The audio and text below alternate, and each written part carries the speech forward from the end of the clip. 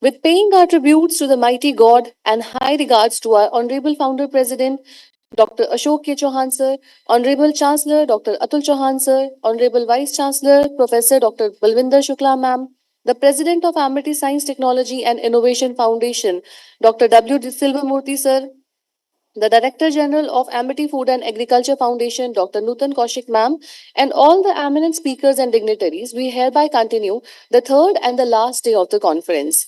With your enthusiasm and cooperation, the event has been a success so far. Let us all begin with today's session with a hope to enlighten ourselves with knowledge dispersed by the pioneers of this field. We are excited to hear the diverse perspectives from our experts in today's session. With this, we will now begin our plenary talk by Professor Kadambodh Siddiqui, who will be joining us online. It is my great privilege to introduce Professor Siddiqui, the Hackett Professor of Agriculture and Director of the UWA Institute of Agriculture at the University of Western Australia, with over 35 years of experience in agricultural research, teaching, and management, both in Australia and internationally. Professor Siddiqui is a world-renowned expert in crop science and agriculture with a particular focus on sustainable farming practices, crop improvement, and agricultural systems. His research has focused on crop adaptation to water deficits, exploring the traits that enable crops to withstand various abiotic stresses. Professor Siddiqui's contribution, particularly in chickpea research, have significantly impacted Australia's grain legume export industry, now valued at over $600 million annually. He has published over 1,000 scientific papers, books, chapters with a Google Scholar H index of 128 and more than 61,000 citations. Professor Siddiqui has been named a highly cited researcher in agricultural sciences for 5 consecutive years.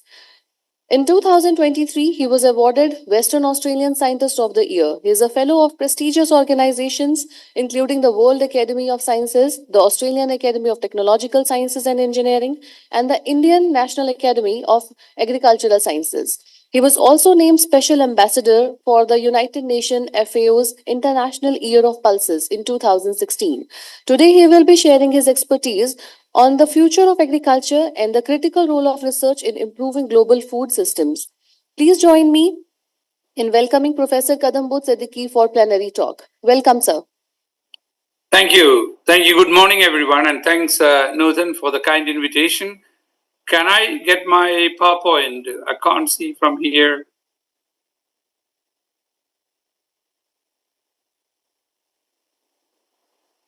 Somehow it's disappeared. So your title slide is visible to us. But I can't see it. Okay. We'll just catch up with the IT team here.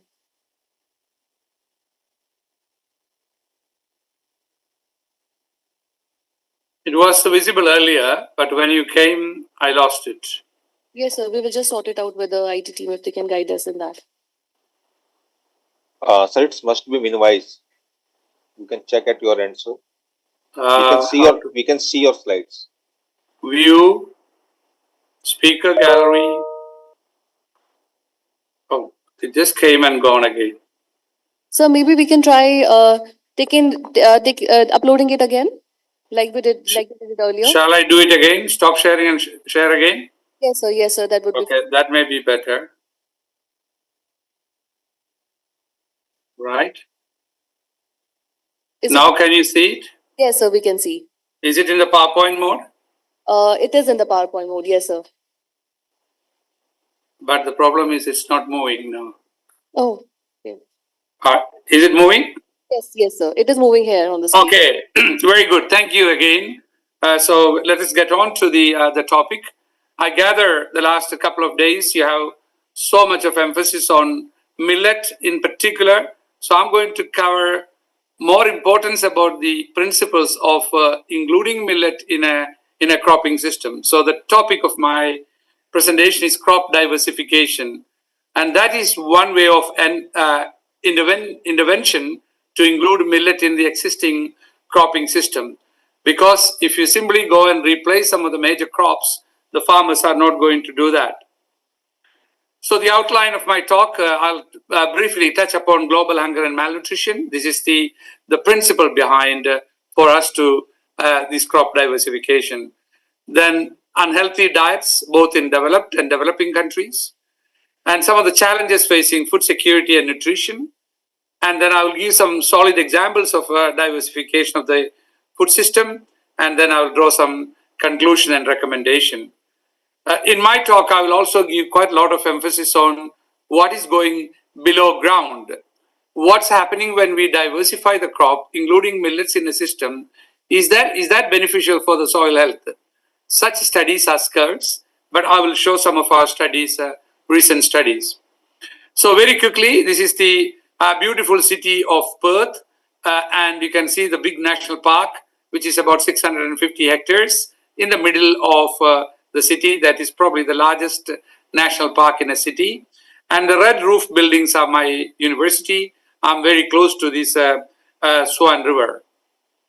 Globally reputed university, 100 in various rankings, top 100. It's not only the basic research, but we also have excellent connection with the industry. In my case, the farmers and the agriculture industry. There are 40 universities in Australia, and 8 leads the pack. So UWA, University of Western Australia, is one among the 8. We don't have agricultural universities in Australia, yet Australia is a leading agricultural producing and exporting countries. So in my university, agriculture is a small component, but very much highly ranked because of our quality of the research, quality of the students, and the quality of the work we're doing. Very quickly, we got the Nobel Prize in 2005 in medicine. Professor Barry Marshall, a close friend of mine, is the man who said stomach ulcer is caused by Helicobacter pylori, and then now Marshall's test is available, and stomach ulcer is very common, including countries like India. So everyone should test and take the remedy. It passes from mother to the child, but also hygiene is one of the most important things. I have been leading this institute for the past 18 years, and we have made significant achievements. I won't go into the details. The QR code is there. The 2024 annual report is currently being prepared. But one thing I'm very proud is that when we started in 18 years ago, we were about 60 in the global ranking. And 2024, we became 9 in the world, and we consistently maintained first position in Australia. So this is an academic ranking of world universities. This is what actually I insist Indian universities should follow, particularly this is based on metrics, not based on survey, and so it's quite important. And the number 1 in the world is China Agriculture University, which is a large university. Number 2 is Wageningen. So for me, a smaller group, about 20 academic and researchers, to achieve that shows that size doesn't matter. It is the quality most important. Now coming to the topic, food security at a glance. If you look at from 2019 to 2023, the figure is rising. So if you look at the number of hungry people in million is gone, 152 million since 2019. And if you look at the figure 2021 and 2023, there is no change. So that's an alarming problem for all of us. Prevalence of undernourishment, today's topic.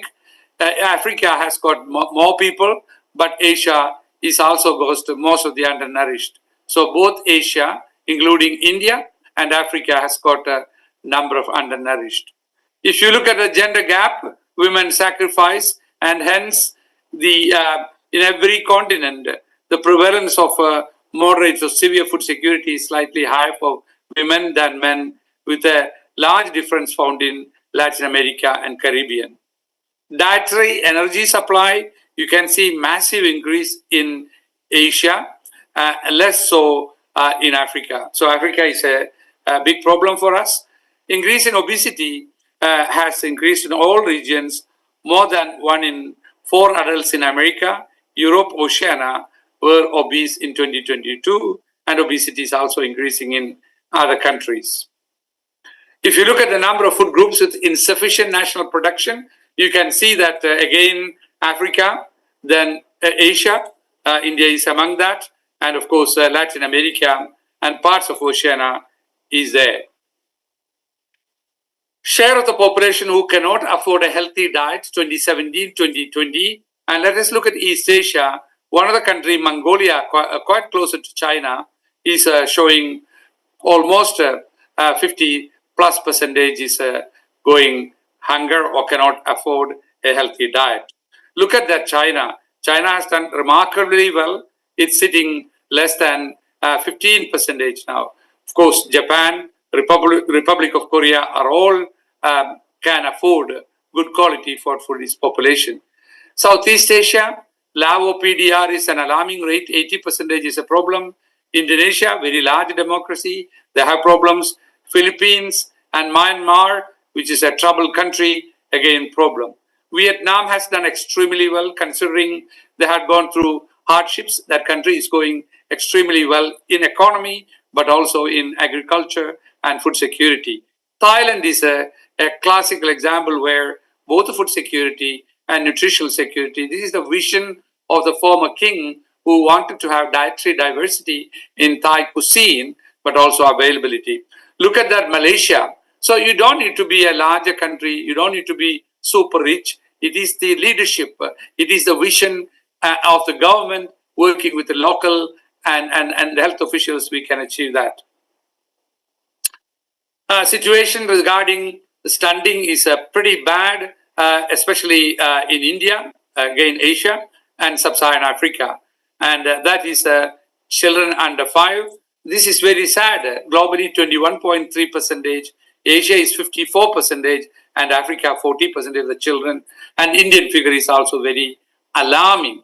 And what it means is that children are not getting sufficient amount of micro and in some cases macronutrients, and their cognitive development doesn't take place, and they don't complete the high school or even primary school, so the vicious cycle continues. I think clearly the governments of the day has a significant role, and we cannot put these figures under the carpet. Now, if you look at another thing, wasting, again, India's situation is not very good there, and of course, Africa as well. So these are some of the ways in which we can assess the health of a nation. So, of the non-undernourished is 7.1 billion people, and undernourished is 760. And once upon a time, we were 1 billion, and we were able to bring it down, and now it's a creeping upward trend. And again, as I mentioned in summary, Asia is leading the pack, Africa. Then, of course, there is some issues in Latin America and Caribbean and some in Oceania. Now, before we go in, what is a food system? I think we need to get the definition right.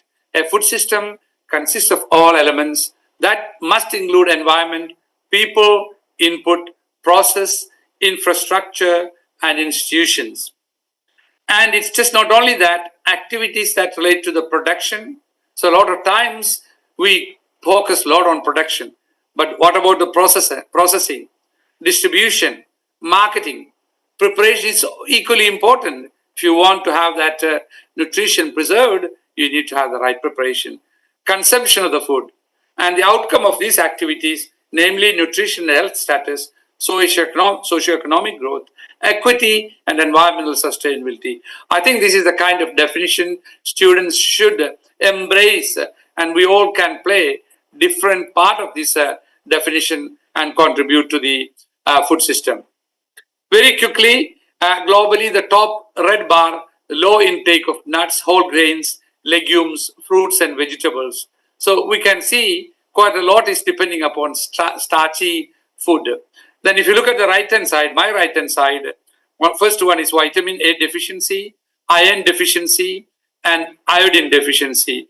Again, Asia has significant problems for us to address, so as well in Africa. Now, nowadays we talk about the environmental impact of food production. You may have already talked about it the last couple of days. But if you look at 100 as the red line, and if you look at the 2050, In 2010, the impact of greenhouse gas emission, nitrogen application, phosphorus application crossed their boundaries already. Without any mitigation measures, all boundaries will be crossed when we reach 2050. So we have an issue in relation to the greenhouse gas emission, crop land use. We cannot continue to convert marginal lands and forest lands into cropland. Food system, freshwater usage is increasing. Nitrogen application is still going, misuse of nitrogenous and phosphorus fertilizer. So I think we have a role to play. This graph shows the national food supply globally have become increasingly similar in composition. So if you look at my left-hand side, all your millets and sorghums and coconuts and roots and tubers are all declining in consumption. On my right-hand side, we can see palm oil and soybean oil, wheat and rapeseed and rice, and all those things are increasing. So the share of your so-called sorghum is also millet, and other cereals and beans are declining. So in summary, today, global food supplies relies increasingly on just a few crops and few food commodities. Wheat, rice, maize, and potato is increasing. Although there is more soybean oil, sunflower oil, palm oil, red meat, etc. is increasing, but that is very much limited to people with health. Fish consumption is quite good, but that's also declining because of the unhealthy catch, wild catch, and so on. Now, you may have seen again, this is a greenhouse gas emission of selected foods. On the x-axis, kilogram carbon dioxide equivalent per 100 grams of protein. So you can see that beef is a huge consumer of greenhouse gas. Lamb and mutton, then the crustaceans, beef, dairy, cheese, pork. But on the lower side, you got the nuts, peas, other pulses, and millets and things will come. So I'm not saying that we just abandon all this protein, but we need to have a balance and how we can include some of these crops and animals in the existing farming system, looking at the futuristic goal. So unhealthy current food consumption pattern. On my left-hand side, high consumption of harmful food, processed meat, not so much in India, but other countries, red meat, trans fatty acid, sugar, sweeteners, beverages, salt, and sodium, high starch diet. That is the problem. On the right-hand side, my right-hand side, low consumption of what we call protective or healthy food at the recommended level. So fruits, vegetable, some diets, they don't even have healthy vegetables, not enough salads, beans, nuts and seeds, whole grains, polyunsaturated fatty acids, and seafood. Some people doesn't eat, but some cannot even afford, and so on. So unhealthy diet leads to malnutrition, risk of chronic, non-communicable disease, and that's on the increasing side in countries like India, stunted children and obesity also happening. And the Eat Lancet reference intake levels by GDP quartile, you have got low-income countries, lower middle-income countries, upper middle-income, and high-income. And you can see all 5 groups, vegetable, fruits, is generally on the lower consumption. But if you look at the salty and sugar-based things are increasing, particularly alarming trend happening in the lower middle-income and middle-income, which is really in India, which is an issue. So I think it's not just about having a millet alone or some of the food is going to, you need to look at the holistic approach there. Consumption of unhealthy food and processed red meat. I've just shown some examples of China, Cambodia, Laopedia, Philippines, Vietnam, and Indonesia. And you look at Indonesia, huge consumption of deep fried food. This is another trend happening in India also. A lot of your namkeens and snack foods are deep fried. So there is what I call, when the income grows, people's frying power also goes. So future of agriculture and food system, agriculture production relies on few staple crops. I've showed that, rice, wheat, maize, making farming vulnerable to environmental shocks with negative consequences for ecosystem, food diversity and health. So the limited diversity in the food system, including consumption, leading to unbalanced diets, ultimately malnutrition. So there is no doubt that Therefore, it is essential to diversify the food system for a balanced diet and enhanced adaptation to climate change.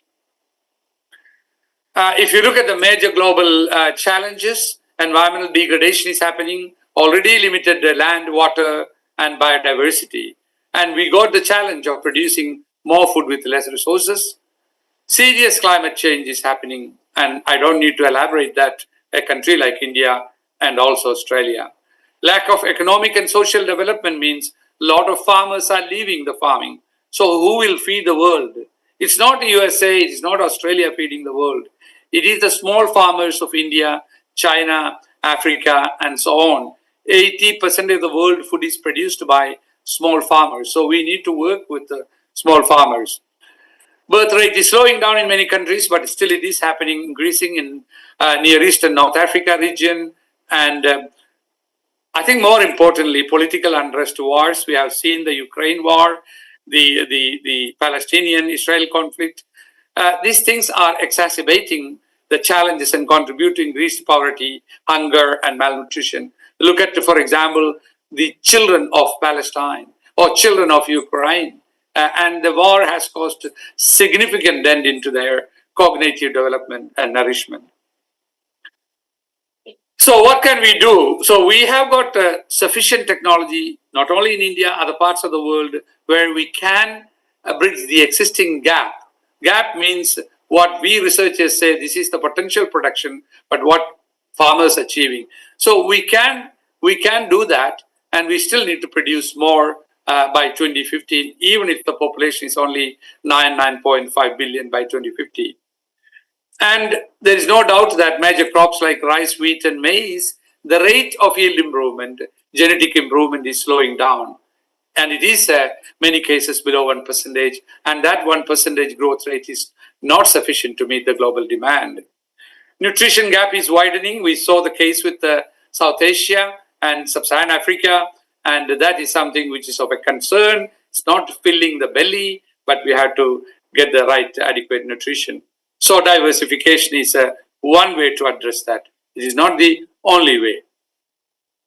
So some times ago, we put together that into a sort of perspective paper. It's worth reading. What we're saying is that Asia has a rich variety of nutritious, neglected, domesticated crops, which includes cereals, fruits, nuts, pulses, fruits, and vegetables, and they're adapted to their land, resilient to environmental challenges, rich in micro and macronutrients. So what we're saying is that if we want to achieve malnutrition, avoid malnutrition, we need to include some of these into our agricultural and food system.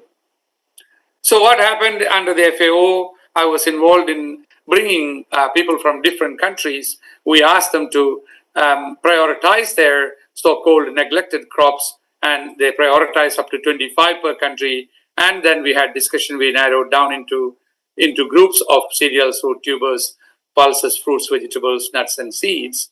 And then we said this is where we need to start working towards diversification in each country.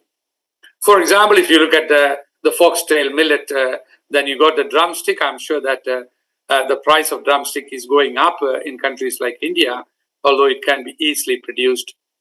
Below C is the elephant foot yam, a wonderful tuber with a huge nutritious benefit.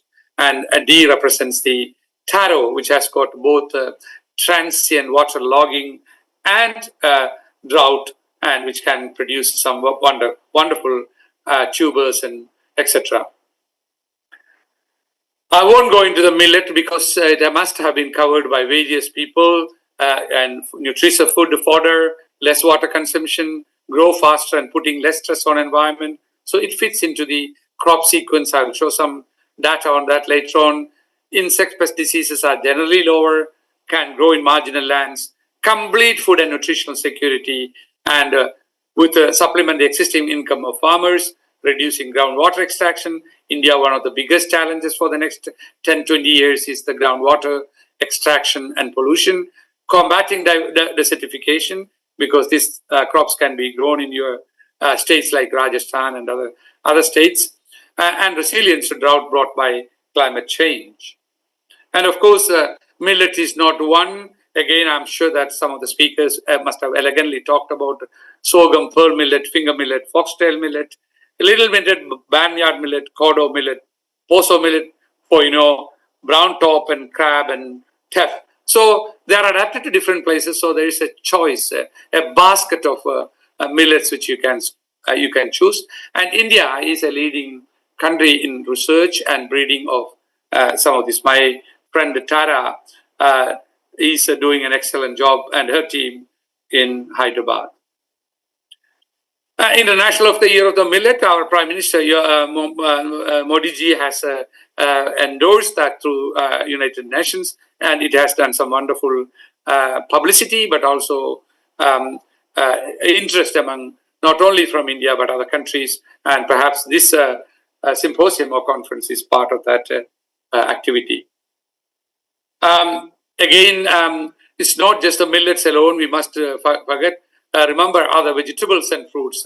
India has done extremely well in production, expansion of fruits and vegetables. I think we need to consume more. They are rich in macro and micronutrients, iron, magnesium, zinc, selenium, and calcium. Vitamins important, carotenoids, vitamin B complex, C, K, and others. More importantly, the healthy molecule antioxidants and fibers essential to healthy diets, and including the colon cancer, which is very much prevalent in Indian population. Considering their nutritional importance, the UN General Assembly declared 2021 as the International Year of the Fruits and Vegetables. Some may say, so what? But this kind of declaration helped to popularize and bring to the attention of the public. At the end of the day, the public, it's not me and you who already knows about agriculture.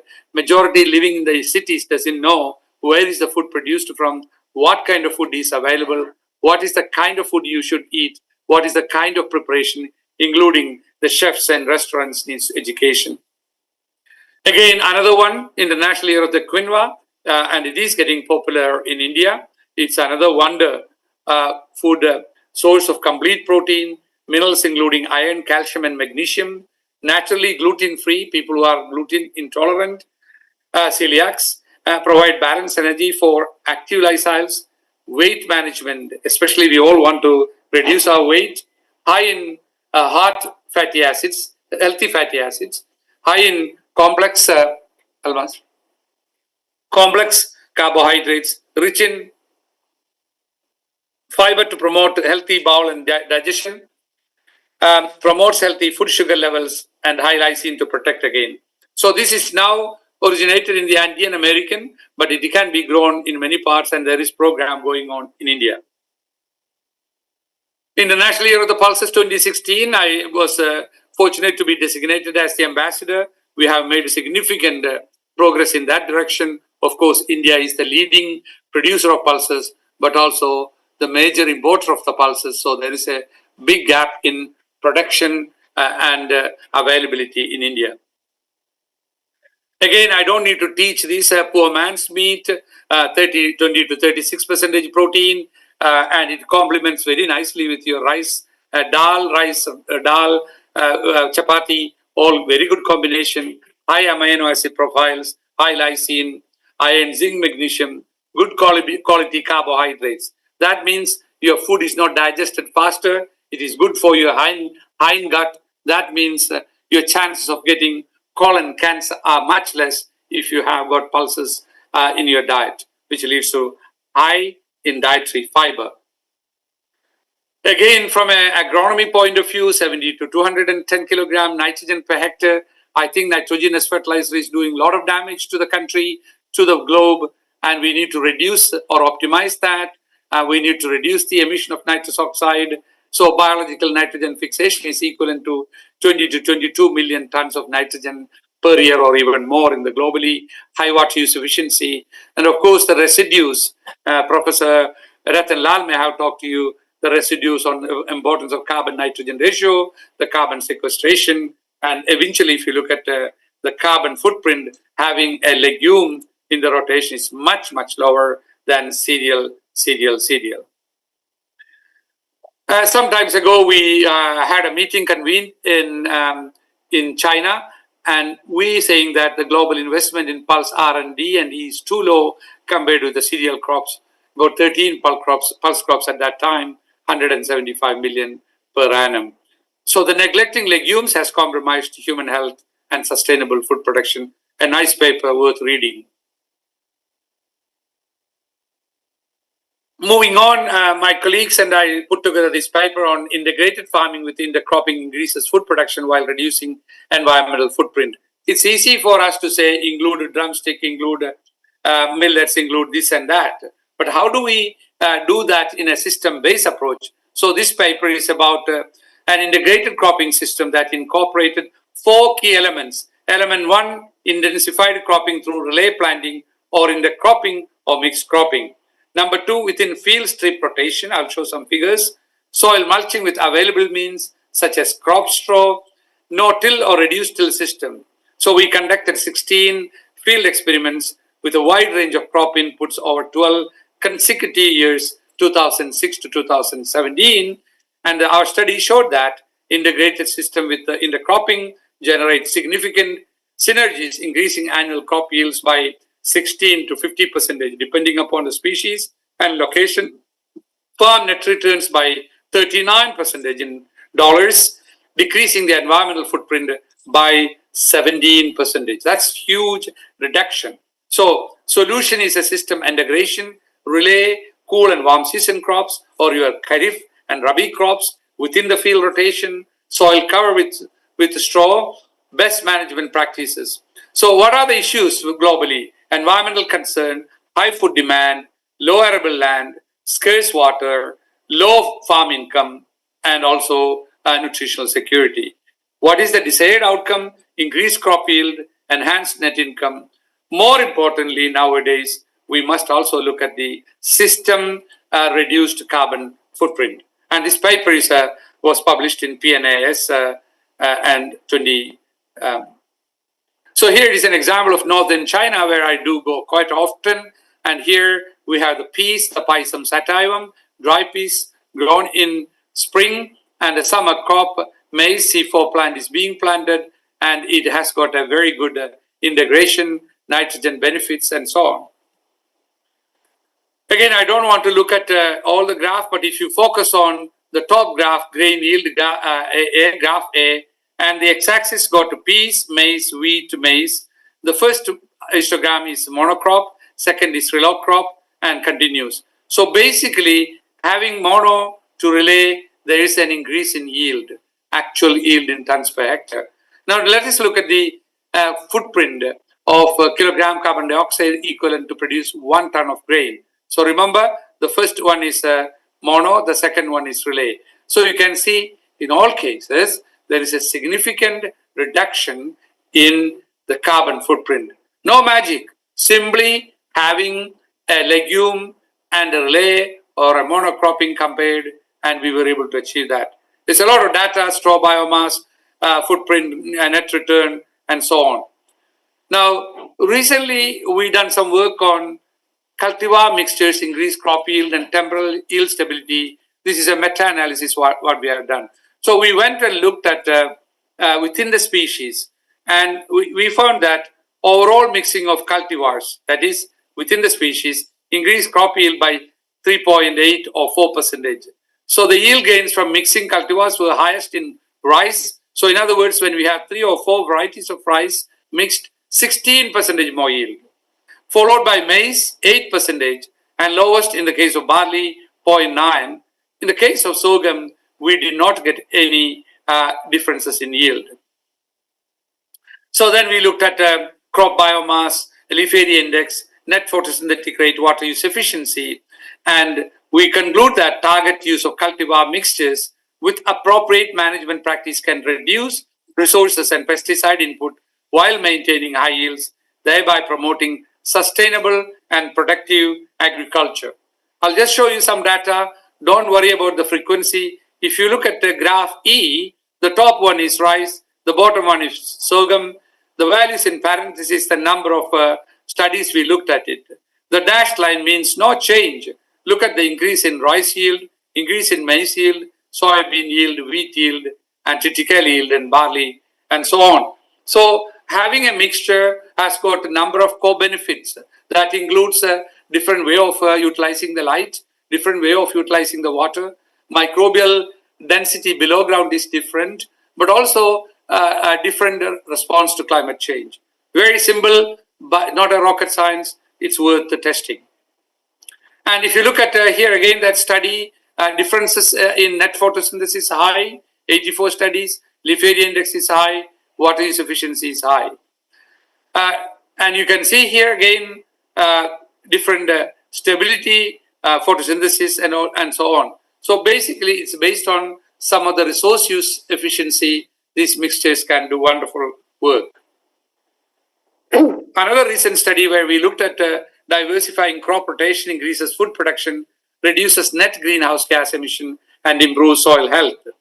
So we studied the 6-year field experiment in North China Plain, and basically traditional monoculture wheat maize with cash crops, sweet potato, legumes, peanut and soybean, and we also included some other cereals. So the diversified rotation increases equivalent yield by 38%, reduce nitrous oxide emission by 39%, improves system's greenhouse gas by 88%.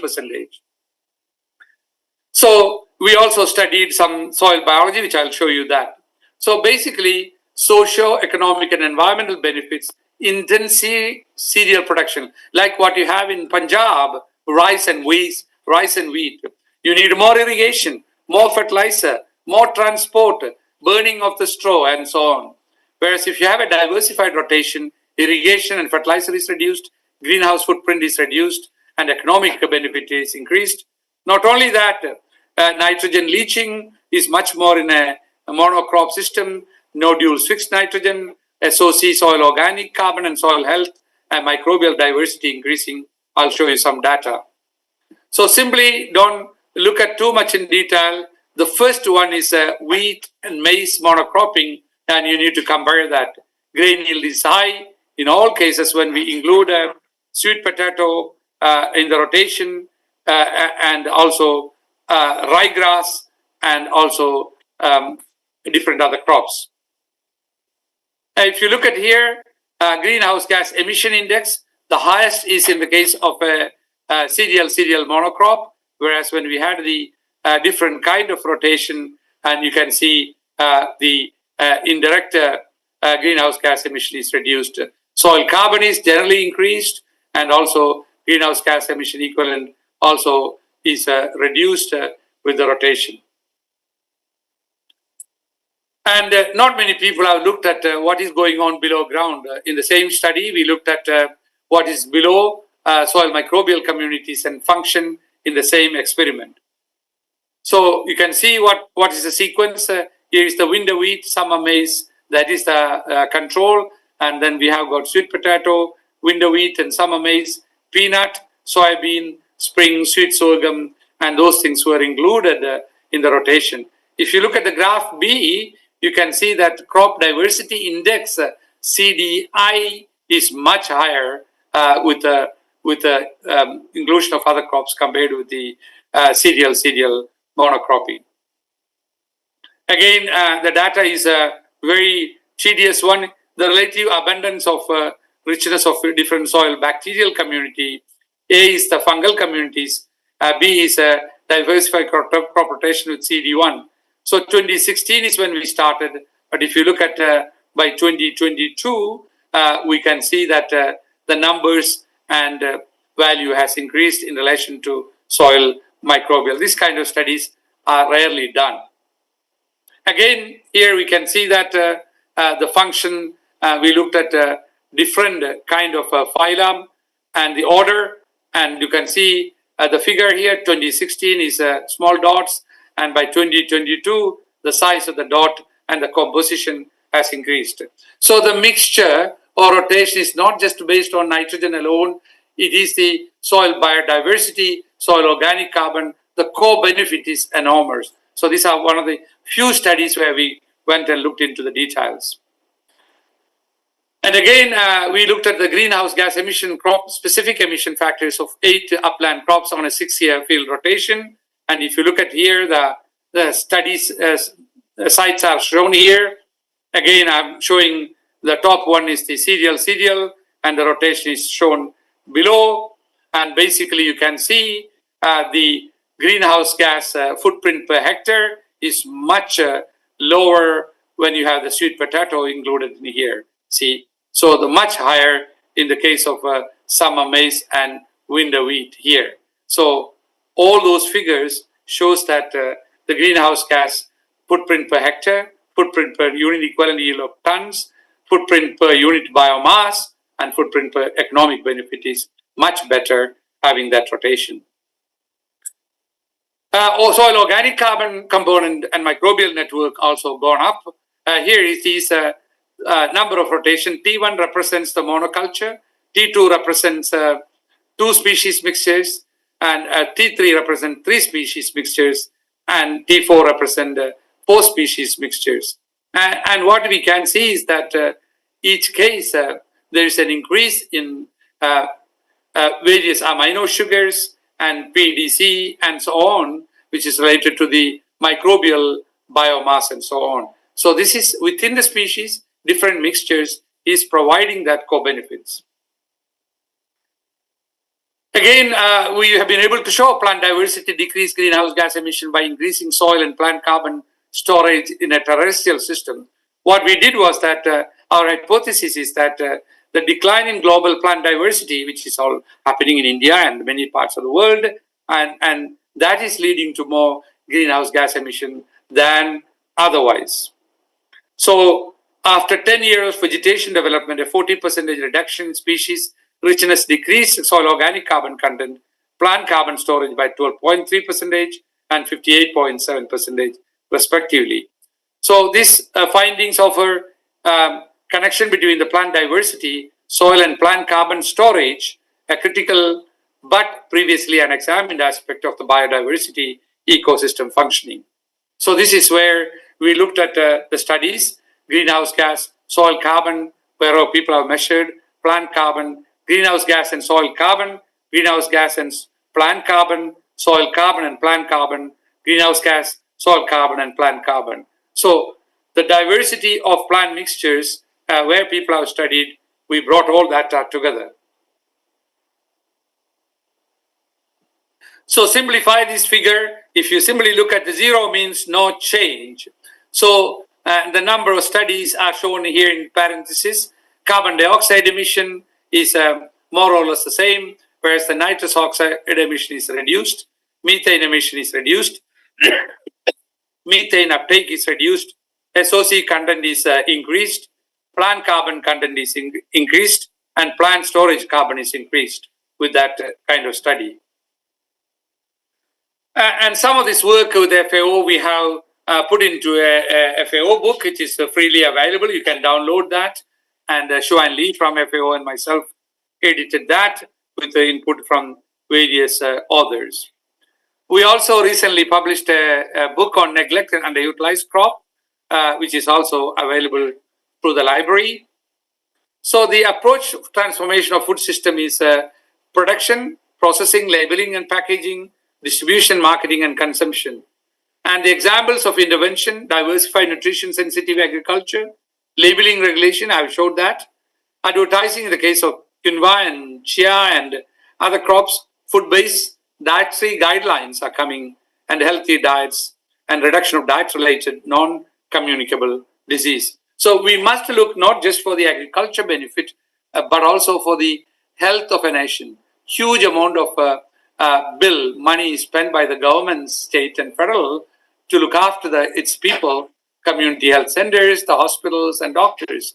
The best thing is that avoid going to the hospital or doctors by having good health. So one way is that agriculture, crops and cropping system, crop diversity can play a significant role, including millets in that. So it's a multi-dimensional benefits of Asia's and Africa's local crops. We just published a paper on Middle East and North Africa and Sub-Saharan Africa just came out on this aspect. Food and nutritional security, resilience to climate change, I mentioned, adaptation to harsh environment, low input agriculture is popular. Some of these crops can fit very nicely in that. Conserving biodiversity and cultural diversity, heritage, this is the core of the business. Improving livelihoods, rural development. Many cases, there is industries can be developed based on that and leading to economic, social, and health benefit. And if you believe in SDG, although it is an aspirational goals and a contribution of diversification, including millets, into the food system provide, number one, no poverty, number two, zero hunger, clean water and sanitation, response, consumption of production, life on land, and of course, gender equity, climate change adaptation, national capacity development. So it contributes to the SDG goals. So recommendation conclusion, this is what Professor Nudhan Kaushik has mentioned to me. Current food needs to be transformed to be diversified by incorporating, in your case, India's crop and foods to achieve healthy diets, reduce malnutrition, contribute to food security and nutrition. And healthy diets will certainly provide more protein, macro and micronutrients, vitamins to reduce or eliminate malnutrition, hidden hunger, stunted children, obesity. Thailand is a good example where they followed that and it is helping that country. Targeted, traditional, underutilized, localized, local crops deserve special attention. And that need to be a statewide approach. What you want to grow in Rajasthan is not going to grow in Kerala or Tamil Nadu. So you need to look at that. Diversify food system considering not only their nutritional and health benefit, but also their adaptation to harsh environments, marginal lands, low input agriculture, resilience to climate change. How does they fit into your rice wheat system in the endogenetic plane? We cannot say stop cultivating rice or stop cultivating wheat or maize. They are part and parcel of the food basket, and we need to include some of these crops. And another recommendation, enhancing awareness of policy makers on the importance of diversified food system. ICR is doing, but that's not good enough. The state agriculture universities may need to take. Many people are not coming because when you apply for funding, you are not going to get funding for some of these crops. So the funding bodies, DBTs and others have to think about it. Enhance food security and nutrition, increase income of small farmers, coping with climate change implication, producing more food with less resources. By incorporating diversification of food system, national food security and nutritional strategy and policies, unless the policies are there, we are not going to see a major transformation. Encouraging, and I already said, investing in scientific research, and you have a millet research organization, sure, but how do that integrate into your farming system, ICR farming system, Modipuram Institute? So this is how cross boundaries has to be built. Private sectors are investing mostly in rice or hybrid crops and vegetables, but they may need to invest in these underutilized crops and to be integrated in the agriculture. Producers and consumers. So no point in having all these papers published, but if the producers are not aware, and more importantly, your city-based consumers, you can see that people are crowding to buy moringa, people are crowding to buy chia and quinoa, and so on. Now millet is getting very popular. So I think the role of awareness and publicity, the right publicity, is important for nutritional health, economic and environmental benefits of a diversified food system. Finally, coordination capacity development. As I told, most of the students do PhDs in rice, wheat, maize and potatoes, and there is not enough funding and interest in some of these crops. So, and we also need to think about production, processing and marketing and consumption disposal of that. Because these crops are going to be smaller, we can't have every country to have a research institution. So innovative platforms to allow greater exchange and access of the information and technology transfer to all stakeholders involved in all components of the food system and value chain. Thank you very much. I'll stop there. Thank you so much, Professor Siddiqui, for that insightful and inspiring talk. Please put your hands together. Your contributions to agricultural science and are truly transformative, and we are grateful for the opportunity to hear from you today. Thank you again for taking out time and joining us today. Thank you so much, sir. My pleasure. Good day.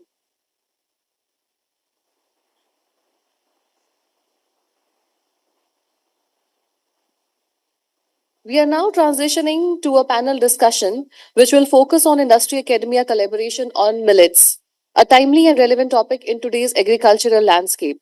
We are excited to hear the diverse perspectives from our expert panelists on how collaboration can millet industry and contribute to sustainable agriculture.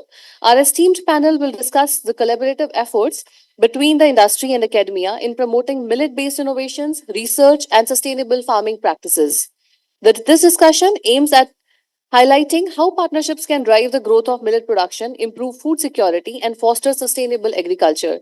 The panel will be chaired by Dr. R.C. Agarwal, Deputy Director General Education, Division of Agricultural Education, ICAR, New Delhi. And the panel members are Mr. Ravindra Singh, Founder Director, Nutraceutical Rich Organic India, Prayagraj. Mr. Shyambir Singh, Head India, Jeva Technology, UPL, India.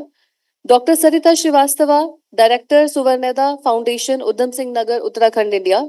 Mr. Kuldeep Vyas, Assistant Marketing Manager, Chambal Fertilizers and Chemicals Limited, India. Ms. Dolly, IFCO Kisan, Lead Digital Transformation, India. Dr. P.A. Rajeshwari, Assistant Dean and Professor, Avinashi Lingam Institute for Home Science and Higher Education for Women, Coimbatore, Tamil Nadu. Mr. Amarnath, Founder Director, Enlight Life Science Private Limited, India. Mr. M.C. Dominique, Founder and Editor in Chief, Krishi Jagaran. So I welcome you all the panel members and the chair.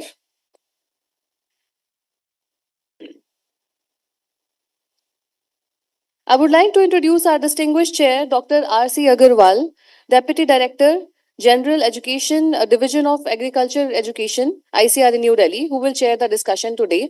In his capacity, Dr. Agarwal plays a pivotal role in overseeing and enhancing the agriculture education in India, focusing on curriculum development, research, and extension systems within the sector. Dr. Agarwal has an extensive career in agricultural sciences with a particular emphasis on improving the quality of education and skill development in agriculture, thereby fostering the development of human resources for the sector. His contributions have significantly advanced ICAR's initiatives aimed at addressing emerging challenges in agriculture and ensuring a skilled workforce for the sector. His professional interests also include agricultural policy, innovation in education, and the promotion of sustainable agricultural practices. I request the panel members also to be seated on the stage, please. I further invite Dr. Agarwal to please carry forward the panel discussion. Please join me in welcoming Dr. R.C. Agarwal and our panelists on the stage for the panel discussion. Thank you. Welcome, sir.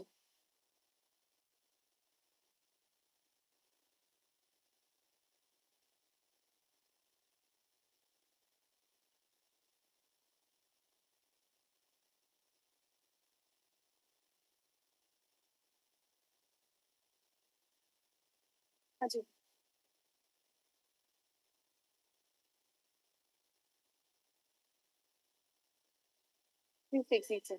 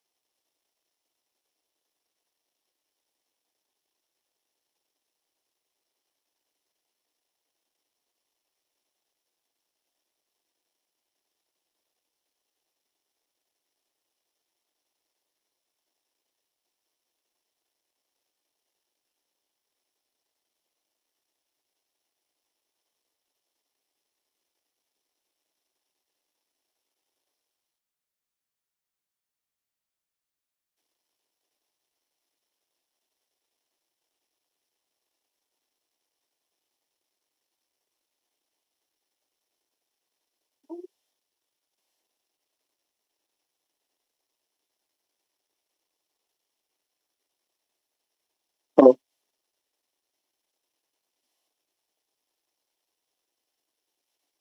Good morning to all. Please your attention.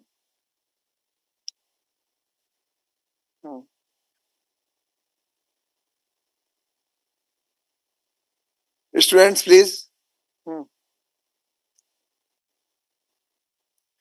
So, good morning to all of you.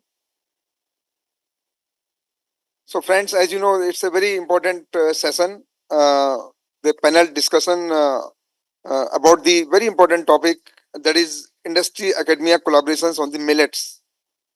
So, first of all, I want to just congratulate MIT University for organizing this very good uh, conference on a very important topic, millets. You know, year of millets, and Indian Council of Agriculture Research played a very important role in celebrating that, in popularizing this. We also got one of the global hub for this millet research at Hyderabad. So a lot of emphasis was given on a crop which was lost somehow. It was very popular about 40-50 years back, but people shifted towards this rice, maize, wheat, and other crops. And millets was not very much popular. But now, because of this International Year of Millets, a lot of emphasis has been given to discuss, to get the views on this, how the industry can be linked with this academia. Let me just brief all of you that the universities, the agriculture universities, they are formed on the land grant pattern system. And all the universities, they are not only involved in this academia, but they are also involved in the research and extension purposes. So every university has to do the research also. So this millet research is also being carried out by almost all the agricultural universities. And without academia, we cannot do and we cannot achieve any target. To discuss that, I'll come on more and more points, but there are a lot of challenges in this. To discuss those challenges in the millets, how we can have this interface, we have with us Mr. Ravinder Singh. He is the founder director of Nutraceutical Rich Organic India, Prayagraj, Allahabad. I have with me Mr. Shambir Singh. He is the head from Jabat Technologies. Dr. Sarita Srivastav. She is the director of Suvarnada Foundation, Udham Singh Nagar, Uttarakhand. We have with us Mr. Kuldeep Vyas, Assistant Marketing Manager, Chambal Fertilizers and Chemicals Limited. Ms. Dolly Chaudhary from the IFCO Kisan. Dr. Rajeshwari, Assistant Dean and Professor, Avinash Lingam Institute of Home Science and Higher Education for Women, Coimbatore, Tamil Nadu. Mr. Amarnath from Enlightened Leaf Science Private Limited. Mr. Dominic, I think he's traveling. He's on airport, Mumbai airport. So maybe he's able to join in this online. Some of the colleagues are available online and some are on this stage with me. So it's a very good panel, and I think except me, most of the persons, they are from the industry side. So that's really good that we can get a lot of viewpoints on this industry linkages. Friends, I can just tell the millets is really a wonderful crop.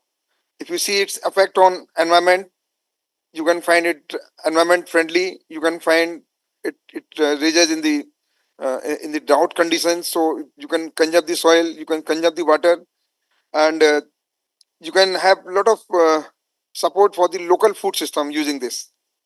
Gluten free, more protein, fiber rich crop. So it's really one of the wonderful crop, and especially in the time when we talk of climate change, this is a good replacement for our farmers. It supports the small farmers, it supports for the women empowerment, but the challenges are that how really we can make it more popular, how we can have technology transfer, how we can have more, and we can have what kind of methods we can adopt to have more yield. So how we can develop more varieties with the public-private partnership or with the academia and industry linkages. Then how we can develop the market. Market is one of the one of the most difficult part. So there are many issues. So I will just request my panelists to give their viewpoints about some of these challenges, their viewpoints, how we can further promote this to help the farmers, to double the income of the farmers, how we can have more yields, how we can have the incorporation of these millets in the daily diets of the people. There are certain proportions that we should not take more than 20% of the millets, but we have to take millets for fibers. So all those things really we need to discuss in details. We need to get the viewpoints. So I will first request Mr. Ravinder Singh, uh, who is available online, to give his viewpoints. How really we can have the the more processing of this, how we can make it more popular, and how we can really help the farmers by value added products in this. So Mr. Ravinder Singh, please. Yes, sir. Yes, sir. Her name is not there? इसमें नहीं है ना नाम? अच्छा. So we also welcome Dr. Meenakshi Singh. Madam, please. From CSIR. Okay.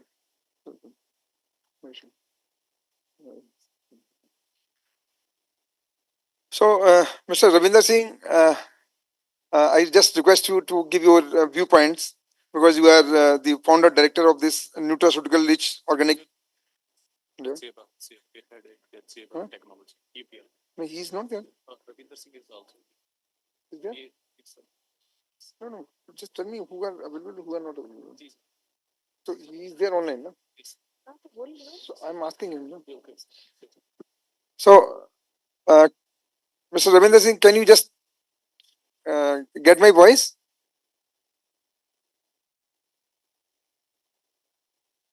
Okay. Ravinder जी आपको सुनाई दे रही है आवाज? आप अनम्यूट करिए रविंदर जी.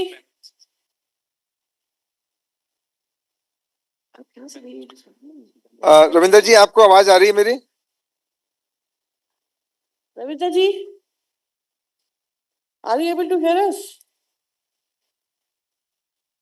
तब तक नेक्स्ट से लीजिए, तब तक उनका. रविंदर जी, हम दोबारा आपके पास आएंगे. We'll again come back to you. May I request Mr.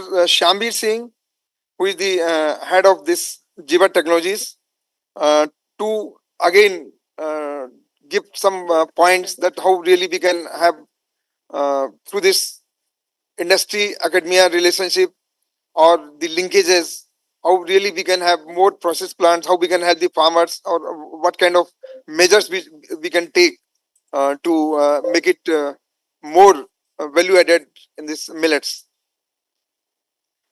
Thank you, Dr. Sab. Am I audible? Yes, sir. Okay.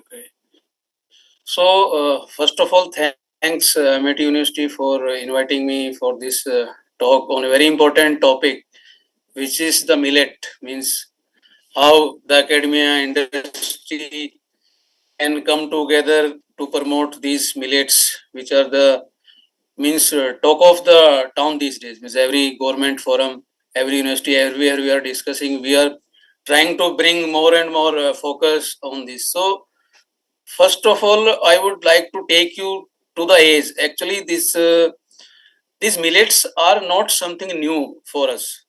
Whatever benefit, I was just listening to previous presentation. What are the benefit of consuming millets? What are the benefit of growing millets to the agriculture, to the soil? It is not something new. We don't need to so much let our new generation know. Our old forefathers, means our grandfathers, they know the benefit of, because these were the stable food for India. I mean, pre-grain revolution period. So we all know what are the benefit of growing sorghum, growing maize, and what the benefit of these crops to the agriculture. Now, we have to look actually what has been the reason that why we left these millets and why we shifted to the crop like wheat and paddy. And I think if you will just see the acreage most of the acreage which is occupied by the either wheat or paddy, much of its acreage was earlier used to grow these millets, means pearl millet, proso millet, whatever millets. So what actually made the farmers to shift from that is then you can come to know the real reason behind that, and why the entire focus shifted to the wheat. And so the one of the reason which I think is a reason behind this, that we we actually drifted from this our millets to the rice wheat system. One is there was a lot of focus because of the green revolution on the rice wheat. So lot of research actually. You consider the premier university like Pantnagar Agriculture University and other universities, they were busy in the doing research only for the paddy and wheat. Then again, there was so much impetus on the from the government sides to procure these crop, then giving subsidies on fertilizer like that, and the development of the new varieties, developing the marketing system, MSP also. This all development, political development, then the research development, then machinery development is actually it almost revolved around the rice and wheat. That is the reason that farmer actually started growing this crop. All of the research and the technology was available, or products, the fertilizer, agrochemicals, they were designed for this crop. So there was so much focus, and there was the assured marketing, means by the government purchase and all. So these were the reason due to which farmers shifted to the this type of crop, which take a heavy toll on the natural resources like water, and which actually degrades the soil productivity. So during this period of around 50 years, means it started from the green revolution 1960, after the 1960, when this new variety developed and came into this period, lot of subsidy marketing. So what actually we were behind the productivity. We were getting the good yield from the paddy and good yield from the uh, wheat, and we were getting assured marketing. So we went after this crop and we left those crops. Now we have seen that there is the demerits of actually that crop. Now our whole water table, wherever we are growing these crop like Punjab, Haryana, North Indian, is going down, depleting every year by at least 1 meter water strata is decreasing every year. Our soil organic carbon is decreasing. Our soil structure is also getting disturbed because of this machinery. And on the other hand, by the more consumption of these two, means staple food, we are getting a lot of means health issues like diabetes and all. So this is the history, means this is, we have developed this, we are the culprit for all these things which we are facing today. I was just studying one of the article in the Hindu newspaper that a survey was conducted by the groundwater board, and in that survey was found around 50% of the areas, I think taluka or district, they have this nitrous oxide poisonous groundwater. So that is the contamination. This why it has happened, because we were indiscriminately we were behind these two crops. So this is nothing has gone out of hand. Still we have the history of all these millets, and the only thing we need is the government focus, government impetus on this crop. Means we have to again reassure the marketing of this, so that farmer can grow. We have to increase the MSP, so that at least we have to see the economics of a paddy farmer, a wheat farmer, and a bajra farmer, means millet farmer. If a millet farmer is getting revenue equivalent to paddy or equivalent to wheat, why he will not go for the millet? The reason being actually he is not getting that much assured marketing, all other impetus. If you just see who are growing these millets, only those farmers are growing these millets who doesn't have the assured irrigation, who doesn't have the adequate investment to this, and they also not have the access to the market. So if all these supports are provided by the government, and we have to see the real means revenue from the paddy, and farmers are getting will get it, definitely they will go. So this is my views on this. Tambiji, you have made very good points, very good interventions. But like you have just told, that it's not a new crop. Because of green revolution, a lot of impetus was given on this on this wheat, rice, and other high value crops. So we lost somewhere this millets. But what is your takeaway to develop the varieties which are high yielding and which can give more profit to the farmers? How the industry can be linked with this academia for this? So the industry basically, one thing which is the industry doing, that industry is developing variety. There are varieties, the companies like Pioneer Company, they are developing variety, but their cost of seed is very high. So government forward and can provide. Okay, sir. So we'll again come back to you. Now I request Mr. Amarnath ji.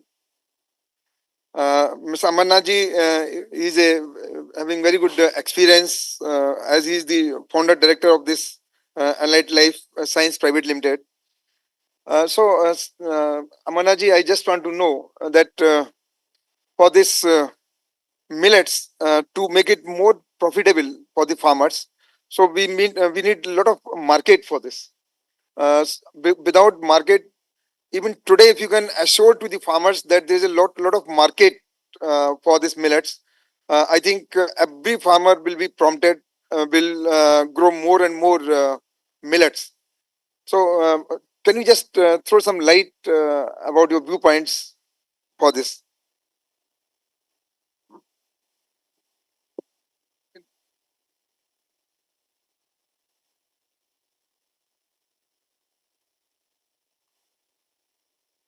Hi, members of the panel, audience, and aspiring students.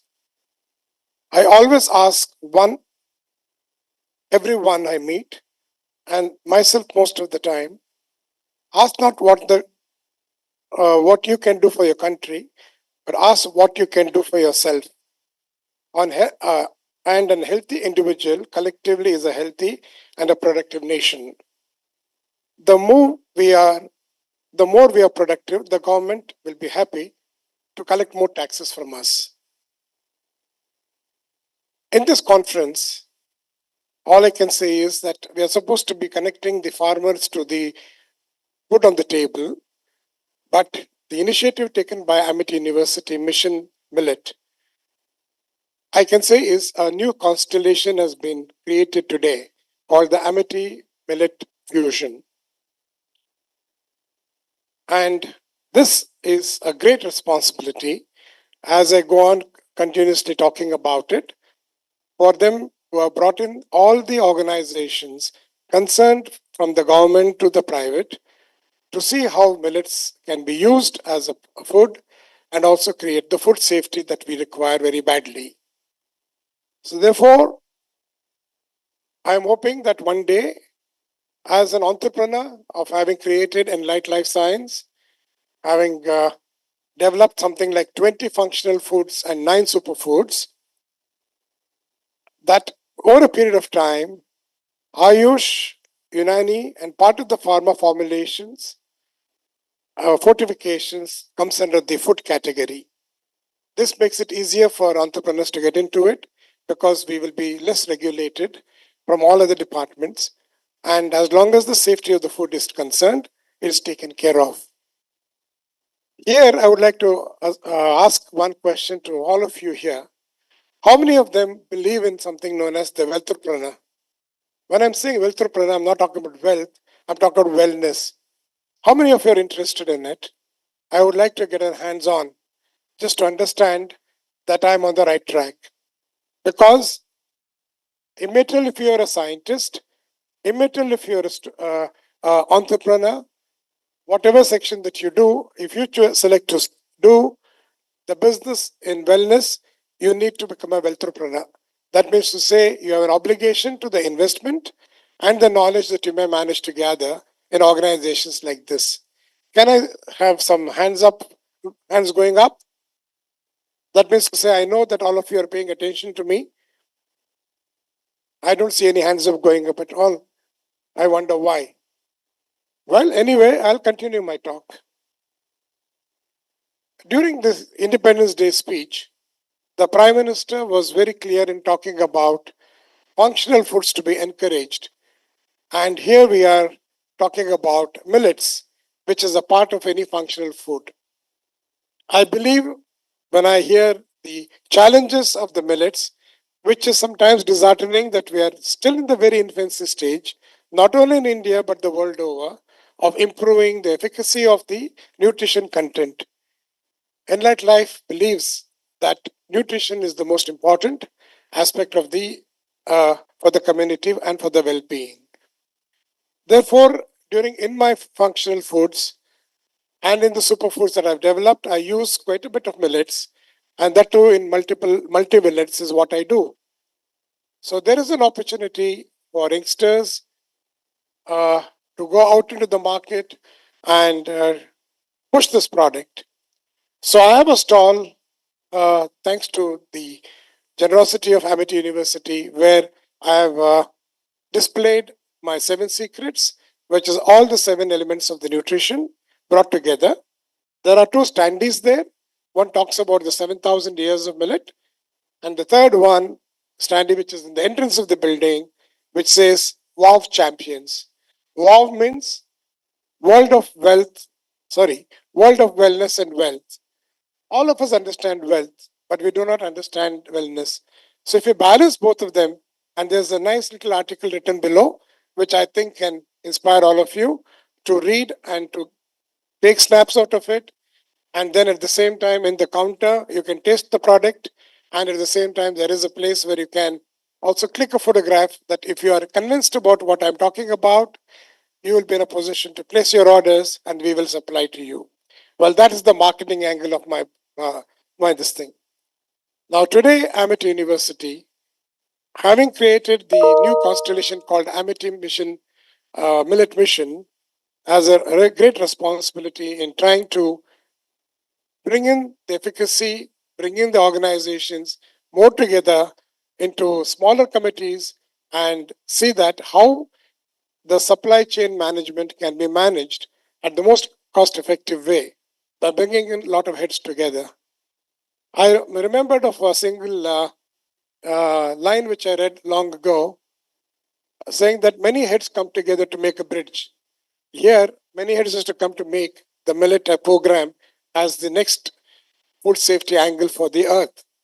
And especially the vision that Amity has taken that 2047 should be the year where a lot of things can be benefited, by which time I think I'll be in my 90s. I'm not going to take much time further. I just want to say that, express my gratitude expressions to Dr. Selvamurthy, who has facilitated me to come.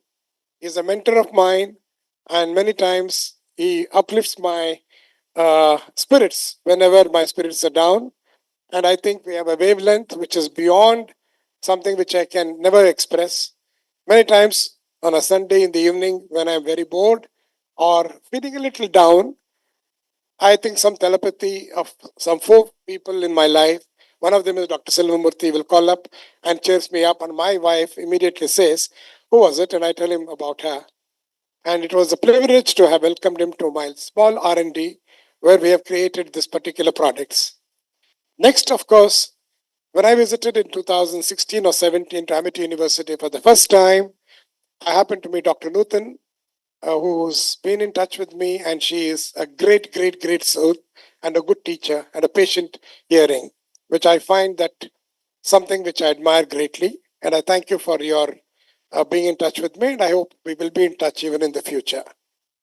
Further, I must say this, that Dr. Goodwill and Dr. Mahalakshmi, who facilitated the welcome over here by arranging for the stall and also at the same time coordinating it so effortlessly, that made it very easy and convenient for me to come in here. Although I am from Bangalore, and it was a pleasure to catch a very early morning flight, reach in time, and be with all of you. What I'm noticing is that the attention span of all of us seems to be very low. Is it that because we have already been hearing too much technical aspects? But in conclusion, I must also acknowledge that Sainendra Singh and the staff of the guest house for the warm welcome they have given me. we are now, I would like you to really understand something which is very important. All of us today used hashtags as if they're going out of fashion. So during my visit to Dubai for the World Exhibition 2020, which of course happened in 2022, there are 3 lines which I read in the airport saying that hashtag mobility, hashtag opportunity, hashtag sustainability. I wondered how can these 3 lines be correlated?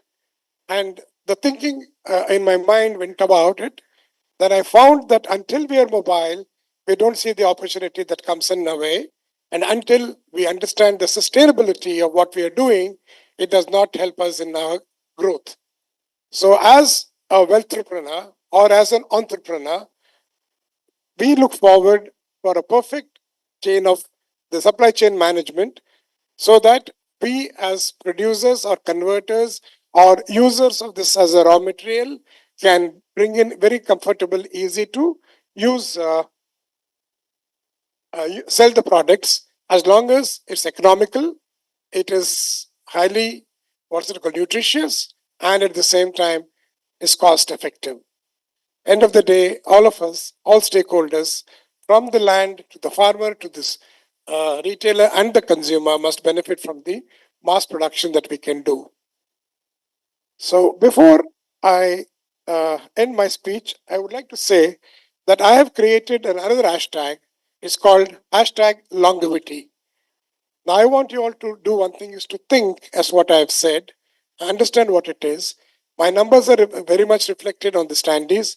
You're welcome to reach out to me to understand what is longevity and why hashtag longevity is very more important than even sustainability or an individual capacity. So therefore, it's in the individual initiative to look after themselves and look after the families and look after the friends and the community at large. So become a wealthpreneur, which is something that you bring in wellness and an enterprise, and so that you can earn money. So this is the way I would like to connect with all of you. And also I would like to encourage a lot more industries to come up, even if it's a small scale, medium scale, large scale, to in this particular thing, so that we can, bring about the food safety that the Prime Minister and the Amity Foundation will be doing in the future for us. So thanks, guys. Final one word I would like to say, immaterial of the economic status that we are born in, or we may be living in big palatial houses, or even a small house, or even as a tribal in the forest. The only place that you live in is in your body. And if you take care of your body, the body takes care of you. And that is one hint I can give you about hashtag longevity. Thank you very much for the opportunity, and thank you very much for the patient hearing. Thank you, Amanaji, for wonderful points. Really, we need to go for the fortification, and you are emphasizing through these hashtags your emphasis for functional food, for fortification, many things. We'll again come back to you for more. We have a very important panelist here, Madam Dolly. So welcome you, Madam Dolly. And because you are working in IFCO and you have very good experience through this Forest Research Institute in the environmental, in the remote sensing. Now this millets is very good for the soil conservation. It's very good crop, very good substitution for this. It's a very good eco-friendly and very good for the environment because it is preserving the soil moisture. It is preserving the a lot of nutrients, and it's the soil, the greenhouse gases emission also is less. So I just want to know what is your viewpoint for promoting further this, keeping in view its special characteristics related to this environment. So over to you, Dolly. Hey everyone. First of all, I would like to thank to the organizers for inviting me to this panel discussion. I'm honored to represent IFCO Kisan here, where I serve lead digital transformation. So at IFCO Kisan, we are leveraging IoT and technology, and innovation is at our heart. So we are empowering farmers through these and enhancing agricultural productivity and building sustainable value chains. So as we discussed the critical topic of millets here, which is now gaining a lot of recognition in terms of climate resilient, sustainable, and nutritious crops.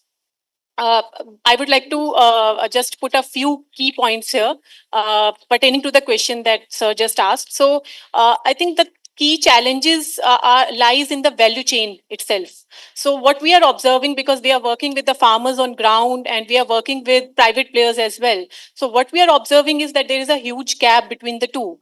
The farmer is growing a produce, but he's not able to sell it to the market. So I think that is the one major challenge that we are right now we are kind of facing on ground.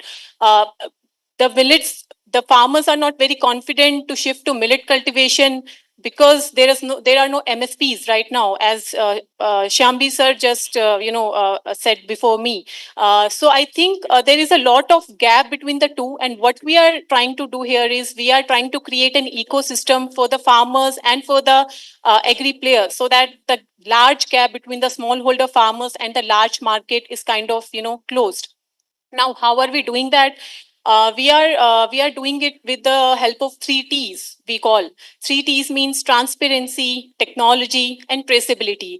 We believe that traceability is the key thing that every stakeholders look after. Right now, we are into a kind of environment where we also want to understand what we are eating. Where is it coming from? Is it good for us or not? So I think traceability, that particular part, we are taking help of different technologies, AI, ML, particularly remote sensing. So in that, what we are doing, we are creating a digital ecosystem for each of the farmers. So let's say a farmer is growing his crop on field. We are creating digital twins of that particular farm. We are monitoring that farm on regular basis with the help of satellite services, where we are monitoring the plant's health, the water stress, the nitrogen, the SOC. And then how are we then communicating this information to farmers is via advisories. We are curating advisories for that particular farm and then sending it back to the farmers that, being a fertilizer company, we are not promoting fertilizers, but we are telling the farmer that, you need to, just optimize your use of that fertilizer, that particular resource, because that is not required at that particular point. So that is how we are leveraging the technology, and we are kind of creating a value chain which is more sustainable, which is more kind of helpful to the farmers as well, because he's saving a lot of money and he's getting good outputs at the end. Now, traceability and technology is what we are taking care of. Coming to transparency is what we believe is that we are also communicating the farmers that what is the right price that he would be getting at the end of the season. So we are kind of replacing the intermediaries, and we are kind of connecting the farmers directly to the players, to the buyers, so that the market realization is happening correctly and the farmer is getting the right price at the end of the season. So this is how we are doing it, and what we believe is that while academia can bring research and innovation, which is correct, but yes, industry can ensure that it is kind of scaled and the impact is there on ground. So I think both the collaboration is the key. Collaboration between industry and academia is the key to have millets back on the plate. And for this, we are emphasizing on midday meals as well. So we are running a program which we call Nutri Patshalas. So we are running this for some of the rural livelihood managements in states, where we are tracing each and every produce that is being grown by the farmer on ground, and then that is going to the midday meal, to the school, to the children who are eating that food. And in that, we are ensuring the traceability as well, so that when it comes to you in the form of a millet, let's say packet, you can directly scan it, and you will be knowing that it is coming from this particular miller, from this particular farmer, from this particular seed. So this is how we are ensuring traceability, and we are trying to create an ecosystem for the farmers and for the players that are there in the market. So I think the PPP approach is the right way, maybe to scale this impact, which we are just starting. The millet year gone in 2023, but we ran a program in 2022 under CBC, commercialization of biofortified crops, where we ran this program with around 4,000 farmers in 4 states and 5 districts. We had the acreage of around 1,100 acres and 13,000 quintals was there. So yes, because the nutrition value is there and everything is there, I think just setting up the traceability and using the technology, we can have this chain more robust. And I think I answered your question. Thank you very much, Dolly, for this, for these important 3 T's. So really, this traceability is very important. Transparency and technology, all these things are very important, and especially the PPP model, PPP approach, and being in the fertilizer IFCO, still you are promoting this fertilizer use efficiency, how to use less fertilizer, and how really we can make it more usable. So that really good point we have made out. Friends, with that we move on to the next panelist online who is available, Mr. Ravindra. Mr. Ravinder Singh has really done a wonderful work as the founder director in this nutraceutical rich organic India, and the kind of product which they are developing are very useful. The passion brought by him for developing many organic foods which are really bringing out the healthiest alternatives for all these sugary, chemically, artificially flavored junk food replacement, all these things. So for that, I think the good replacement is the millets, which is not the junk food, which provides you fiber, which provides you protein, which provides you a lot of other things. And it is really, again, I say, repeat, a wonderful crop and wonderful food alternative. So I just want to have your viewpoints as being the founder director of this very important nutraceutical company. So over to you, Mr. Ravindra. What is your takeaway for this? Yep. Thank you so much. I hope I'm yes, loud and clear. Okay. Thank you so much, sir. Thank you so much, Dr. Agarwal, sir, and my previous speakers, Mr. Amarnath ji and Ms. Dolly, for highlighting the importance of millets, which have already done my job easy now. So now I'd like to start from my journey as an entrepreneur in 2017, when I actually decided to quit my job and actually jump into something which was very new. That time in 2017, very few people were actually thinking about millets and promoting it. So then we actually gave birth to a brand called Grandma Millets. Right. So it was in 2017. My credit for creating this brand almost goes to the tribal community with which I've actually done my internship, and sort of like I was doing my MPhil in from Ambedkar University, Delhi. So they have actually told me to stay in a tribal village in Chhattisgarh, Dhamtari district, where actually learned the nitty-gritty of natural farming and how cows are useful not only for milk but for as a for improving the natural farming of agriculture, right? So that was the time when I first saw ragi, finger millet, that actually inspired me to work into for the coming generation, to give some products to the community so that people larger can actually eat those products in their plates. So that is the Grandma Millets is actually born. I would like to share my presentation with a very brief way. Can I do it, sir? I think presentation is not required. You can just... Okay, sure. Thank you so much. You actually made my task easy. Thank you so much. So, yes. So, that was the time actually we started this journey in 2017, and then Grandma Millets as a brand has actually grown from that part.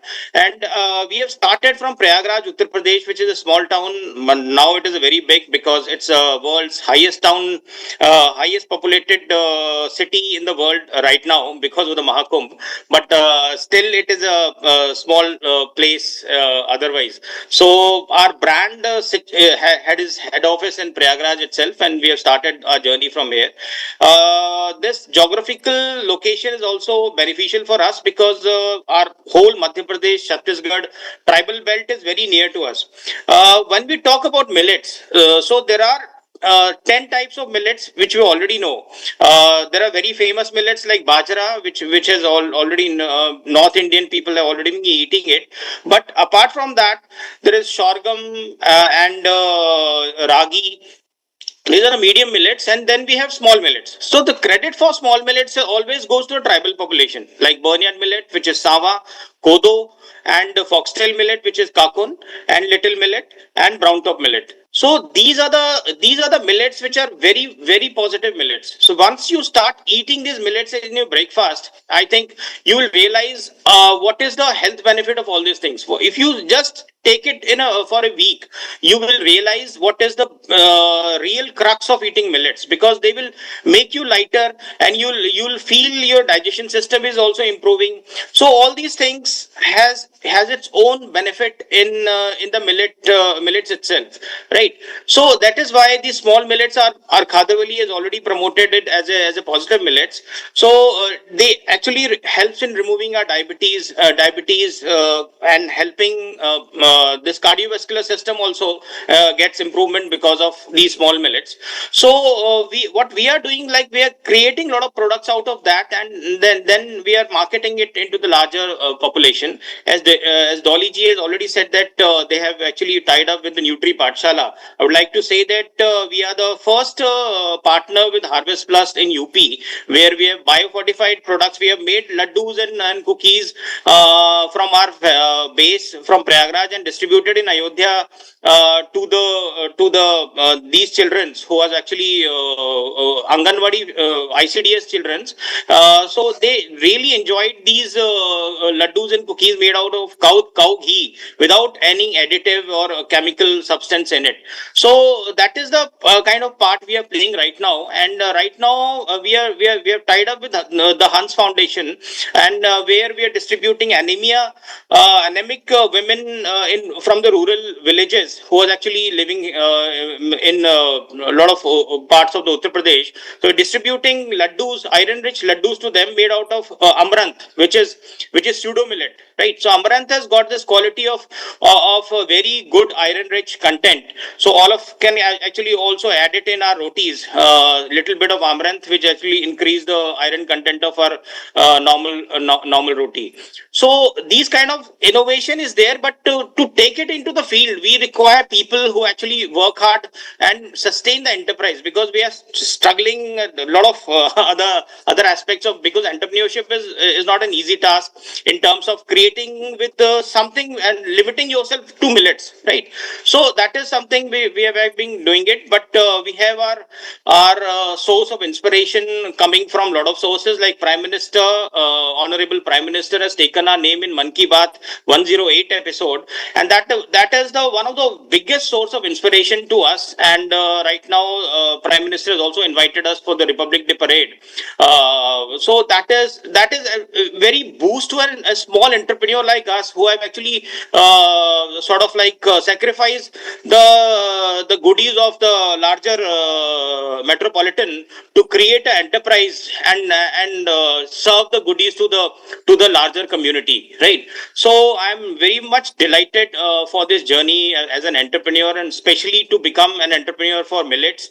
So I will always be indebted to the Honorable Prime Minister, who's actually created such a big revolution for millets in declaring, helping the UN declaring the International Day for Millets 2023. So then we as a small now we are actually doing our best. So I again thank Amity University for giving me this precious time to actually share some of my stories to you. And thank you so much. Thank you, sir. Thank you very much, Mr. Ravindraji, for your passion that you left the job and you really came out for this new kind of business. And the kind of interventions you are making, that's really appreciable. And as I fully agree with you that we have to really take it for in various forms, laddu or any other kind of things, for the midday meals, for other kind of things. It's a very good replacement for the poor children, or for the daily diets of the students, children up to a certain age. So that's really very nice to know. One thing that actually just coming into my mind, I would like to add it. Like sometimes we as a scientist like do a lot of research in creating the grains, right? But we have to do some convergence to understand whether the grains is actually suiting our stomach or not, right? So the same the case is wheat and rice. So the wheat and rice is creating a lot of havoc in our life and creating a lot of diseases. So now we should realize that we have to go back to our nature and to eat those millets which are very beneficial. That is the some added. Thank you, sir. Thank you very much, Ravindraji, again for this. Friends, we have a very important another panelist with us, Dr. Meenakshi Singh. Welcome you, madam, for this. And she is the chief scientist at CSIR in the food technologies. Madam, as you know, now the millets are coming in a big way. Whenever I am visiting many airports, I see millet cafes there. I could see at this at one of the important metropolitan city at the seashore, a very good millet cafe, and a lot of queue was there for this. So that means the popularity is really coming there, and that is just because of the food processing value addition in this. Now, one thing I can just tell you, I was taking part in one TV debate, and somebody just asked me that calling this millets as a mota anaj, it's something like you are abusing something. I told no, it's because of its outer surface is very thick, and you cannot take it in the raw form. You have to first remove the outer surface. That's why it is called mota anaj. It is not that you are abusing some cereals by calling mota anaj. So the processing part is very important, and because you are working in this food technologies, and one of the most important part of the government CSIR lab, which are working through these various labs for this. So what is your viewpoint about further value additions in this? Thank you, Chairman sir. And I'm fortunate. Okay. I'm very fortunate to be part of this very important panel discussion, which is one of the actually outcome of activity which is organized under the MOU signed between CSR and Amity University. So under that one activity was identified. Under that we are organizing 3 days international workshop on millet fusion. So sir, rightly you have asked that before going to your question, sir, just I want to say that, academia and industry collaboration is very, very important part of any technology development. So industry has some other expectation and academia has some other expectation. Both expectations are not matching each other. So we have to really build the relationship first to and interact each other to know more about the what is the requirement of the industry and what is the requirement of the academia. So like academia look more for the patents, publications, so on, and industry look for the technologies from where they can create more and more business. So building the relationship is very, very important between both the partners. And another thing is because newer technologies are coming and because government is also giving the research parks, and mostly institute look for the non-exclusive kind of things, non-exclusive way we transfer the technology, but industry look for the exclusive. So we should look for that, and investment of both the partners is very, very important, because industry is not going to invest much money in any technology, and academia always look for the how to get the more and more money. So investment on these part is very, very important. Both the partners should actually invest the money, and then only we can come out with the good outcome and what is expected outcome. Then we have incubation spaces like IMR, one of the ICR lab has developed a lot of, millet-based products, and they are very good. And Dr. Dayakar Rao is sitting here. They have versatile range of products, and no doubt about it, I have also visited. So Research Park is also one another, activity which is facility has been given lot of funds by the government and taken lot of shape actually by the government, and where we can actually create the building the relationship between the research institutions and industry. That can also help. So building the relationship is, I can say, the foremost important part of any technology development. So, and generally what happens, whatever academia develops, we generally try to push the whatever we have in hand and to the industry. So industry is not interested much. So we have to see the demand, and most of the, I think, panelists earlier discussed about the what kind of issues are there in the millet area. So we can identify what are the issues and work on industry's demand and then come out with a lot of good outcome. Another just development, I want to say, lot of challenges in the area of millets, like you said, sir.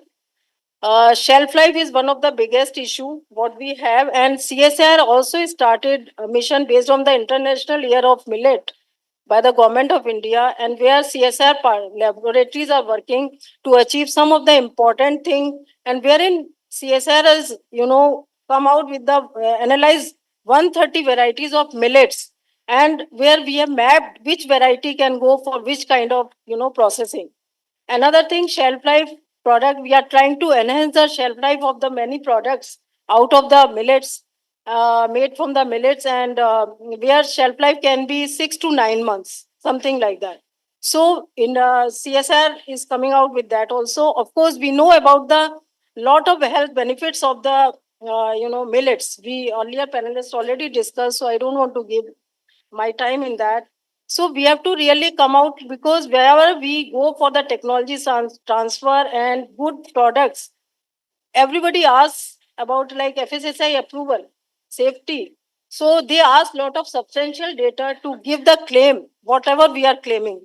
So lot of clinical research data is required. So in that area, I think lot of investment is required. So I feel, I think industry is not going to invest that much money, wherein academia, industry and government should come forward to invest the money to create the lot of clinical data which is required to take the millet value-added products which are very well known about the diabetes and a lot of other benefits. So Thank you. clinical research data is very important, and we should understand the demand for these products by the consumers.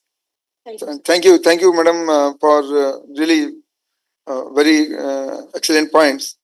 And we have to really develop the relationships. Without that good relationships, we cannot go for more innovative ideas, and we cannot take the technologies to the public if there is no relationship between this. And of course, the clinical data is very important for this when we must use it.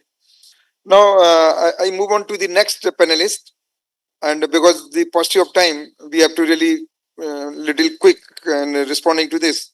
Dr. Rajeshwari is there online? Yes, sir. Good afternoon. Thank you, I'm madam. online. Thank you, madam, for joining. Now, because you are working in a very important institute, and that is Avilas Lingam Institute of Home Science at Coimbatore, and your expertise is again in the food science and technology.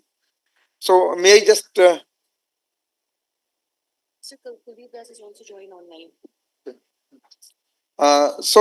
because your expertise in that food science and nutrition at the university, so I also want to know from you what is your viewpoint to make it further popular, these millets. So over to you, Professor Rajeshwari.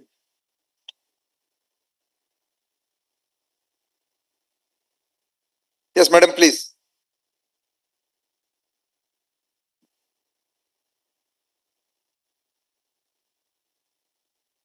Dr. Rajeshwari? Dr. Rajeshwari, can you hear us?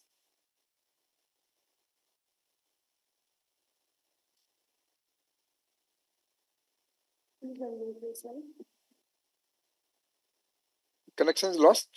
What is it?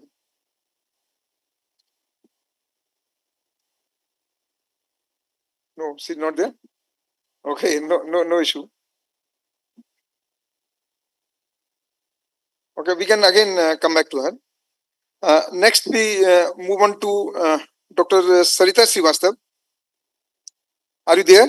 Yeah. Thank you, sir. So, madam, Yes. because we are working again in a very important private industry, and that is Suvarnada Foundation in Udham Singh Nagar. Yes, actually, Already playing a very important role. So, Yes. what can be the what can be your some key points for further strengthening the collaboration between academia and the industry to make this millets as more popular, to have some value additions in this, more processing, how we can use the clinical data. So just your viewpoints, please. Yes, sir. Actually, I have more experience of academic research. For 39 years, I worked as professor and head foods and nutrition at GB Pant University of Agriculture and Technology, Pantnagar. And I retired 2 years back, and thereafter I started our own company, Suvarnada Foundation, and where we are running certificate courses on small millet grains, crafting healthy diets. And I also put all the research together and published a book, Small Millet Grains, the Superfoods and in Human Diet, and it has been published by Springer Nature. Now I'm coming to the point that how important are millet food products. Like they are wonderful products for preventing non-communicable diseases, for example, diabetes, heart disease, cancer, metabolic syndrome, and osteoarthritis, etc. And they are also very important for addressing the issue of hidden hunger, which is very common in vulnerable section of the society, especially in pregnant lactating mothers and children.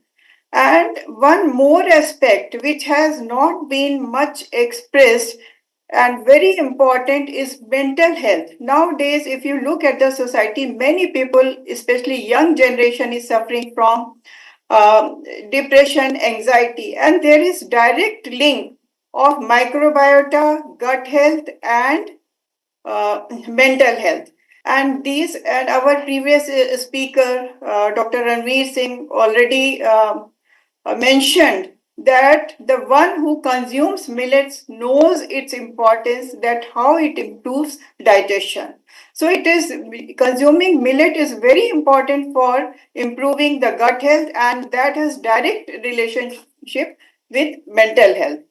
So, and when we look at the market, availability of millet food products in the market, several millet food products are available, but they are available in different shops. For example, like millet grains or millet flour, you will get in one shop. You go to confectionery shop where you can find some cookies, uh, like products. Most of the millet food products are available in supermarket, or one can purchase online.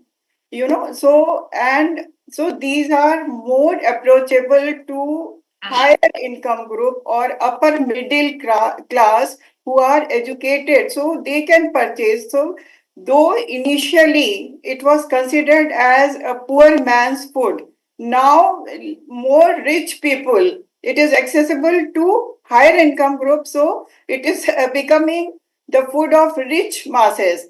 And in Uttarakhand recently, in public distribution system, this finger millet was given to poor people. So I will cite just one example. My maid brought this finger millet to me. She didn't know what kind of grain this is. I told her, and so what I mean to say, that people are not educated enough. Lower masses are not educated enough how to utilize millets.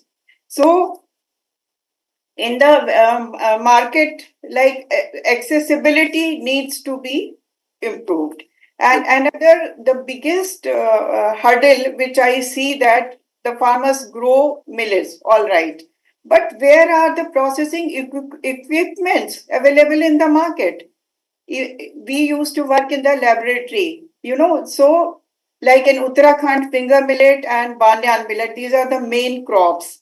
So finger millet can be used in the form of atta, like you can go to atta chakki and get it in the form of atta, and it can be used. But for all other millets, whether it is pearl millet or it is barnyard millet, it is proso millet or foxtail millet, dehulling is must, because if it is ground as such, it will impart such a bitter taste that it cannot be consumed.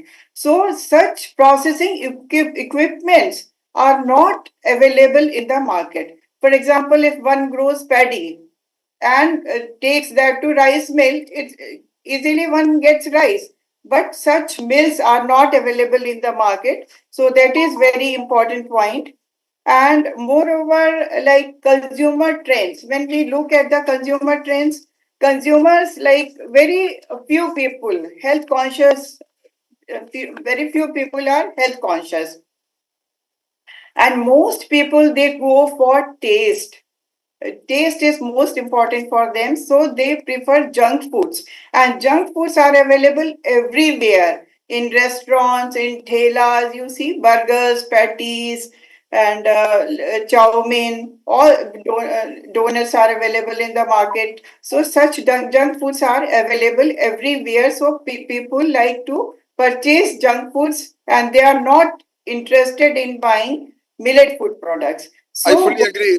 I fully agree, madam, with you. It's a very good message for all the young children who are sitting here, that we should avoid junk foods, and we should really see, in addition to the taste, the the nutritional value of different products. And I can just tell you, the Indian Institute of Millet Research, ISAR Institute in Hyderabad, they have more than 40 products made out of this millets. And I was really happy to see the millet chocolate pups. They have big machines. They have invested around 400 crores, and a lot of incubaties are there now. I was happy to see a lot of interest of the different incubaties. They are coming out with many entrepreneurship. So really, it's picking up now, and a lot of persons are getting taste also out of these millets. And I can again cite one example. When I had my food at one of the very good restaurant in Udaipur, Millets of Mewar. It's around 15 years old restaurant. Everything from beginning till end was only of millets, sweets millets, the soup millets, and the starters millets, everything. So it is only the question of how you process it, how really you serve it, how we can popularize this. So very good points you have made, madam. With that, let us move. Let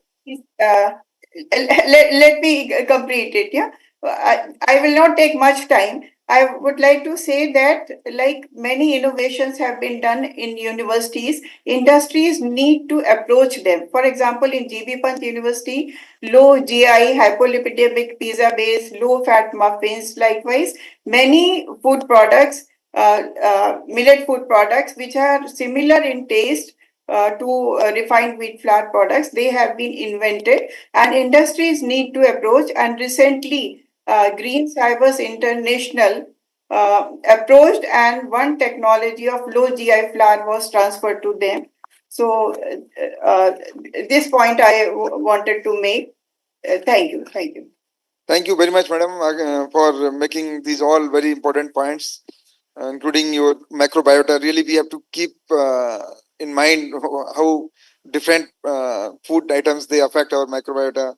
How really we have to address this hidden hunger. How really we have to go for nutritional values and many more things. Because at the global level, the biggest challenge nowadays is the nutritional security. If 2 billion people they are having this nutritional deficiency, then 2.2 billion people more than that are having obese problem.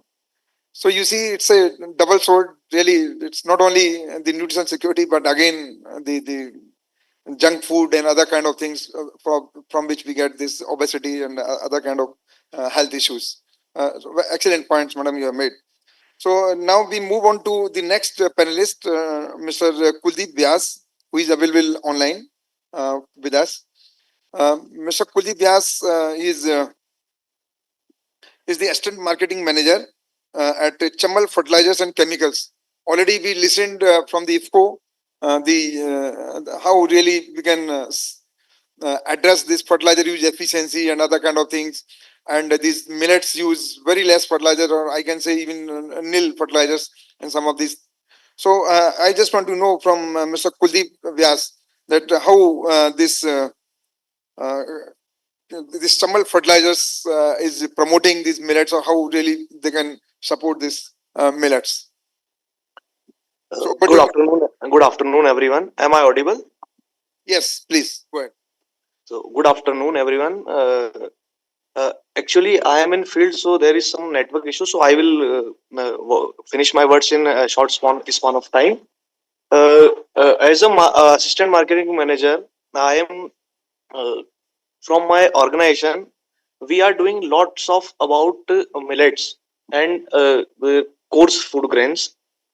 Actually, I want to talk about first. I will talk about my organization. That as a Chambal Fertilizer Limited, we are the largest manufacturer of urea and supplier of many fertilizers in India, which will help in production, increasing in production of millets and other that coarse grains. And as you said, that millets are uh, very less required fertilizers. But as an organization, we are doing very much things to promote millets production and increase the productivity. As a Chambal Fertilizer and Chemicals Limited, we are doing seed to harvest project, in which we will uh, grab 10 villages in every district. So what we do, we select 300 farmers in that villages, and then from seed to harvest, we take responsibility of all the activities they have done or they will done in their farming for the next season. So we first initially we take soil sample. We take soil sample. We will give them results in from our lab. So we will give them a basic idea that how much nutrients your crop is required, which crops you are growing, what you have to do. So that makes a farmer comfortable for applying required fertilizer and to reduce the dose of unused fertilizer that they are using with the traditional farming, that they are using whatever they want to use from many years, that this much urea, this much DAP. So exact what the crop is required, we are focusing on that. So the cost of production is decreases and the productivity increases. So it will benefit farmers also, and as well as the productivity will increase, which will give boost to the millet production and give confidence to the other farmers, which will try to grow more millets in their fields.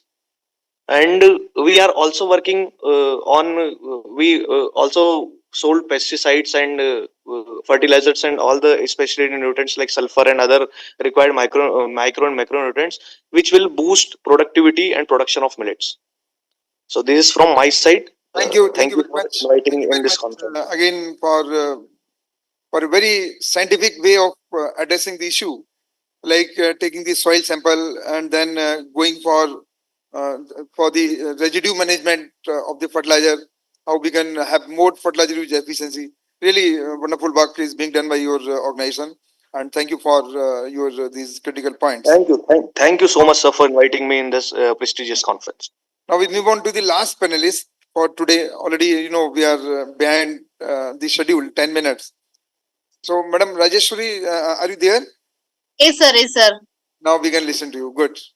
Yes, sir. Good afternoon. I record my sincere thanks for giving this wonderful opportunity. Excuse me, ma'am. Yes, please carry on. Am I audible, sir? Yes, yes. Sir, since we are running out of time, I just want to place only 2 points as my recommendation to the committee, which has been working on a very good initiative that is taking millets to each and every nook and corner of our country. So being an academician and doing research on millets for 20 years, I just want to record that bringing innovation in millet research is the need of the hour. Apart from the regular products which are currently available in the market, we can even think about the various innovative products which can reach out to all the people. That is taking millet, which is a traditional food with modern essence, is the need of the hour, backed by the government policy and supported by various research institutions as well as the startup companies who work in the field of millets. So the next point is that being working on millets for more than a decade, we have come out with edible tableware which counts for edible cups, plates, spoon, fork, and so on. So that is one important way by which we can attract people irrespective of their age. From the pediatrics to geriatrics, depending upon their requirement and the recommended dietary allowance, millet can be converted into different ways and means by which it can be substituted as a replacement for single-use plastics in terms of edible and eco-friendly cutleries. Thank you, sir. Thank you for the opportunity. Thank you again for very brief and very precise giving your viewpoints.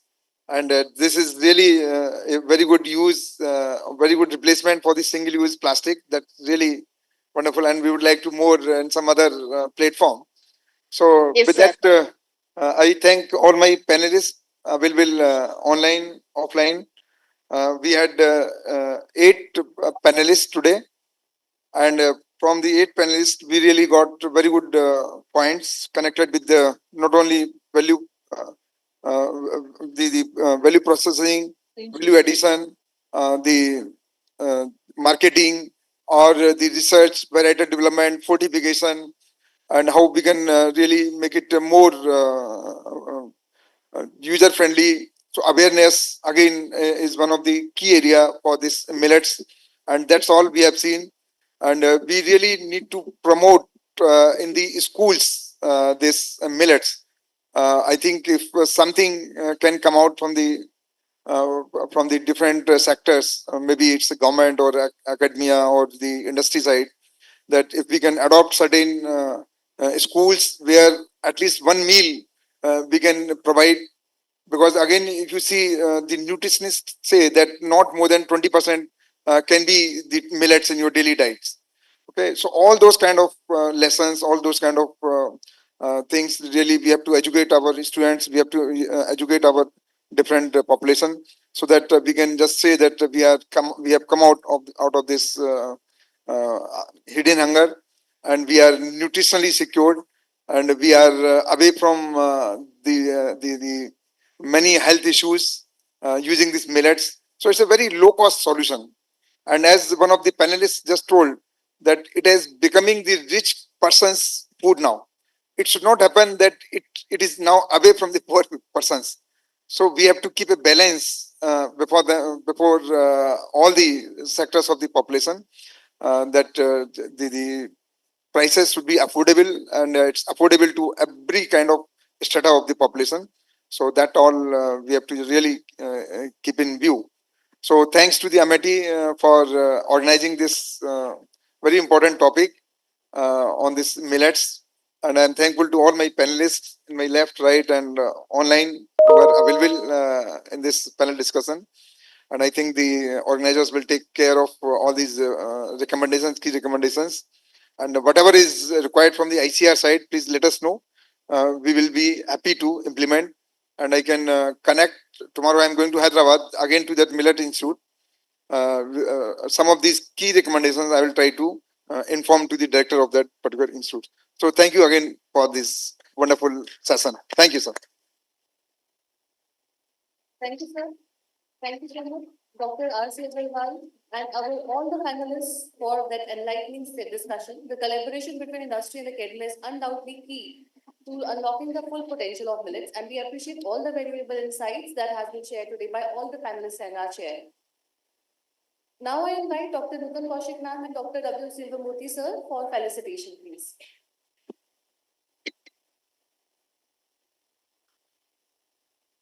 Dr. R.C. Agarwal sir, please.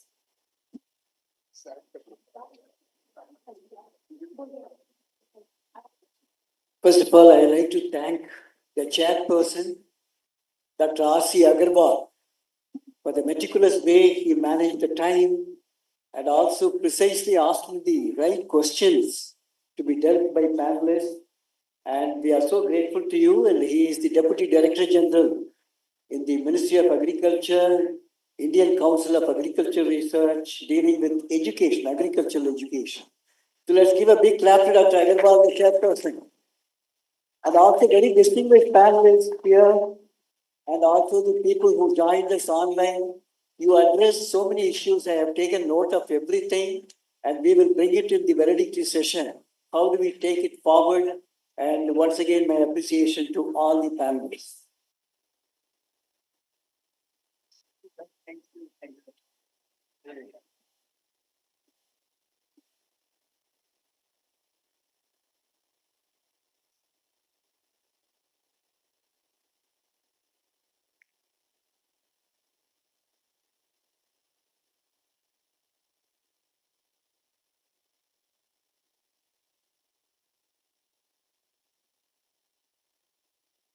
I invite Dr. Meenakshi Singh ma'am for our felicitation.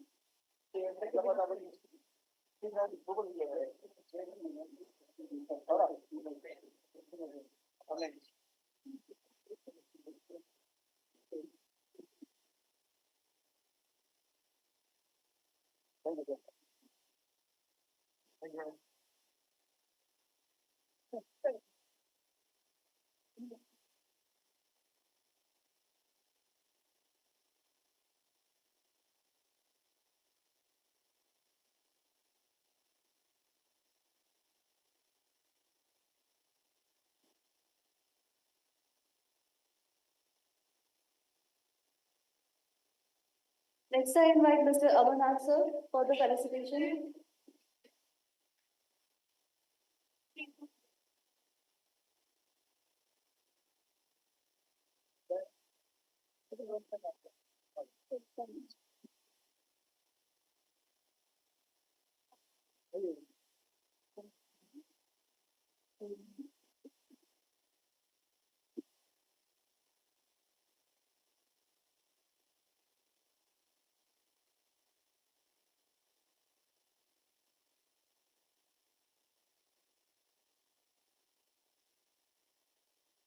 Next, I invite Ms. Dolly ma'am from IFCO.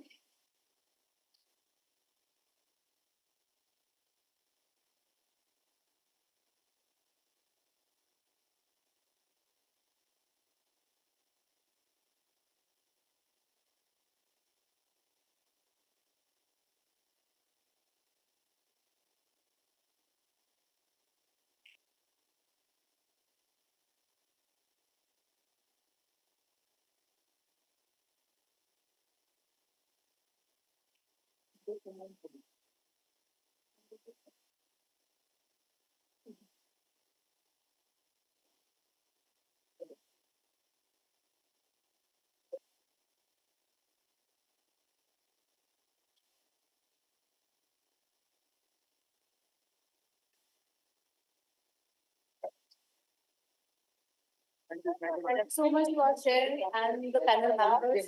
Also, thank you, Silvamurthy sir, Nutan ma'am, thank you, Sangeeta ma'am.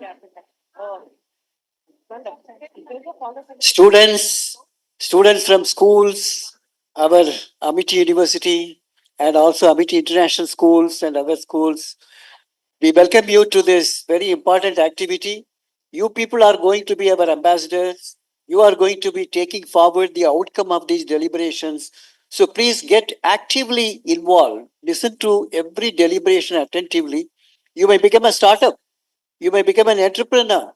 You may become a scientist. You may become a policy maker who will drive this millet mission for decades to come. That is why you are kept here only for this purpose. Actively get involved, mind, body, and soul. Okay, good luck. All the best.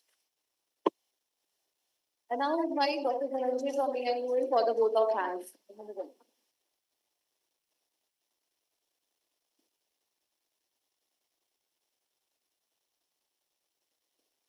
Ladies and gentlemen, esteemed guests, honorable dignitaries and fellow delegates.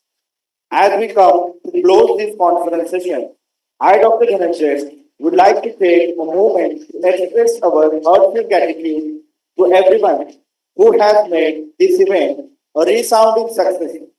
First and foremost, I would like to extend our deepest gratitude to our founder, President Sir, Chancellor Sir, and VC Ma'am for gracing us with present during inaugural session and for your inspiring words. Your vision and leadership have been a guiding force behind this conference. I extend our heartfelt gratitude to our esteemed chair, Dr. R.C. Agrawal sir, for graciously presiding over this session for the strengthening it with insightful guidance and efficiency. I also wish to express my sincere thanks to Mr. Ravinder Singh, Mr. Shambhir Singh, Dr. Sarita Srivastava for their invaluable contribution and through providing inputs that have enriched today's discussion. A special thanks to Mr. Kuldeep Vyas, Ms. Dolly, Ms. Meenakshi Singh, and Dr. P.A. Rajeshwari for their inspiring words and sharing their expertise, which has been added a great value this gathering. I request all of you, please give a huge round of applause for the children, those students. The students from the school are right now here present and blessing this conference. A special note of gratitude to all participants and audience whose enthusiasm and active engagement have made this event success. Your keen interest to provoking the questions and willing to learn, collaborate, have added immense value, whether you are academic, researcher, and industry experts. Students, your presence reflect shared commitment to achieving knowledge, innovation in this field. It is your curiosity and dedication that inspire such event and drive progress in research and its application.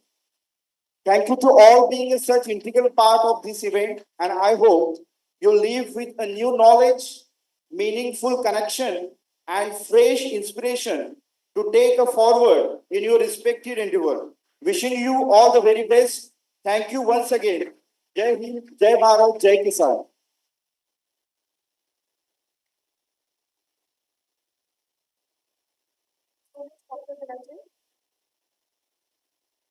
Dhananjay, you are the hero, huh?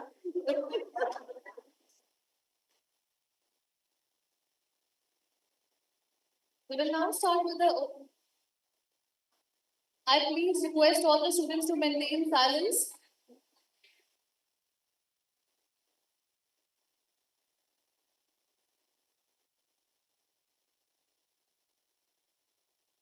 Students, please maintain silence. We will now start with the open house and culinary competition. So for the open house, the students will be sitting here, and only the students who are participating in the culinary competition with AIFT will leave. For the open house, now I invite Dr. Silvamurthy sir for a few words, please, sir.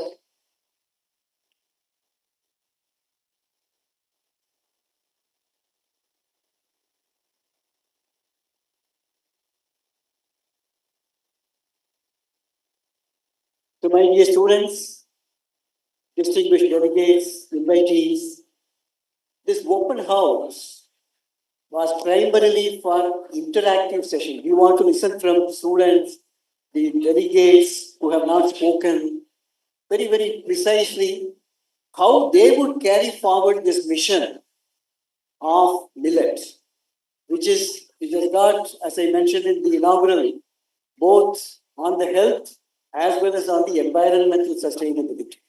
So what is your dream? We would like to listen from you people. And also, there will be quiz program, there will be interactive sessions will take place, which Dr. Nutan Kaushik and the whole team will coordinate. But I want to tell them your takeaway one message. that millets can make a very big change in our life, in the biosphere, in our living. So that is why this conference and this mission, national mission, so I want you to realize the importance of this. And many of you can contribute, all of us can contribute. So that is why you should now search what is that you can contribute to the national or the global millet mission, which we are discussing today. So this open house is really to know your views, your dreams for millets. Thank you so much. Enjoy your discussion. We want to listen from you.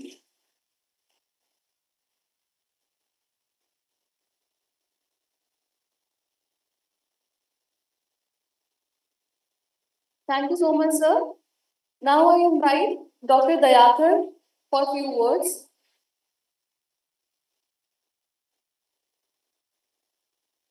I think Dr. Dayakar is not here for now. So I invite Dr. Nutan Kaushik ma'am for a few words, please.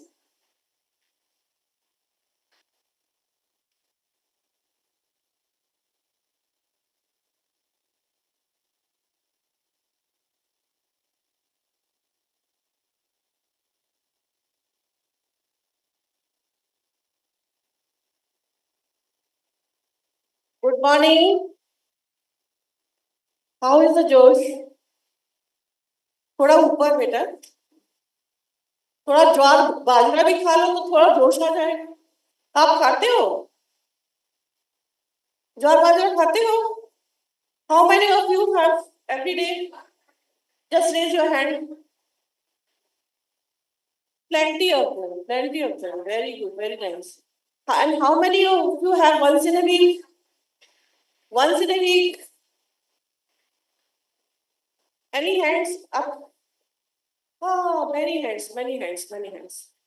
Okay, good, very good. So can you tell me since when we have started talking about the millets? Anybody? Mic ले दीजिए. Give the mic, please. Raise your hand. हम अब जो millets की बात कर रहे हैं, why are we talking about the millets? And since when we have started talking about the millets? Anywhere, any guesses or any answer? Upstairs? Anybody? Anybody upstairs? Oh yes, please, please. Give him the mic, please.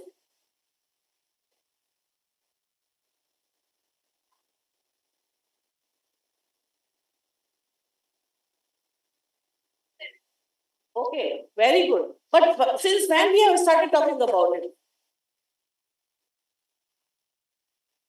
How long you have been knowing about the millets? Just put me like this. In last 5 years, last 10 years, last 15 years, since your childhood.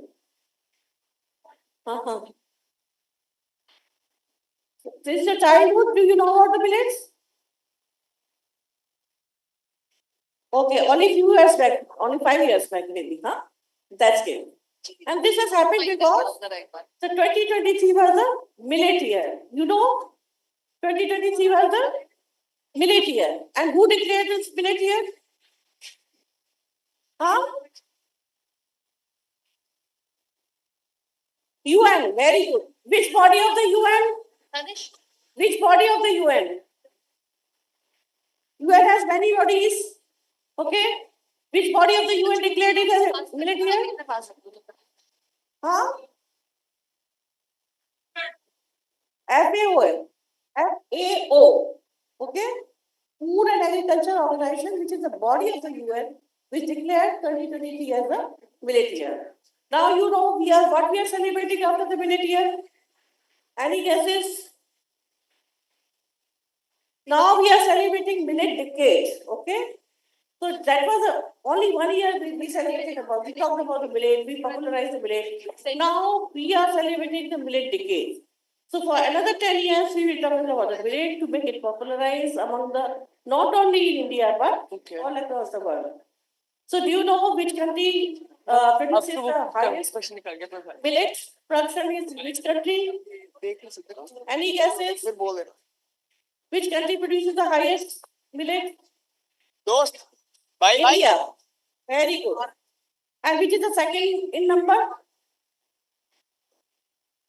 Very good. School children are very smart actually, very smart.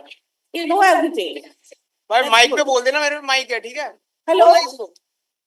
जो अगर question पूछेंगे ना, Okay. Answer आ रहा है जिसको नहीं वो लोग पूछ रहे हैं, अगर आप लोगों के पास आंसर है तो फिर माइक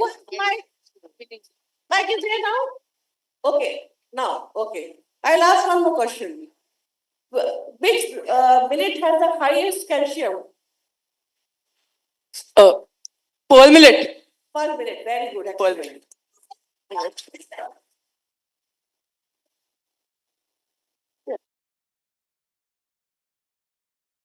This सोने को छिपा के रखते हैं ना? What we do with our gold? Do we openly use it? The gold? What we do with our gold? Do we use it openly? Any answer? हम उसको safely रखते हैं.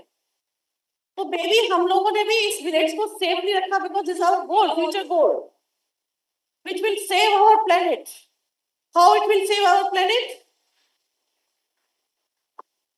By providing nutrition. Not by providing nutrition, but nutrition is one aspect, but there are multiple aspects. When we talk about the security, we talk about the environmental security, we talk about the food By doing sustainability and conserving ecosystem. Very good, excellent. So that's the future goal because it will conserve our soil, it will conserve our environment. It does not require much water to grow, so that it's a climate resilient crop. And it is also nutritious. So we have win-win situation. On one day it does not require much water, much resources. On another time it provides you nutrition also. And you must have felt that when you have the millet in your breakfast, you don't feel hungry for a longer period of time. Have you felt that? So how many of you? Very good, excellent. So when you have the millet as a staple during the breakfast, you don't feel hungry for about 2-3 hours. Because why? Why is that so? Millet fibers help preserve energy in our body, which helps us last a long time. Very good, excellent. So now we are having this open house where we have invited few speakers. We will tell you about how the millet can be consumed in which form and why it is being popularized and so on. So with these words, I will just like to stop here. I just wanted to have a ice-breaking session so that you people have opened up and then listen to the presentations. And then please feel free to ask any question, okay? And feel free to give your views also during any presentations. So thank you very much, and I'm very thankful to all the children who have come far away from the faraway places just to know about the millets and what MIT is doing, what different people are doing, and what all we can do together to change this world, to make it as a millet world. Thank you so much. Thank you so much, ma'am. Next, I invite Dr. Dayakar Rao, sir. I have a question, if could be answered. I have a question. Please raise your hand. Okay, there. Okay. From Nutan, ma'am. Yes. I have Yes, a question. please. Yes, please. I have observed that millets are very fibrous in quantity, but there's a situation that millets usually I'm not sure, millets after being cooked do not preserve this fiber. Is it true? This myth going around for a long time. Preserved means fiber means in the grain or in the stomach. Where are you talking about? The grain, after it is like cooked or like stored for a longer time, its fibrous quantity is lost by a margin. That's not true. That's not true. That's not true.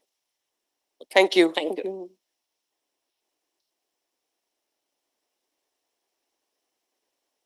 Dr. Dayakar Rao, sir, can we have you here for a few minutes for interacting with the students, please? Thank you. Question है, doubt है, बोल ma'am. How do temperature change affect the millet's growth?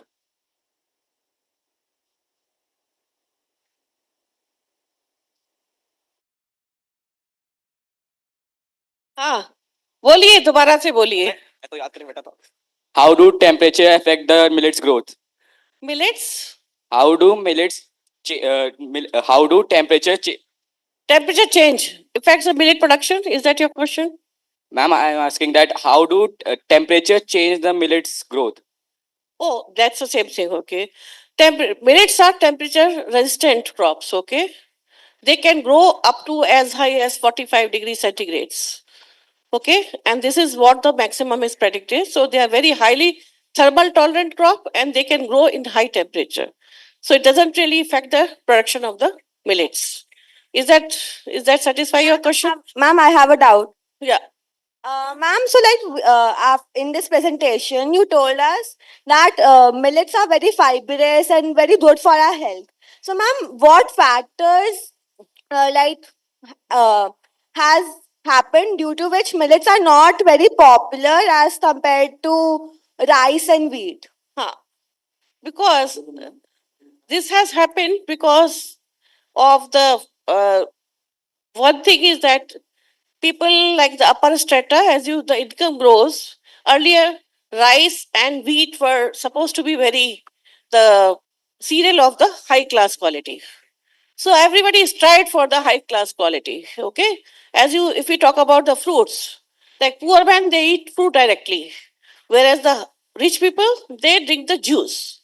Whereas it should be other way around. Okay, the fruit contains maximum of the nutrients, while juice doesn't contain the maximum of the nutrients. But जितना हम processing करते हैं वो उतना ही rich people का food बनता जाता है and everybody is tried for the rich people food. That's the reason that it became the poor man's food and that became the rich man's food and everybody is tried for the rich man's food and that's how we lost our tradition. Good afternoon, ma'am. I just wanted to ask, when millets were cultivated, it was mentioned that nitrogen oxide was used and was poisonous for millet cultivation. My question is, what was done to prevent it? Nitrous oxide was? Nitrogen oxide was used in the cultivation of millets and it turned out to be poisonous for them. So what was done to prevent it? And there are many nitrification inhibitors which are in the soil, which microbes you can use. The nitrification inhibitors microbes, which can inhibit this reaction and then can stop this reaction. Thank you so much, ma'am. I had another question. Yeah, please. It was also mentioned that people are not educated much and they do not know the right use of millet cultivation, of millets. So how will you improve the stability of that? Stability of what, beta? Not many people are educated and they do not know the right use of millets. Yes. So how will be the stability of that be improved? Why do you mean to say how we can promote it? Yes, that's what I wanted to ask. Good. That's why we are here today. Okay. Why we are here? Because we want to promote it. So we are by doing the promotion, I think by letting the people more about the millets, the values of the millets, and how we can use them, how we can cook, what are the different dishes we can make out of it, what are different preparations. That way people can incorporate. I tell you one of my experience. Like we at MIT University, we did a competition called Fal Mill. Fal Mill because they were the horticulture students. So we wanted to use them the millets in their food product. So they combined the food product and produced it. And after that competition, they started eating every day in their breakfast. So this is the kind of change we saw in the students. So if you people are also starting such type of interventions, we can promote them. So we have to organize more sensitization programs, more of the promotional programs, and with each school, not only in each school but in each what you call districts, we have to conduct in each household level we have to conduct this promotional. Thank you so much. There will be time that after 10 years, everybody will be well informed about the millets. Any more questions? I see a lot of hands over there.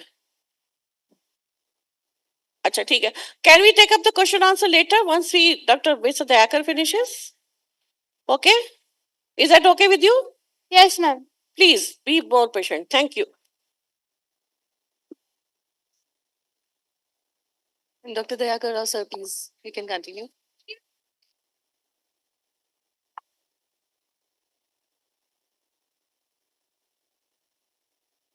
I think students are leaving, madam. Is there any instruction?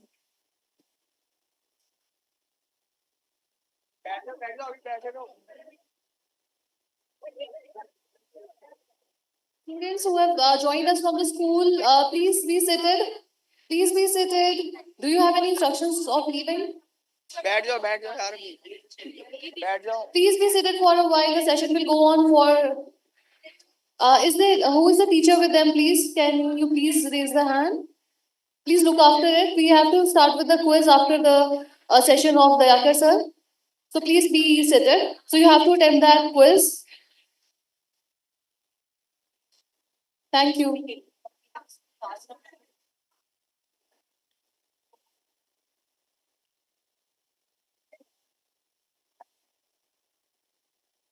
Students, just to keep you interested, let me tell you what all we are going to have in the open sessions. First of all, we are having the interactive session with the expertise and the pioneers of the field, right? So you're getting a very good opportunity for that. After that, we have some of the students who have participated in culinary competition. They will also be interacting with you and they'll be telling you what all they have done.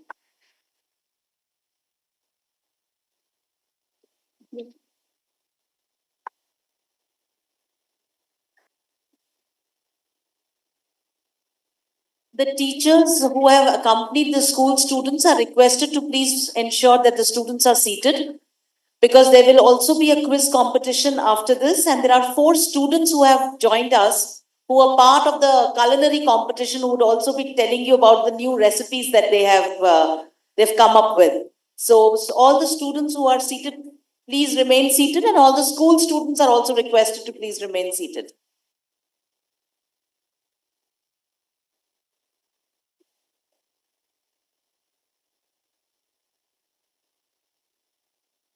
I request the audiovisual way to play the film on millets. I think this will give you an answer to many of your questions.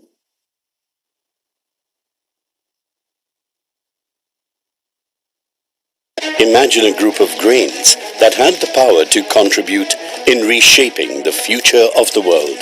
Imagine a crop that boasts of abundant nutritional and health benefits and is climate smart. A crop that lets us embark on a journey for good health. And when you imagine good health, you choose millets. So what are millets? Millets encompass a diverse group of small-sized grains, dryland cereals grown in different regions, especially in the nooks and corners of India, and that possess unique nutritional benefits. In India, millets are recently renamed as Shri Anna. Now you may ask, what's so special about millets?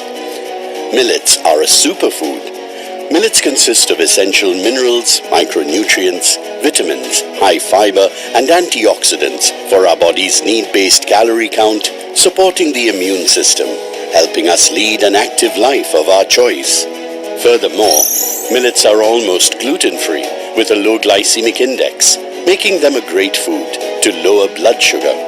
Reducing the risk of diabetes, they come with great versatility through various culinary applications, from grain, flour for baking, to a replacement for pasta or any other snack. It is a healthy alternative to many traditional treats. Value addition in millets has led to modern cuisines, as well as ready-to-eat packaged products to be bought off the shelf. Millets are good for you and the planet. They are not only consumer-friendly, but also climate-smart and a farmer's trusted companion. Easy to cultivate, low water requirements, reduced dependency on agrochemicals, ability to thrive in adverse soil and climatic conditions, thus offering a resilient choice for farmers worldwide. They have a shorter crop duration, enables farmers in the multi-cropping system, empowering farmers with greater productivity and economic benefits. Technological innovations and extension research have helped increase yield and income support to farmers. Farmers can also use millets as fodder and green forage, thus ensuring fodder security. It's time we move from food security to nutritional security through millets, to imagine a world that is healthy and nutritional secure. Let's reimagine sustainability. Let's reimagine well-being and equitability. Let's reimagine our diet with the transformative power of millets. Let's reimagine a world good for humans, nature, farmers, animals, and the environment. From farm to plate, production to consumption, junk to nutrition, scaling to upscaling, incubation to acceleration, local to global. It's all happening here.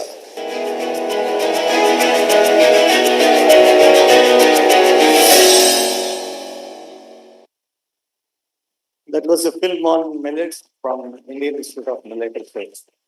That gives a brief on millets to have an understanding.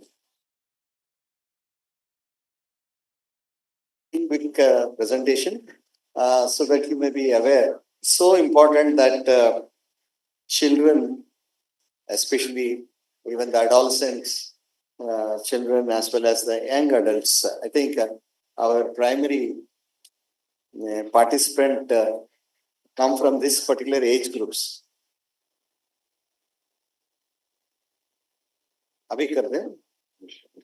So you have seen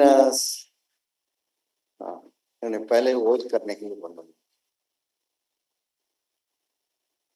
Pardon, I didn't get it. क्या बोल रहे vote करवा? So I think you have understood with that film. I would like to just tell few things and then we will have an oath with an understanding. We were telling that these are smart groups, smart crops, and they are called smart because they are good for you with regard to the nutrition that provides us. Madam asked one question about which of the millets has the high calcium content. Finger millet, what we call in India ragi. So madua in some other language. I think it has 364 mg per every 100 grams of consumption. So what it means is in milk, if you have 1 glass, we all know that the calcium is very prominent in case of milk. That's the reason the chief source for our thing calcium is milk. And then if in milk there is 1 glass of calcium, in finger millet you have 3 glasses of calcium. So that is the richness of the millets what we are talking about. That's the reason they are also known for giving us that micronutrient rich.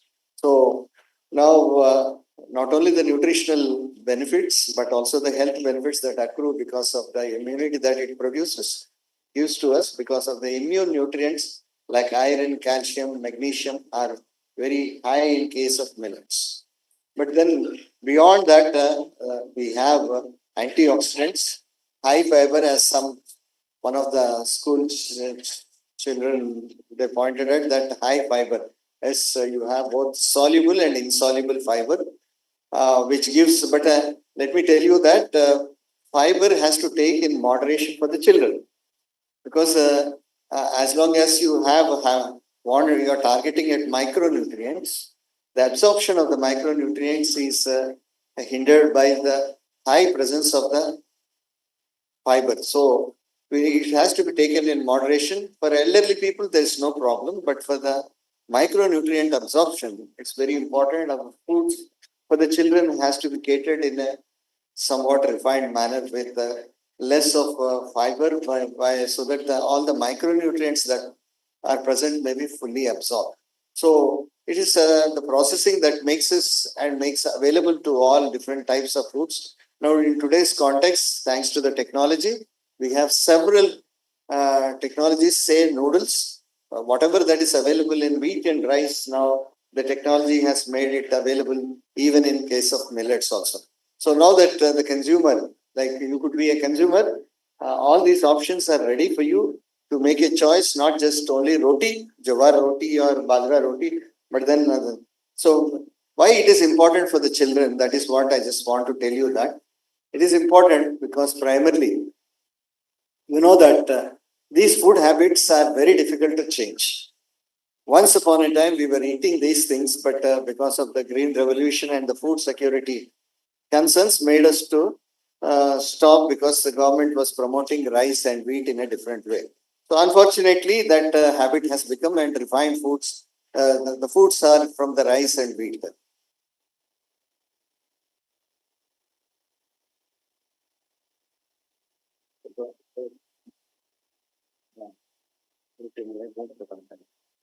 I know, that's the reason I'm not playing in the. So it is important that to change the food habits. So I think in the beginning, our Selva, he was mentioning about one important thing, that you become the brand ambassadors. So many a time we see that the food is being determined by within the family itself, but these days children are determining the menu for the food. And that's the reason, if it is not available in the kitchen, they go outside, they go for Swiggy, Zomato and many other things, and all the food is made available. But I'm telling you, you don't need to go for the junk food, but millets, the technology is available that maybe if you are looking for the pizza base, I think millet pizza base can also be made. You are looking for the noodles, then as noodles are available. Even Nestle is coming up with a millet magic noodles. That way, the new change that is going to happen. So children, once your food habits are proper, I'm sure that the health is going to be, and you are going to save a lot of money on the medicines that which we are spending. See, mama, papa, they are just trying to earn so hard that money. 30% of our budget is going. The salaries are going for only medicine. So it's important that all these are because of the wrong lifestyle. Nutrition science says that we should have a diverse food, include millets into that. So National Institute of Nutrition, are you listening to me? Yes or no? Children, those who are on the first floor, are you listening to me? National Institute of Nutrition, a premier institute in the country, they have prescribed saying that out of 279 grams of cereal consumption, how much? 279 grams of cereal consumption daily requirement for us to sustain our bodies. Millets can include up to 1/3, that is about 89 to 93 grams. So it's so important that 1/3 of our food, 1/3 ka matlab hai a meal on a day. One meal in a day can be incorporated. Get back to your homes and then just you should be able to do that. So let us take a pledge now. Let us take a pledge now. A oath. Let us all stand up for a moment.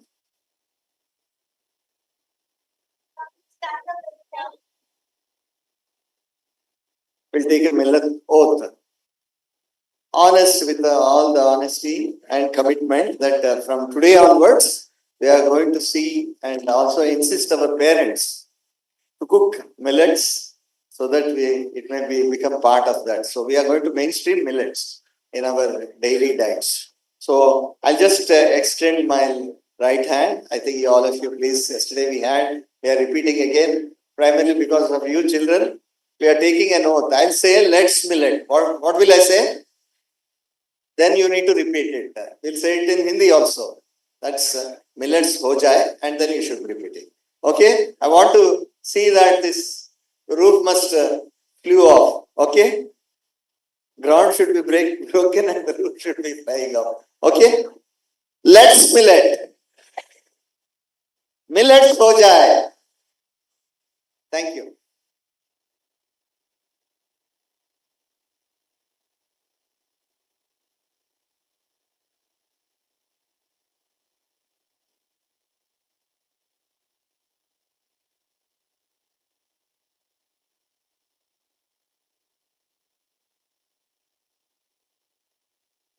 Students, please be seated. The quiz will be taken now. The QR code will be displayed on the screen.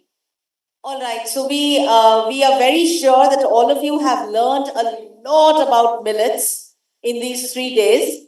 And to test how much you have learned and how much you retain, there is a quiz which will be, there's a QR code which will be shown on your screen. We request all of you to please scan the QR code and attempt the quiz, and we'll see who attempts the best. So please screen your QR code, all of you, and start doing the quiz. There are 50 questions, and I'm sure you'll have a lot of fun doing those questions. But do it individually. Do not do it in groups.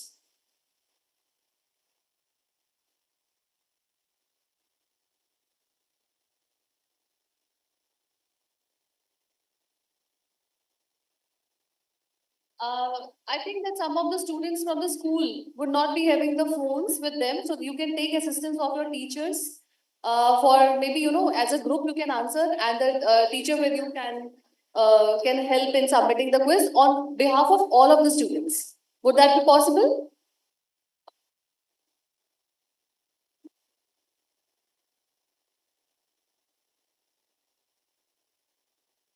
The time allotted is 15 minutes, so please try to finish up these 50 questions in 15 minutes.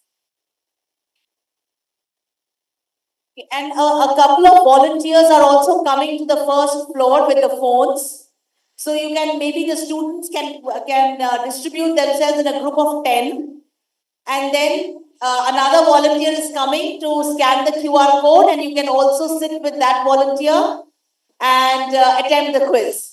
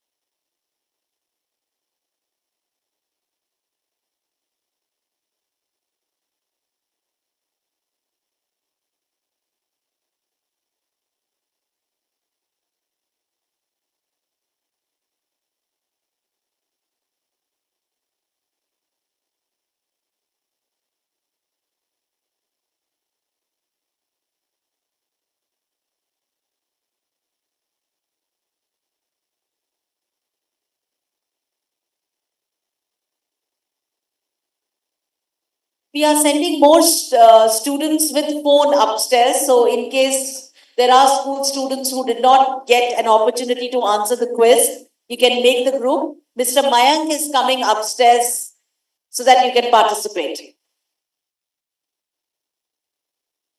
There is a lot of, see, as of now,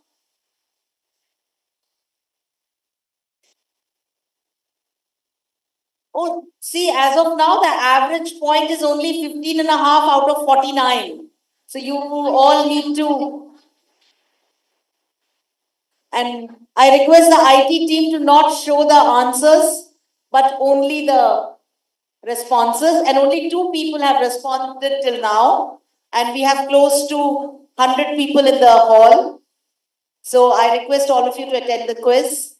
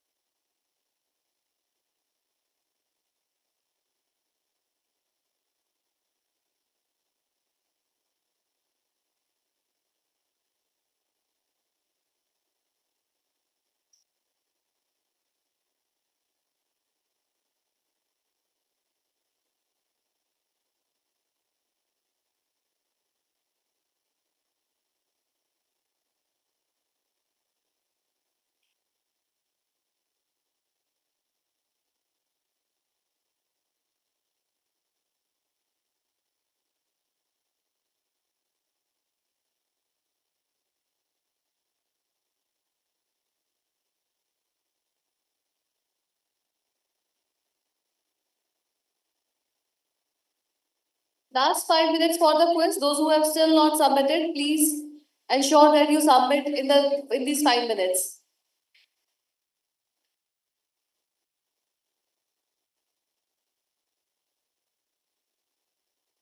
Yes, so last 2 minutes, I think it will be fine 1:15. In that much it is. Okay. Okay. By 1:15, please try to submit by 1:15.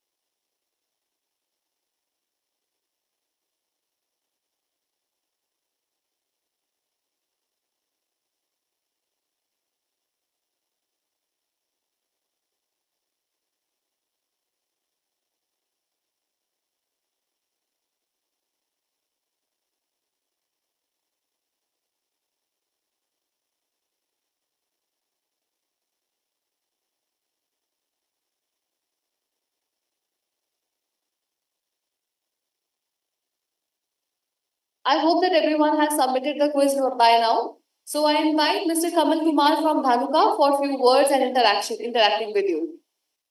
Please, sir.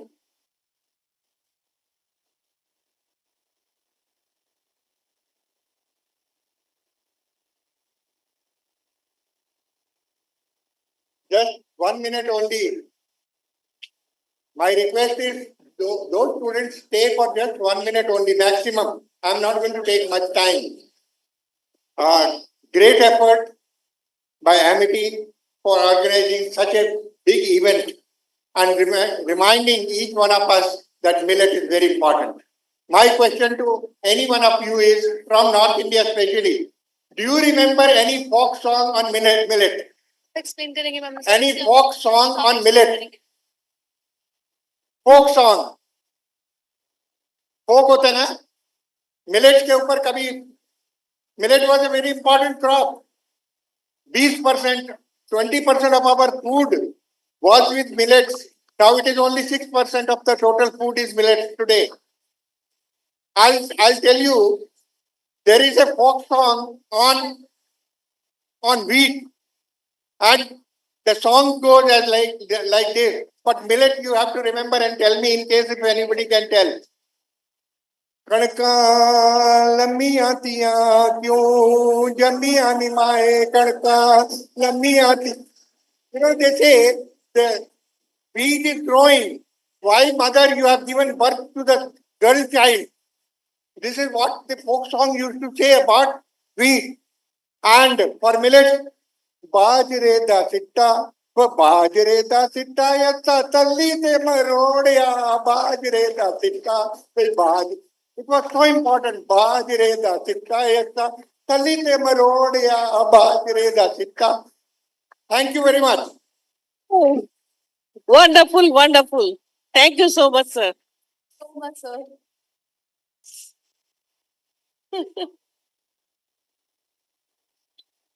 So in total we have. बच्चे लोगों आपके questions कहाँ चले गए? इतने सारे लेकर आए थे, क्या हुआ? Yes, please continue.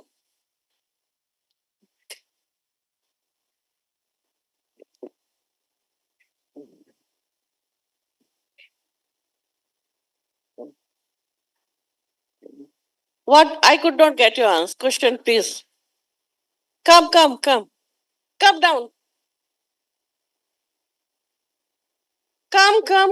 बच्चे कब है? बड़े बच्चों में किसी के पास कोई क्वेश्चन नहीं है?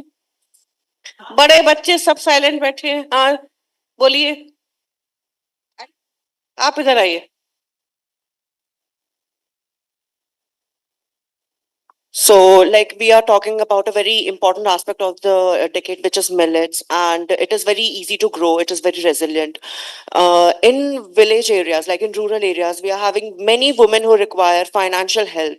So, I think that millet is a very good way for them to have their own businesses, because I do believe that today's Indian woman is a very strong woman.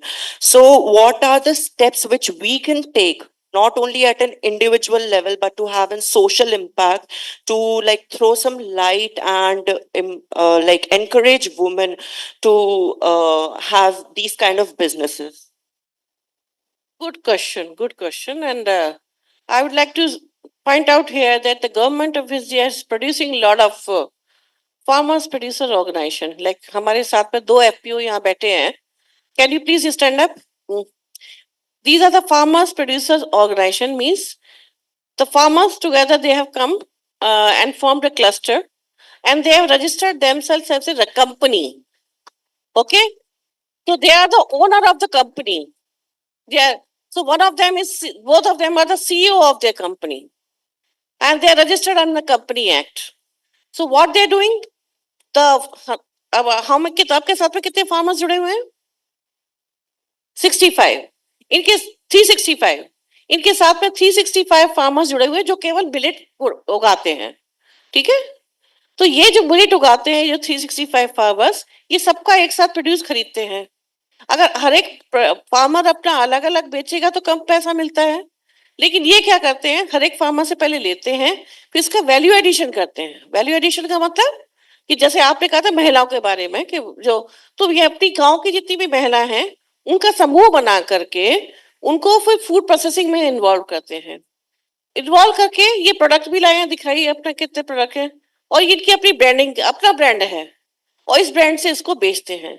इस तरह की पहल हमको चाहिए ताकि इसको प्रमोट आगे किया जा सके, जिसमें फार्मर्स भी अपना फायदा उठा सके. अब क्या होगा, ये तो कंपनी है ना, फार्मर्स सारे उस कंपनी के मेंबर्स हैं, तो जो भी फायदा होगा वो मेंबर्स पे डिविडेंड बटेगा कि नहीं बटेगा. तो अगर आप वो बेचारे बाजार में अगर बेचने के लिए जाते हैं तो 30 रुपए मिलते हैं उनको ज्यादा से ज्यादा. अब 30 की जगह 60 रुपए मिलेंगे, वो कंपनी को मिलेंगे. कंपनी क्या करेगी, उस 60 रुपए में से 20 रुपए अपने पास रखेगी, 40 रुपए डिवाइड कर देगी. सबको 40 का तो फायदा हुआ ना. तो इनकी जो हम doubling the income of the farmers की बात कर रहे हैं, तो ये एफपीओ की में बहुत बड़ी भूमिका निभाते हैं. किसी ने 10,000 एफपीओ स्कीम के बारे में सुना है? 10,000 FPO scheme government of India की. जस्ट रेज योर हैंड, बताइए. बच्चे सुनाए कि बॉटल रखने के लिए? Are you raising your hand और you just keeping the bottle on the head? Okay. 10,000 FPOs ऐसे एफपीओस हैं जो गवर्नमेंट ऑफ इंडिया की स्कीम है, जिसपे उन्होंने कहा कि जितने भी डिस्ट्रिक्ट हैं, जितने भी ब्लॉक्स हैं, हर एक में गवर्नमेंट ऑफ इंडिया एक एफपीओ को सपोर्ट करेगी. एक एफपीओ इसलिए ताकि वो एक एग्जाम्पल की तरह बने बाकी किसानों के लिए. ये नहीं है कि एक एफपीओ बना दिया तो सारे किसान उसमें जुड़ जाएंगे. एक एफपीओ बनाने से सारे किसान नहीं जुड़ते हैं. एक एफपीओ को एक एग्जाम्पल की तरह सेट करने के लिए कि कैसे एफपीओ बनाया जाता है, कैसे एफपीओ को रन किया जाता है, और कैसे इसके आप अपनी इनकम बढ़ा सकते हैं. इसलिए उन्होंने एक एक एफपीओ के लिए, हर एक एफपीओ को 25 + 18 कितना लाख हुआ? 25 + 18 लाख. इतना पैसा गवर्नमेंट ऑफ इंडिया 5 साल में खर्च कर रही है हर एक एफपीओ को बनाने के लिए. एक ब्लॉक पे एक एफपीओ, और वो भी क्लस्टर बेस्ड है. कुछ एफपीओ है जो मिलेट पे बेस्ड है, कुछ एफपीओ है जो केवल ऑर्गेनिक फार्मिंग के लिए, कुछ एफपीओ है जो हनी के लिए हैं. डिपेंडिंग अपॉन द एरिया, जिस एरिया में जो चीज होती है उसके एफपीओ बन रहे हैं. तो ये जो एफपीओ है, यूनी 10,000 एफपीओ जो एसएफएसी के तहत है इनका, और इन्होंने कितनी अच्छी पहल की है। आप जरा बताएंगे अपने एफपीओ के बारे में कि आप क्या क्या करते हैं और कैसे और कितना आपने लाभ उठाया है इससे।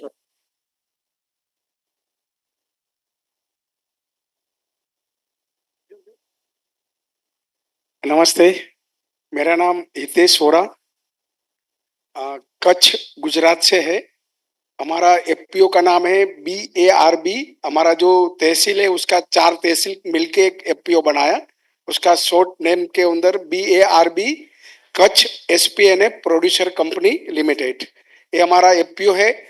कच्छ रीजन का 9 तहसील है और सब में से हमारे फार्मर जुड़े हुए 364 फार्मर्स हमारे ग्रुप में है। गवर्नमेंट का जो 10,000 एफपीओ है उसके अंतर्गत 3 साल के अंदर 18 लाख रुपया हमारा एफपीओ को मिला है। और उसके बाद हमारे एफपीओ को जो रन कर रहे हैं, जो हमको गाइडेंस दे रहे हैं, वो CBBO है, क्लस्टर बेस्ड बिजनेस ऑर्गेनाइजेशन। उसको 25 लाख हमारा एफपीओ के लिए मिल रहा है, जो हमको ट्रेनिंग देते हैं, हमको एक्सप्लोजर करवाते हैं, जैसा यहाँ पर आना है तो उसका अरेंजमेंट, ये सारा उसके अंतर्गत होता है। हम एज ए किसान हमारा जो उत्पादन करते हैं, यहाँ हर लोगों ने वही बताया कि हमको MSP मिलना चाहिए ताकि हम लोग वहां पर टिक सके और हमको अच्छा दाम मिले। लेकिन ये जो 10,000 एफपीओ है उसके अंदर हमको जो बेनिफिट मिलता है, हमारा किसानों के लिए हमारा एफपीओ मैन्युफैक्चरिंग करता है, हमारा खुद का मैन्युफैक्चरिंग यूनिट है। और हमारे आजू बाजू के जो गांव है वहां का जो सखी मंडल है, महिला है, वो उसके अंदर काम करने के लिए आते हैं। तो जैसा बाजरी हम लोग मार्केट में नहीं बेच के बाजरी का वैल्यू एडिंग करके हम लोग प्रोडक्शन बनाते हैं। जैसा रागी है, यहाँ हम लेके आए हैं, ये रागी का प्रोडक्शन है जिसके अंदर हम लोग मैगी, रागी का मैगी है और मल्टी ग्रेन्स का भी रेगी है, ये पापड़ है रागी का बनाया हुआ। तो ऐसी बहुत सी प्रोडक्ट्स हमारा है। ये फ्लेक्स है जो हम लोग रागी का बनाया हुआ, आप यहाँ आके टेस्ट भी कर, इसीलिए उसके अंदर थोड़ा सेव डाल के भी लेके आया ताकि आपको एंजॉय करने को मिले। ज्यादा लिमिटेशन था हमारा सामान का, इसीलिए थोड़ा थोड़ा लेके आए हैं। ऐसा करीब 180 प्रोडक्ट्स है जो मिलेट्स के अंदर से, और अदर देन मिलेट्स, जैसा मोरिंगा है तो हम लोग छाछ मसाला बनाते हैं, जैसो उसके अंदर मोरिंगा पाउडर और अदर जो हमारा खेती के अंदर होता है, वो सारी प्रोडक्ट हम लोग हमारा एफपीओ के जरिए बनाते हैं। और गुजरात में खुशी का बात वो है कि 65 एफपीओ ऐसा है जो 100% ऑर्गेनिक फार्मिंग करते हैं, ऐसा किसान है। तो उसमें से हमारा एफपीओ है जो हमारे किसान 100% नेचुरल फार्मिंग करते हैं। तो उसका जो प्रोडक्शन है वो हम लोग अभी हर सारा एफपीओ मिलके एक फेडरेशन बना रहे हैं, उसका प्रोसेस चालू है। और गुजरात से हम लोग ऐसा करीब 800 प्रोडक्ट का पूरा प्लानिंग किया है, जो हमारे किचन के लिए चाहिए वो सारा प्रोडक्ट हम लोग हमारा फेडरेशन के जरिए हम लोग आप तक पहुंचाएंगे। धन्यवाद।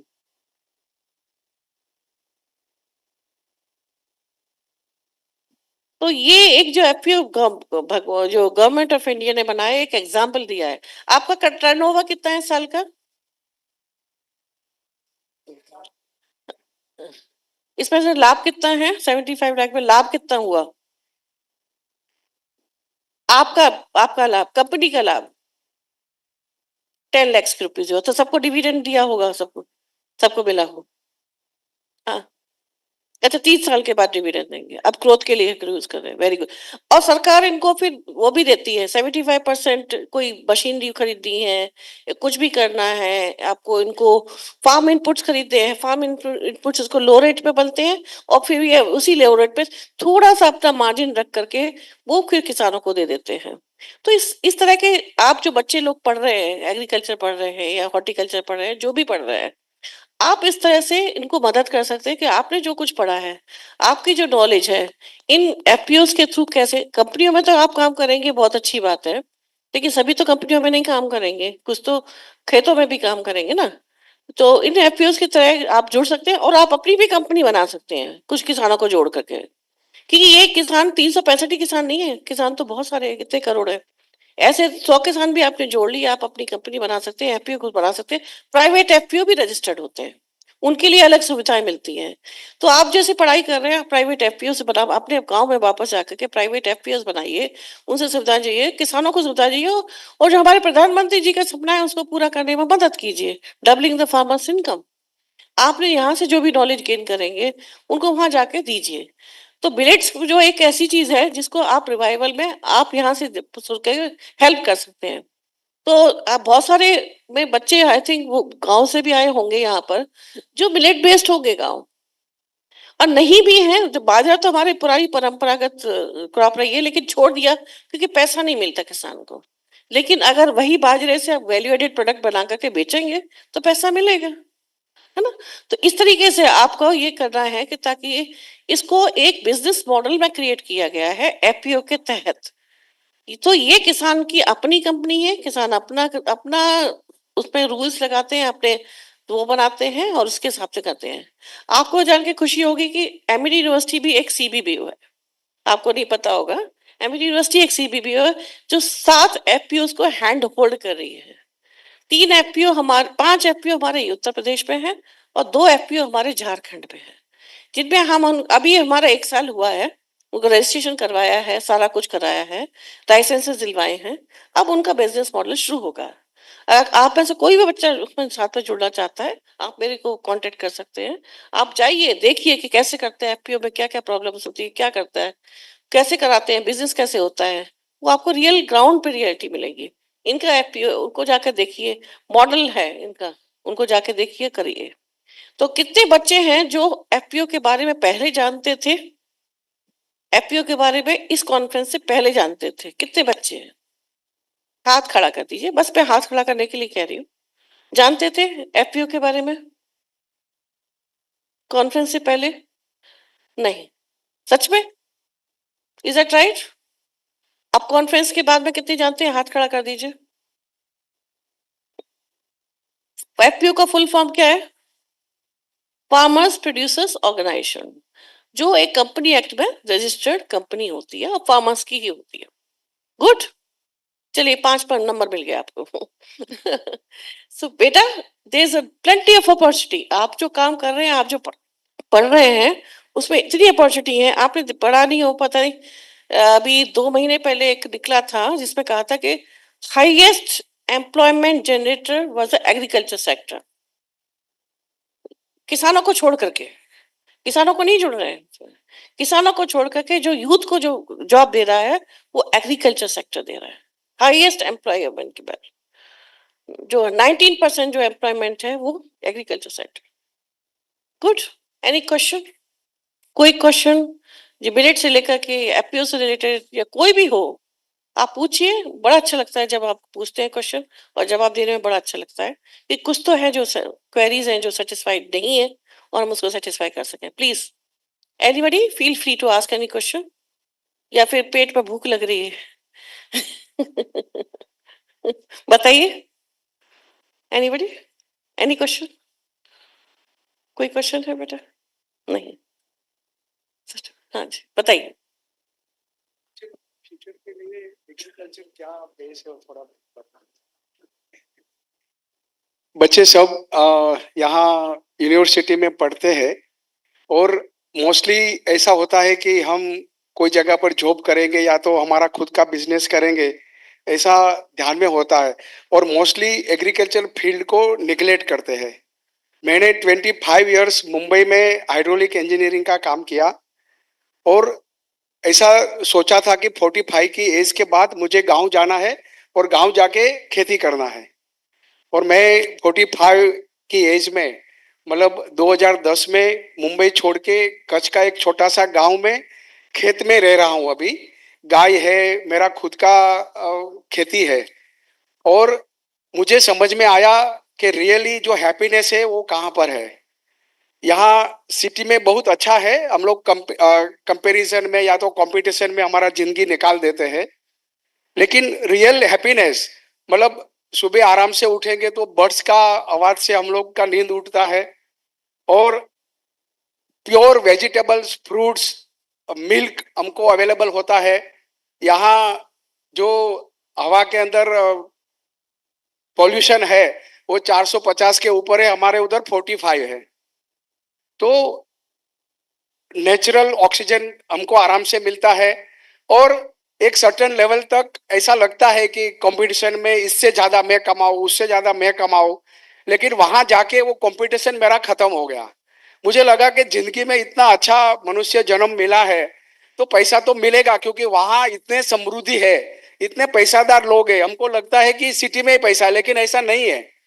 हमारी नीड के लिए, हमारा रिक्वायरमेंट के लिए, हमारा फ्यूचर के लिए हमको जो भी चाहिए विलेज में है। और अभी तो इतना फैसिलिटी भी हो गया है, इंटरनेट, मेडिकल के जो भी रिक्वायर्ड हमारा फ्यूचर, हमारा परिवार के लिए चाहिए वो ऑलरेडी अवेलेबल है। तो एक बार आप लोग अच्छा सोचते होंगे, लेकिन एक बार विलेज के साइड में भी देखना और सोचना कि क्या यहाँ पर भी मेरा फ्यूचर है। हमारा एपीओ के अंदर मैम हिमाचल प्रदेश से Nauni university doctor Y S. Parmar agriculture university है, वहाँ के हॉर्टिकल्चर के स्टूडेंट हमारे वहाँ पर 12 दिन का कैंप के लिए आते हैं, ट्रेनिंग के लिए, जहाँ हम लोग नेचुरल फार्मिंग और इको टूरिज्म, फार्मिंग के अंदर हम टूरिज्म क्या कर सकते हैं उसके बारे में उसको सिखाते हैं। और आपको जान के आश्चर्य होएगा कि फार्मिंग मतलब हमने कुछ कल्टीवेट कर दिया, कुछ उगा दिया, मार्केट में बेच दिया, वो फार्मिंग नहीं है। हमने 52 प्रॉफिट सेंटर हमारी किसानी से हम लोग ने जनरेट किया है। 52 जगह से हम प्रॉफिट जनरेट कर सकते हैं।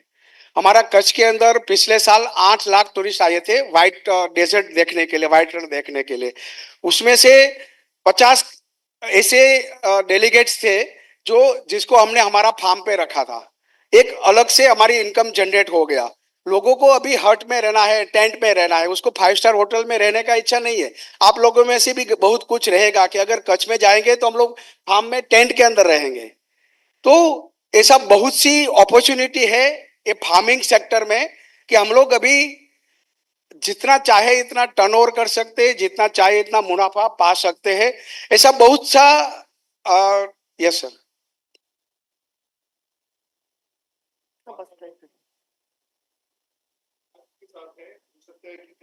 चले जाएंगे और हम सब भूल जाएंगे।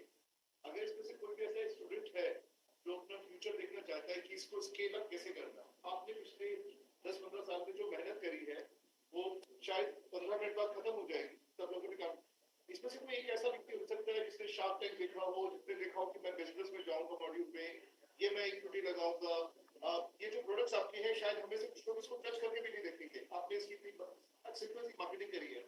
या यहाँ पे कोई ऐसा स्टूडेंट आप मोटिवेट कर सकते हैं जो अपना फ्यूचरिस्टिक करियर पाथ, मतलब आगे का अपना भविष्य, उसमें देखिए आज ये मौका है आप उनके सामने है। नहीं देखिए, ये तो अभी शुरुआत है ना। आज तो शुरुआत है, अभी इनको तो एफओ के बारे में पता भी नहीं था। आज ये शुरुआत है। ये बच्चे हमारे साथ अभी रहेंगे काफी साल में और इतना एक्सपोजर इनको मिल जाएगा कि शायद वो सोच सके इस चीज के लिए। तो हाँ, ये अभी शुरुआत है। हाँ बिल्कुल बिल्कुल, इसीलिए इनको लाया गया है यहाँ पर दिखाने के लिए कि देखिए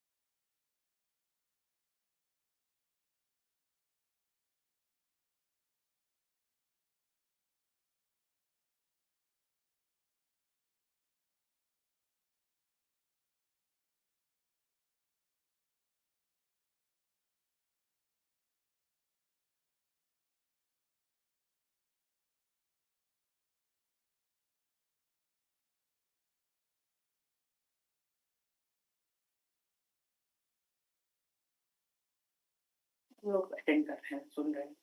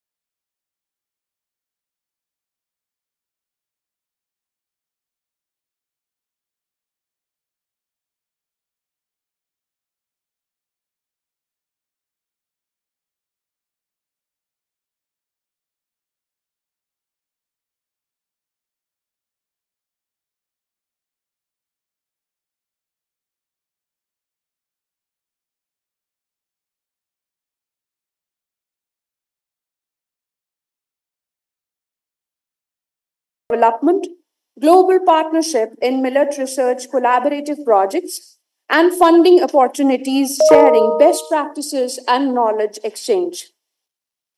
We are honored to have with us Mrs. Vinita Sudhanshu, General Manager, APEDA, Dr. Dayakar Rao, CEO, NutriHub, TBI, Hyderabad, Dr. Kalogiannis Eleni, Professor, International Hellenic University, Greece, Dr. Kiprotik Paul Kimotu, Director, AgroScience Park Innovation Center, Kenya, Dr. Nessia Jebali, Professor, Center of Biotechnology of Board Cedric, Tunisia, Mr. Juan Manuel Velasco, Chancellor of Agriculture of the Embassy of Spain in New Delhi, Dr. Tikam Singh, Principal Scientist, ICAR, Indian Agriculture Research Institute, New Delhi, Dr. Vilas Tanapi, ex-director, ICAR, IMR, Hyderabad, member of an advisory group of Niti Aayog, GOI, Dr. P.C. Gupta, Professor, Head Department of Genetics and PL Breeding in charge, ALCRP, on Peer Millet Agricultural Research Station, SKRAU Bikaner, Mr. Kishan Patel, Mrugraj Junagarh SPNF Producer Company Limited, Gujarat, India, Mr. Hitesh Bora, Bar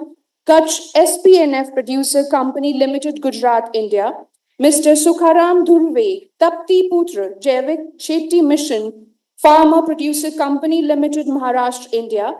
I now request the panel members to please join us on the dais.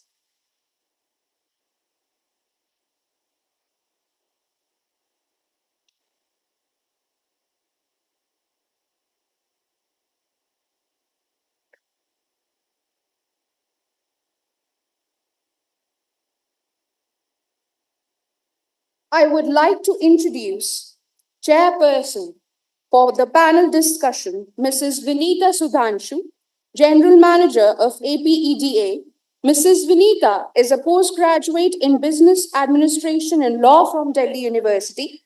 She is responsible for export promotion of horticulture products, including fresh fruits and vegetables, floriculture, and seeds and cereal products, including rice, wheat, maize, millets, and other coarse grains. She has also participated in export promotion activities in countries like the USA, Russia, Germany, Netherlands, Dubai, Amsterdam, Malaysia, Indonesia, Belgium, and Italy. I now request Mrs. Vinita Sudhanshu to please address the gathering. Thank you very much. Good afternoon, all the panelists at the dais. And first of all, let me compliment Amity University for taking this is one of that important initiative when we are talking about Indian millets, because we have strength and for the making the base for the further discussion. I would like to make a small presentation about the scenario of Indian millets available, the production, the role of APEDA, and what are the initiatives taken by Government of India to promote Indian millets in the international market. So thank you once again. Let me just share my presentation first so that we'll be able to start the discussion. Just a minute.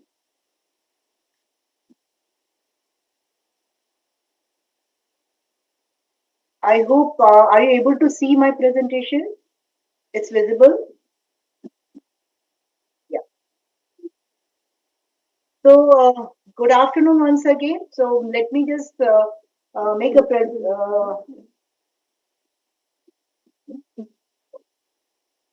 this we will be able to do. Huh? Yeah. So, let me just make a presentation that my the role of agri exports and initiatives taken for the strengthening the supply chain of millet exports. So let me just first introduce my organization. It's APEDA. APEDA is Agricultural and Processed Food Products Export Development Authority under Ministry of Commerce, Government of India. And our mandate is to promote the agri exports from the country. And we established in the year 1986. It's almost 38 years old organization.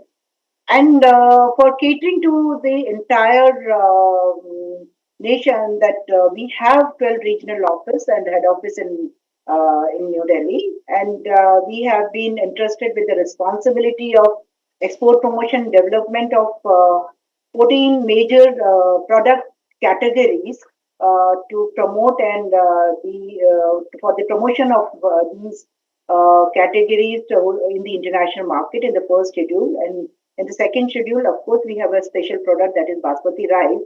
When I say 14 major categories, let me just tell you that we have 700 plus products in our basket, and and our vision is to establish India as a consistent supplier of quality and price competitive agro products to the world.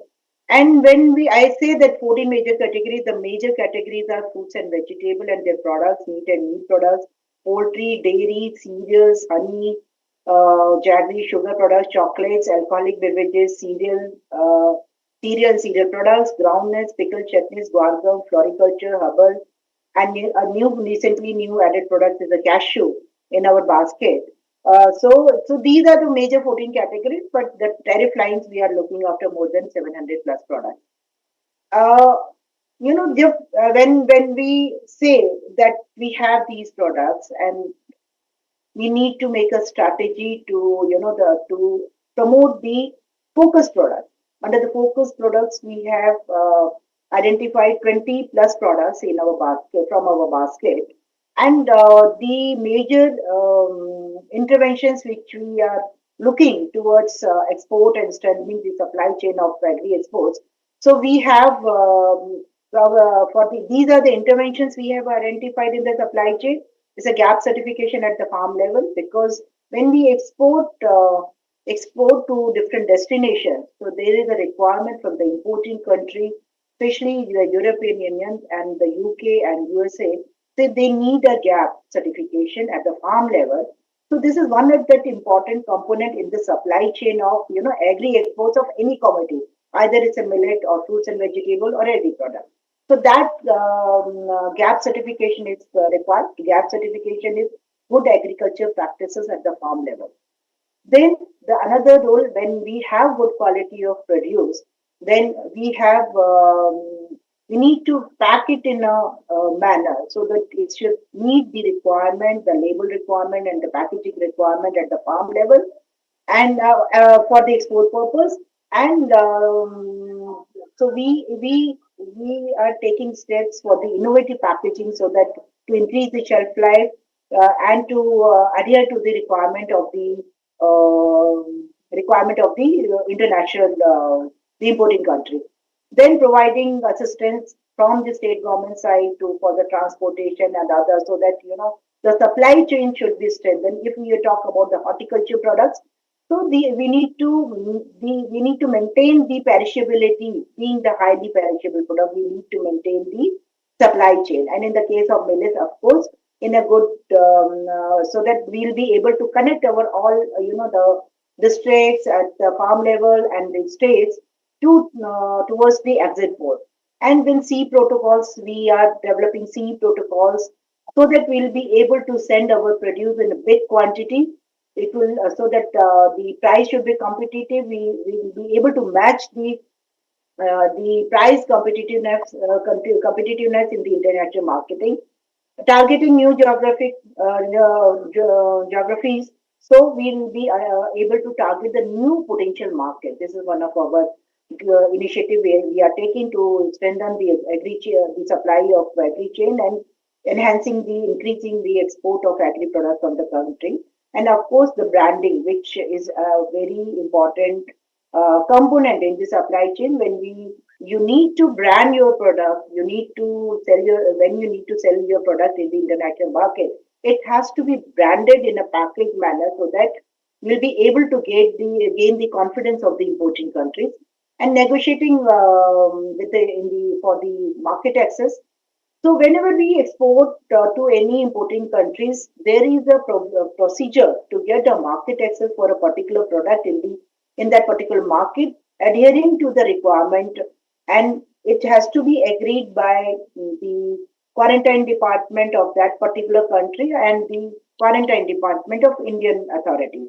So this is there also APIDA is trying to identify the potential products and the potential market where we need to see that if we don't have the market access, we should go for the negotiation for the market access so that my exporter will be able to explore that particular potential market as well.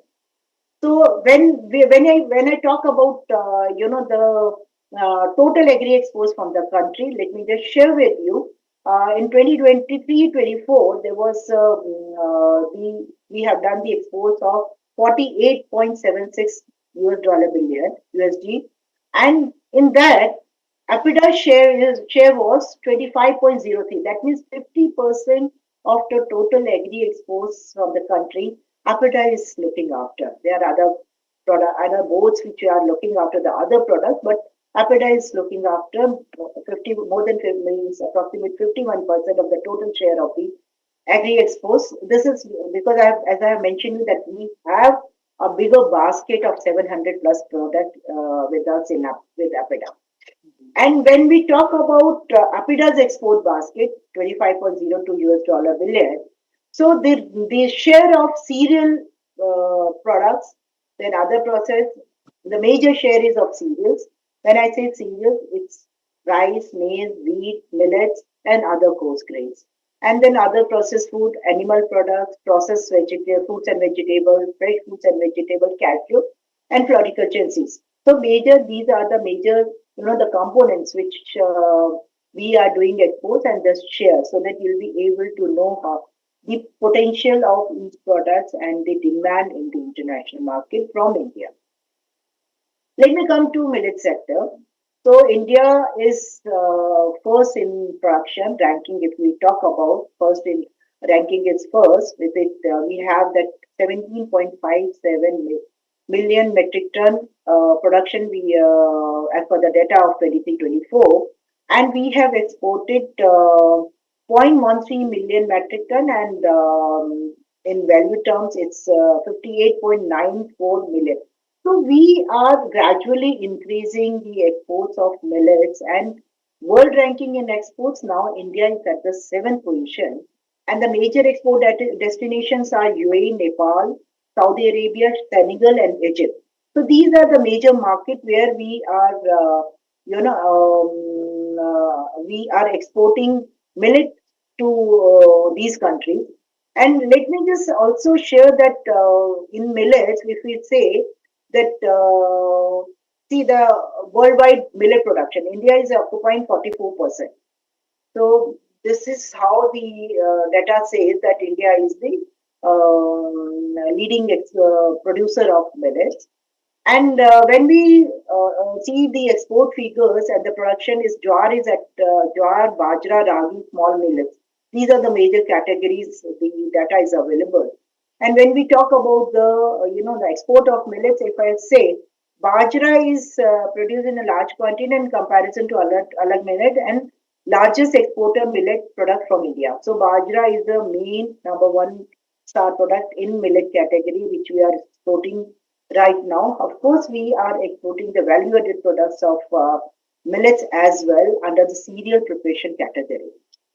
So these are the countries where we have the major destinations. I've mentioned you: UAE, Saudi Arabia, Nepal, Senegal, Egypt, Italy, USA, Kuwait, Libya, Bangladesh.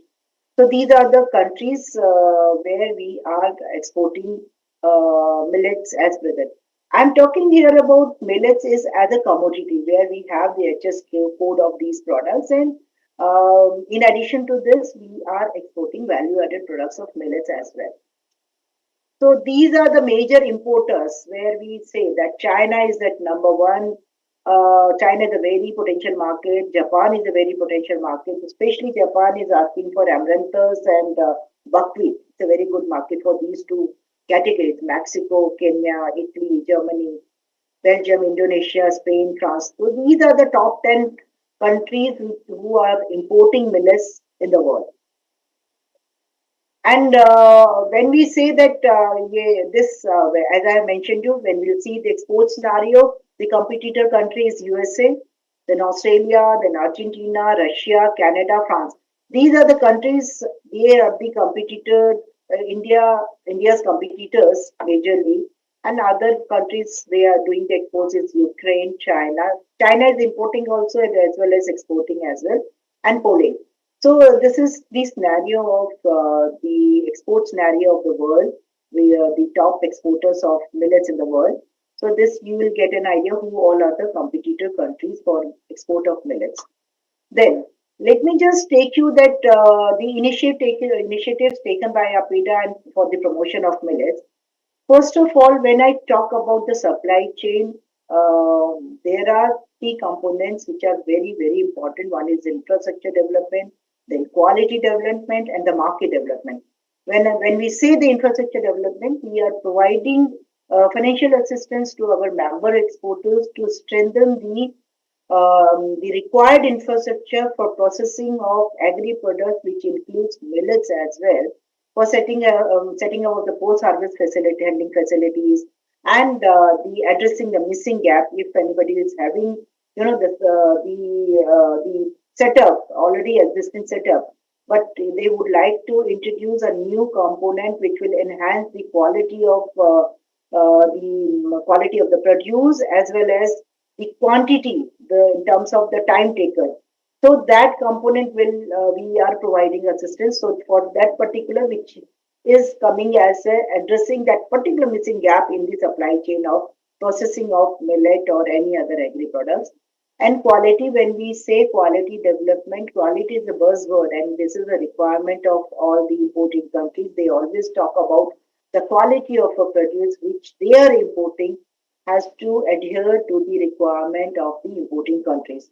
For addressing the quality development, we are again providing the financial assistance for quality management system, lab equipment, and testing of samples so that the exporter should have their in-house, exporter should strengthen their in-house laboratories to check the quality of a produce which they are processing it, they are exporting it. And market development, of course, it's a very important component in the supply chain of agri exports.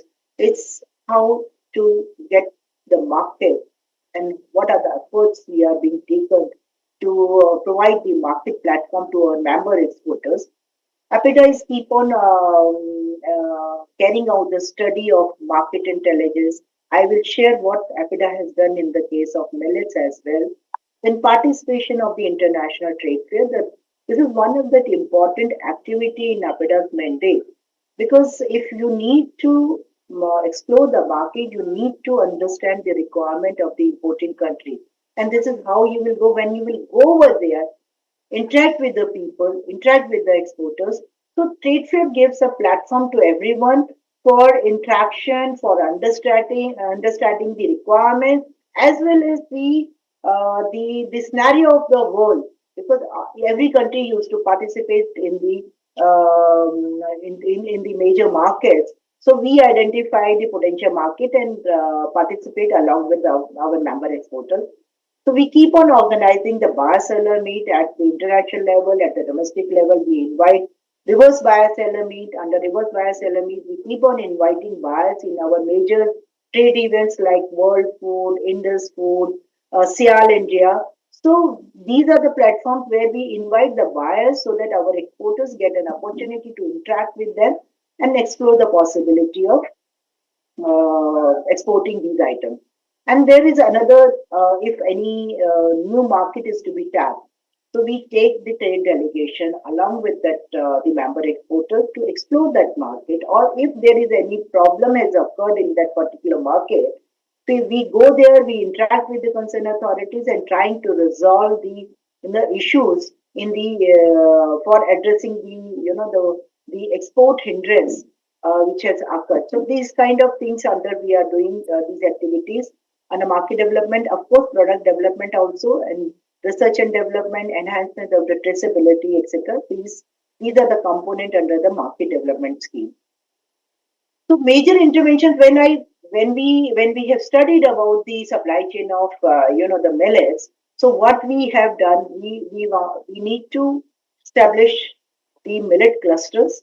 Establishment of millet cluster will ensure that you have a good quality produce and you are taking all necessary steps for good agriculture practices at the farm level so that the quality input should, the exporter should get a quality produce from the farm level. This is the important role, and you will be able to get the clusters are in the contiguous area, so where there is a potential as well as the good agriculture practices can be implemented in the cluster based approach. And then establishment of modern millet based processing unit and modernization of existing millet processing. This, as you mentioned, that we are providing the financial assistance for infrastructure development. So we are addressing this component under this category. Then development of incubation centers, and we have now APIDA has taken the initiative to promote the startups. We have taken up these new startups are coming up. In fact, in the morning we were discussing, and I think we have identified new 72 startups for millets. So those so that we'll be able to handhold them, able to tell them how to explore and how to strengthen the supply chain of export of millets. And development of innovative products from millet. This we are also taking the help of the Indian Institute of Millet Research for development of new products based means the value-added products of millets, and different trying to develop the new recipes of the millet, which can be introduced as a breakfast menu in the Indian restaurant and overseas market. So we keep on taking steps or promotional activities for introducing introducing Indian millets in the international market.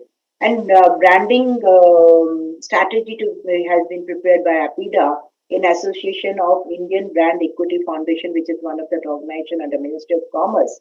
So we are doing the millet campaign across the world, telling people about the strength of Indian millets, the quality, the products available, so that people should know how much potential we have in India for serving to the other countries. So APIDA's initiatives, we have Export Promotion Forum. When we say that the supply chain, individually APIDA cannot do everything. So we need to have all the stakeholders with us, along with us, so that we'll be able to address the supply chain of the millet and millet products. And for that, we have taken stakeholders, and this is particularly a trade-driven forum where the trade gives the feedback to enhance this thing.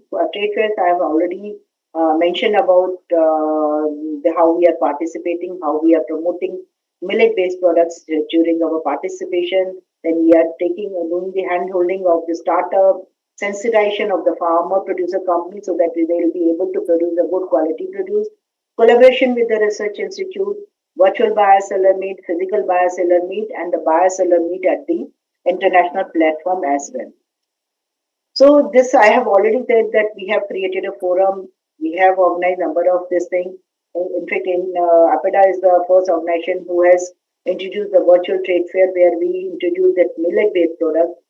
APIDA has signed an MOU with Indian Institute of Millet Research for export of production of millets and making a strategy to promote the millets and its value-added products in the international market.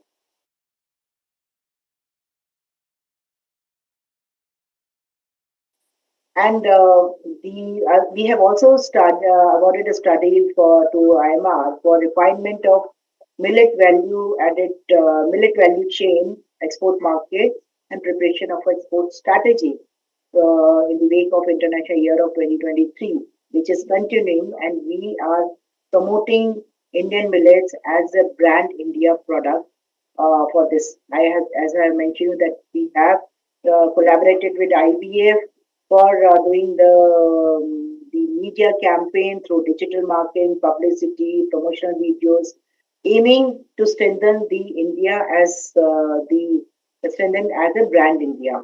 And promoting quality in exports will ensure adherence to the international standards through ERC certification and upgrading their laboratories under our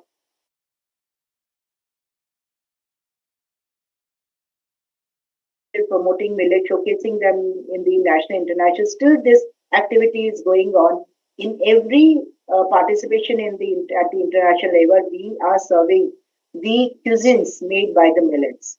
And this I have told you that FPOs and startup, we are trying to enhance them. We are doing hand holding of, and we are doing the awareness program so that they can be foster for agriculture and entrepreneur development for millet and millet based products. So these are the glimpse where how we have promoted the Indian millet products at the different international platforms. We have signed an MOU with one of the biggest retail chain store in Middle East. It's a Lulu. Everybody knows about the Lulu Group. APIDA has signed an MOU with Lulu Group to strengthen the Indian millets in the Middle East through their retail chain stores. So these are the different glimpses. This is how we are doing the wet sampling of Indian cuisines in the international market and the domestic, and even through our Indian missions as well as at different countries.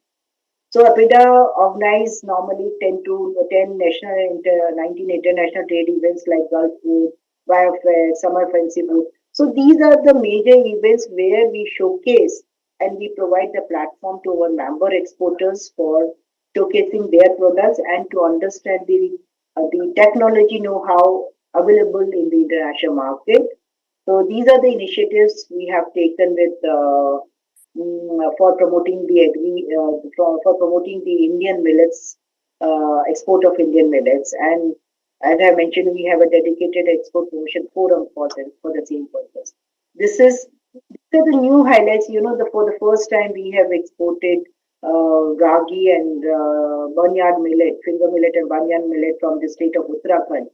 And we have then got an opportunity to again send a consignment of organic barnyard, finger millets and amaranthus to Vietnam. Let me just also share that when I was talking about the organic, in the APIDA is a secretariat for implementation of NPOP, is National Program for Organic Production. So whatever we are exporting from organic product from the country, APIDA is the secretariat. APIDA is looking after, is a regulatory body to looking after export of organic products from the country as well as the promotion of organic products. When we talk about organic products, of course, millet is one of that important product in organic basket as well. And we have also got an opportunity to facilitate from Maharashtra, which was the first entrepreneur farmer producer company. We have handled those. It's a woman entrepreneur company, and they were able to ship their first consignment of jowar and ragi to Dubai market. So these are the social media promotions which we are promoting the Indian millets at the to the world through our social media promotion. So these are the media coverages which we are trying to highlight India's the strength in the millet sector. So achievements of 2023, the number of value products have been developed in association with Indian Institute of Millet Research. Many more startups have come in the field. More than 100 millet startups have started exporting millets after the celebration of International Millet Year of 2023. In fact, we have just passed away 1 year only, but this is the number. So people have shown interest, and if they are taking initiative for promoting, for exporting, definitely they are going to strengthen the backward supply chain at the farm level. General awareness has been increased that the potential of India's potential in the millet sector, domestic market is increasing. Consumers, farmers, startups, retailers they are getting benefit out of it, and farmers are getting better price for their crop. And we are also encouraging through our sensitization program to grow millet so that there will be a sufficient quantity should be available to cater to the world. So this is the millet promotion strategy. This is one of that important thing. We thought that we have created the access code for value-added products for ensuring that it should be properly classified, and we should get enough proper data to analyze what are the next strategy to be made to promote Indian millets for the international market. And of course, we are making tie-up with popular supermarkets, hotel chains in the potential market through our Indian missions for promoting Indian millet. In fact, on 25th or 25th, 26th, 27th January, so different Indian missions are promoting, celebrating the Republic Day celebration, where they invite the important dignitaries to their events. So there, especially the organic millets have been highlighted, and we are promoting Indian millets along with other fruits and vegetables during this event. So thank you very much for patient listening. So that I have just give you an the idea about this thing, so that able to we'll be able to see how much is the potential we have in India for in the millet sector and the efforts being made. Because as I have always mentioned that it's not only the one organization will be able to do it, but all the stakeholders play a very crucial role to strengthening the supply chain. So this is the scenario, this is the products available in our basket to offer to the world. I think with these words, I once again thanks the Amity University for giving me this opportunity to share my thought process with all the learned audience. Thank you very much. Thank you. Thank you, ma'am. Now, I would like to introduce co-chair of the panel discussion, Dr. B. Dayakar Rao, CEO of NutriHub TBI in Hyderabad and principal scientist. He has made remarkable contributions in the field of agricultural economics. Madam, yesterday they have read I think we have less time. You leave it here, people know that. So will you please skip off the introduction. Thank you very much once again for reposing confidence in me to share this session. Now, thanks for Vinita madam. She has given a comprehensive presentation about how millets are taken to the global markets, the trade part of it, the marketing, branding, and many other related to the supply chain and value chain. And she elaborately, that was a very huge Herculean task that APIDA has taken up, and it was really just, I think, sensitized the global across. So now that the title of this session, as you all know, are you with me? I just want to hear whether are you with me or not. No, only if you are with me. Yes, Dr. Dayakar Rao, good afternoon. Good afternoon. We are here. Yes. All of you, please be awake. We'll try to close the session as early as possible. Now it is 3:20. Now we have the speakers. Initially, I thought I'll be able to give 3 minutes, but now they should restrict to 2 minutes each. See, the now international collaboration title of this particular panel discussion is on international collaboration in millet R&D, global partnership in millet research, collaborative projects and funding opportunity, sharing best practices and knowledge exchange. We will try to see that each one may give a perspective in such a way, because I see some of the countries' perspectives are going to be presented. So please, my constraint is that you may have to take about 2 minutes each to restrict yourself. After that, then I'll have to give some, if you are exceeding time, then I'll have to give some sort of a reminder to you. So there was a request from Dr. Vilas Tonapi, who is a former director of ICAR, Indian Institute of Millet Research, Hyderabad, that he has another impending thing. So I request him to may share his thoughts on this subject. Sir, the time is yours for up to 2 minutes. Yeah, thank you, Dayakar. Am I audible? Yes, you are audible, sir. Okay. So it has been a great initiative basically to have a great Indian makeover for Indian millets for a global platform. But what is really important basically is the kind of production ecosystem that is existing today and the demand scenario. If we analyze, we find that the negatively skewed supply system to the tune of 40% limits the total ecosystem of consumption at household level, at industry level, food processing level, and to the export. So demand is being generated, but the fact is how we can really take up the steps in order to fill the gaps in the R&D. So the strategies and the policies that need to be available there should be focusing on networking at global level to see that the genes, the germplasm, and the genomics are networked together in order to see that we have the genotypes whose productivity is much better, maybe 30-40% better than what is available today.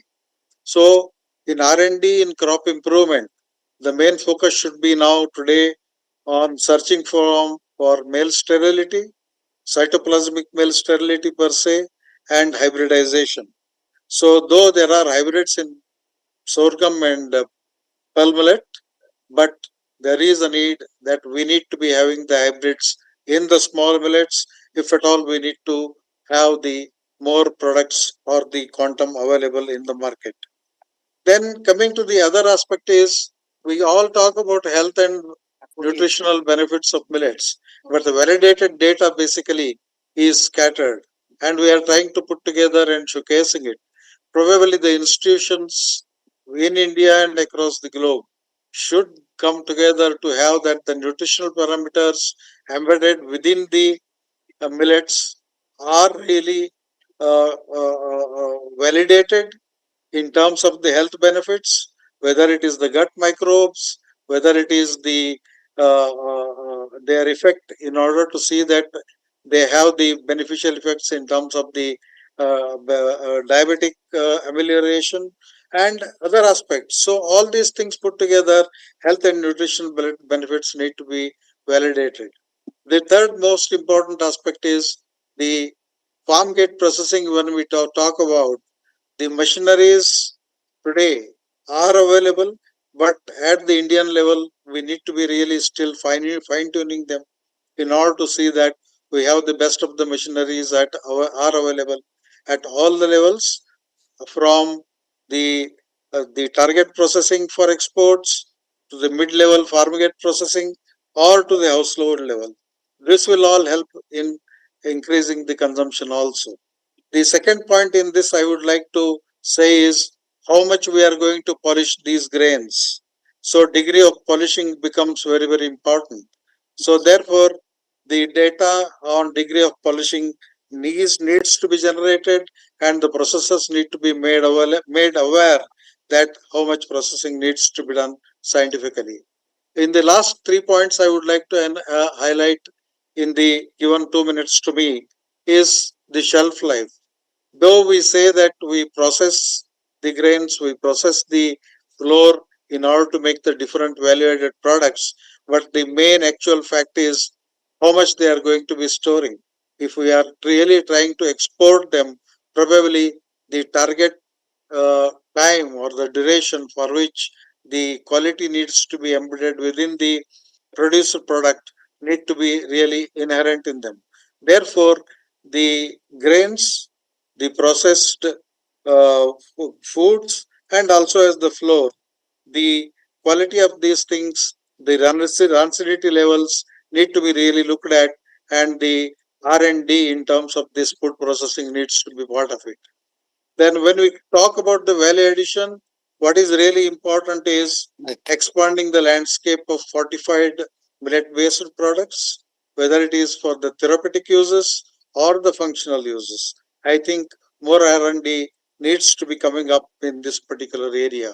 Thank you, So Dr. finally, Tonapi. so I will be taking 2 minutes, 10 seconds in order to conclude that we have scattered ecosystem available. There are international delegates in this panel discussion. It is really required to see how we augment each other's strength in order to showcase the millets as global millets and valorizing the benefits what they can offer to the mankind. So thank you very much for the opportunity. Thank you. Thank you, Dr. Tonapi, very elaborated. Join your hands to appreciate some of the very critical points that are impinging R&D system. And he has taken from male sterility, the genetic improvement, how the productivity can enhance. From there, health benefits, the value addition processing, then promotional aspects, and finally, just how each other can support in taking millets and making an India a global hub. Now, going further on this, the next speaker, now we are going to have a perspective from Dr. Kalogiani Eleni, Professor, International Hellenic University from Greece. I think, Sir Florisio, you have 2 minutes time. Please use your microphone.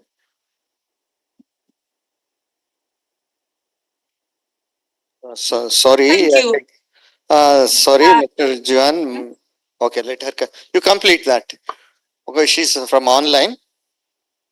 Hello. Yes. Hello, Gani. Yes, I'm from Greece. So good afternoon from Greece. I'm very happy to be in your panel. I congratulate you on your initiative to further develop millet, because as I see, millet becomes even more important if one takes into account the climatic change, the growth of population in combination with its high nutritional value. My expertise is in food science, food processing, and lipids and lipid oxidation. So this is what I can contribute here in this discussion mostly, because I think that if one wants to further develop this product, has to overcome problems with shelf life.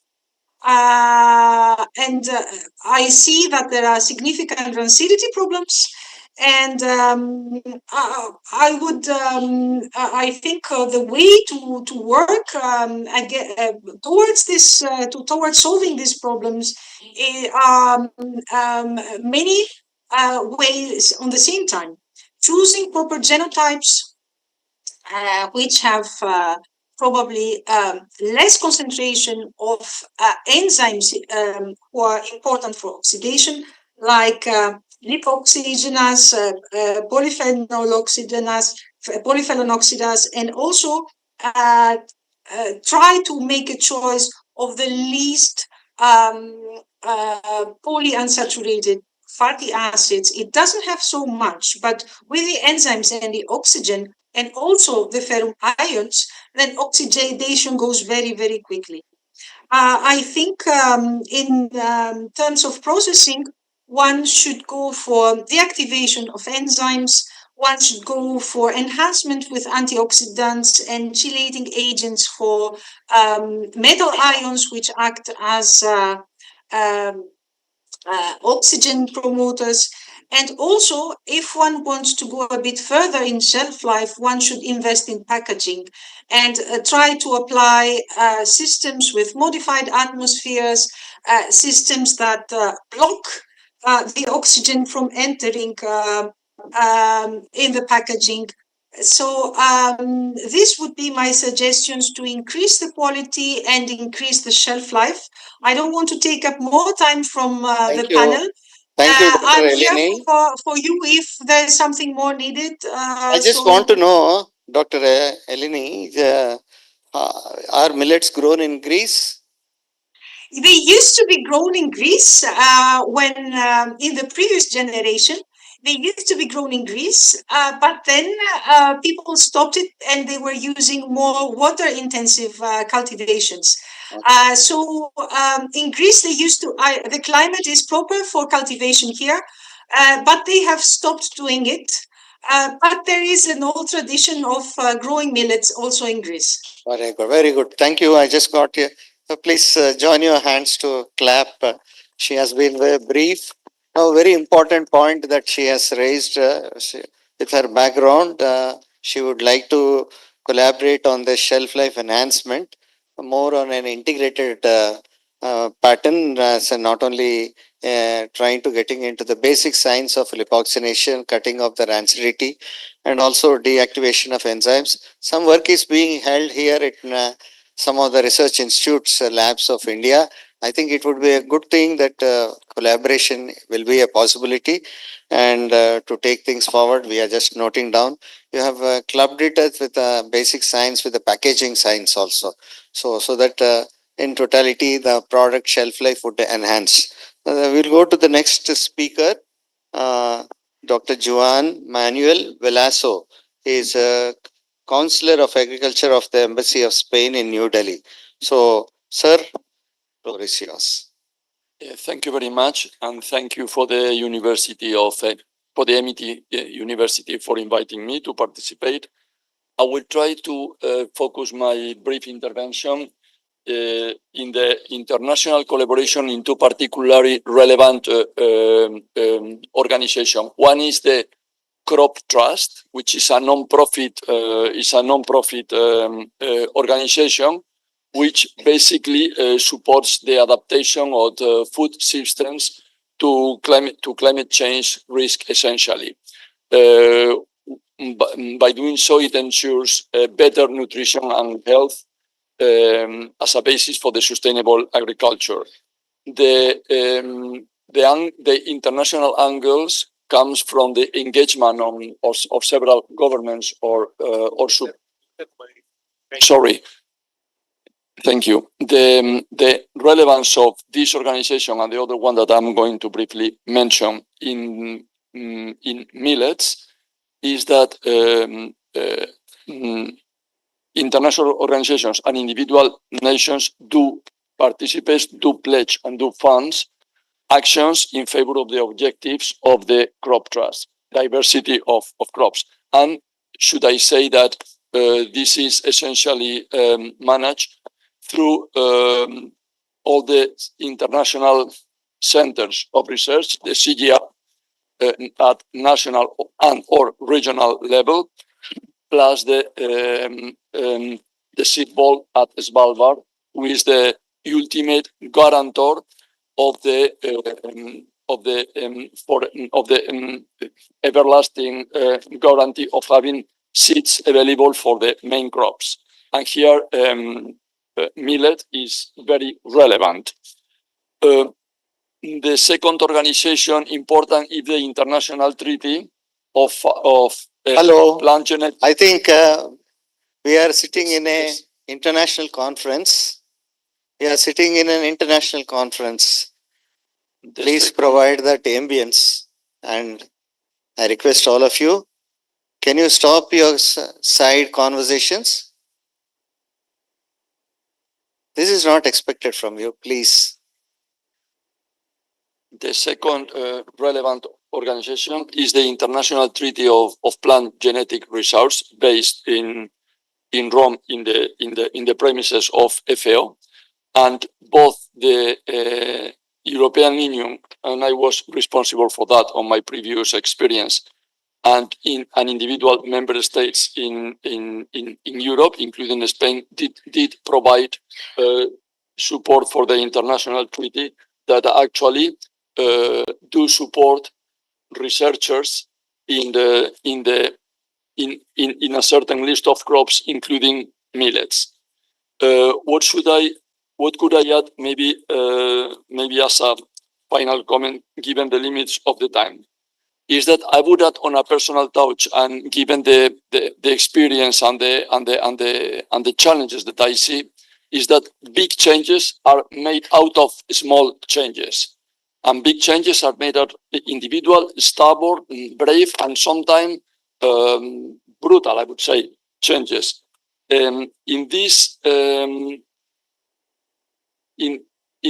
line, I would say that we should be careful not to lose the big opportunity provided by millet, which, even if it is in world terms a minor crops, it is a major crops in many respects. But not only millet, but also the wild relative of millets. This is a super important value in terms of genetic resource, in terms of food security, in terms of gender balance. Many women are involved in the process. In terms of small farmers, in terms of anything that goes in the vein of a more sustainable food system.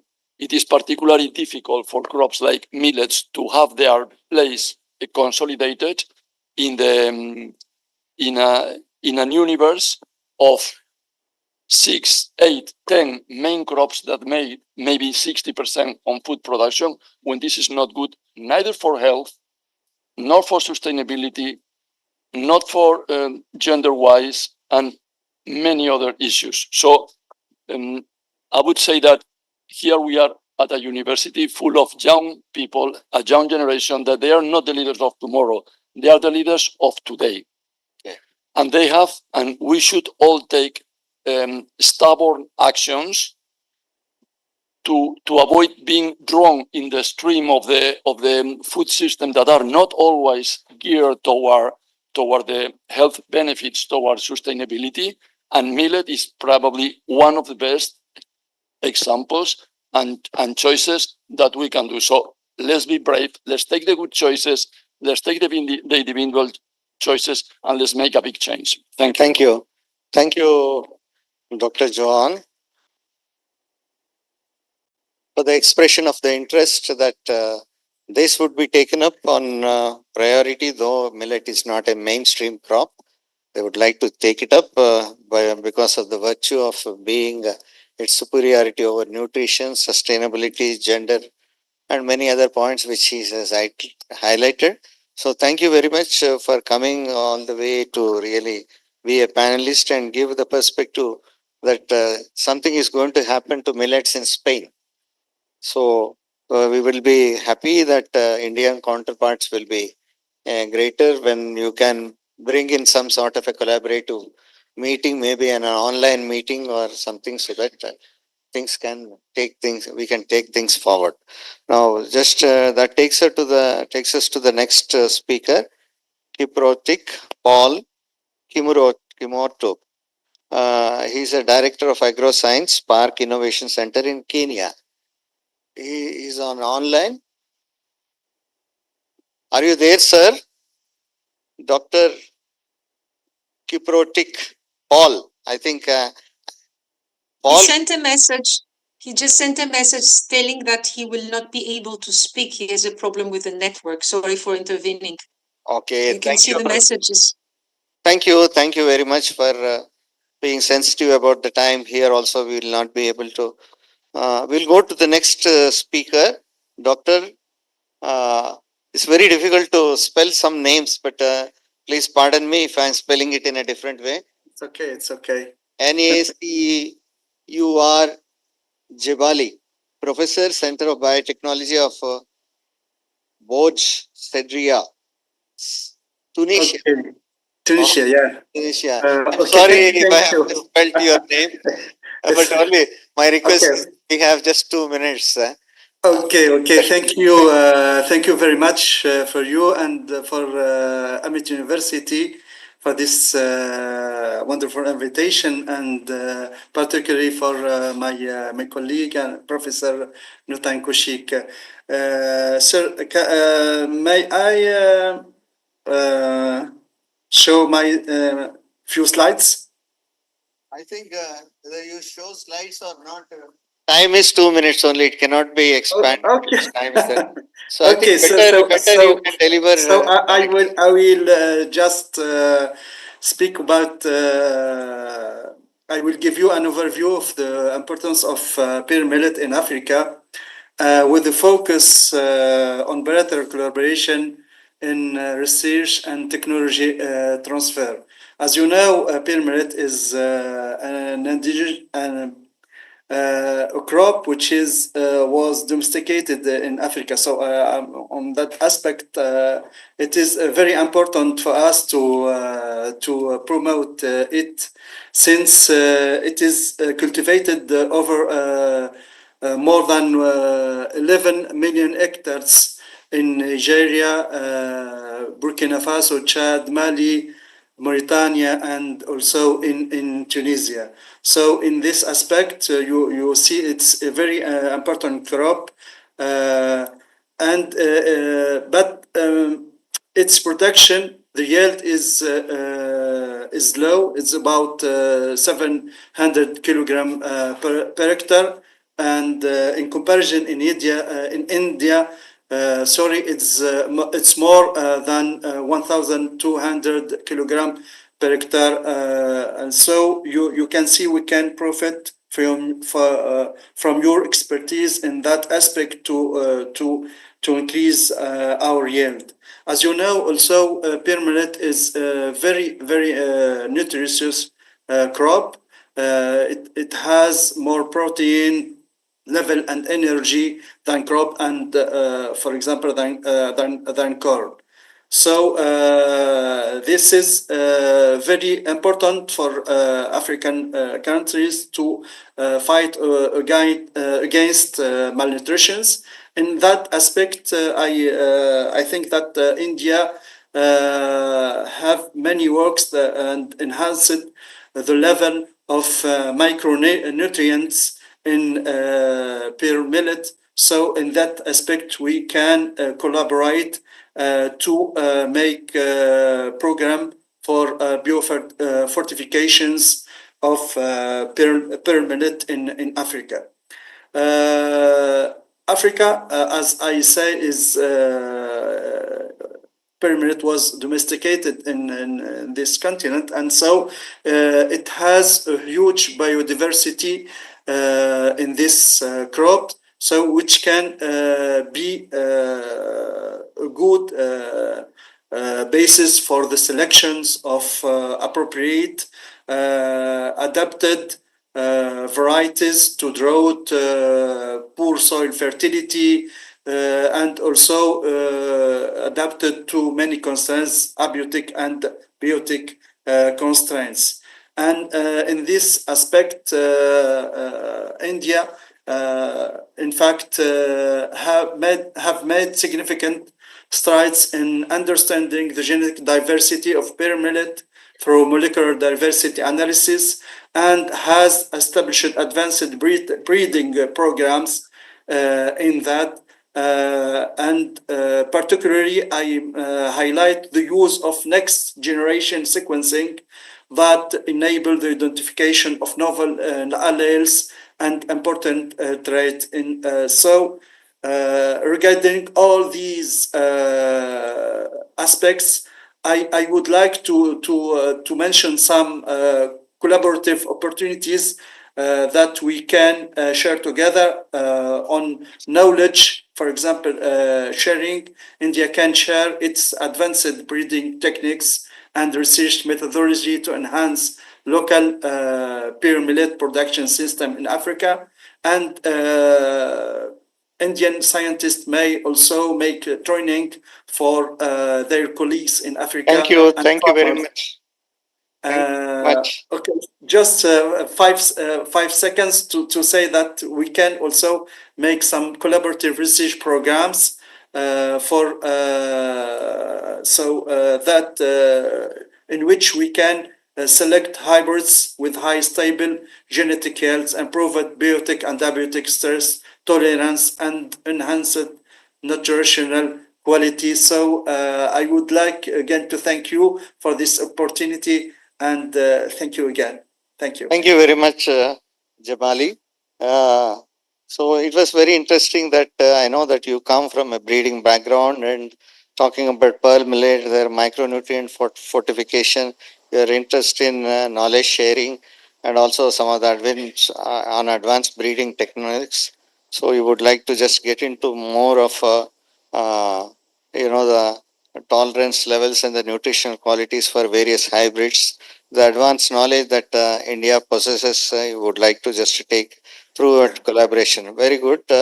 Thanks for your expression of interest. You are growing. I know that many of the African nations, they are growing millets, but the value chain is not yet developed. So the market side is also equally important. One is productivity side, that's the supply side, while the markets, the number of mouths who are consuming should be enhanced. So everything has to be a connected way where the food technologists, nutritionists and other things, automatically the demand can take up the research and that will make a meaningful exercise. Now, thank you very much for being there. Doctor, now I go to the next speaker, Dr. Tikam Singh, Principal Scientist of IRA, New Delhi. Are you there, Dr. Tikam Singh? Yes, sir. I'm here.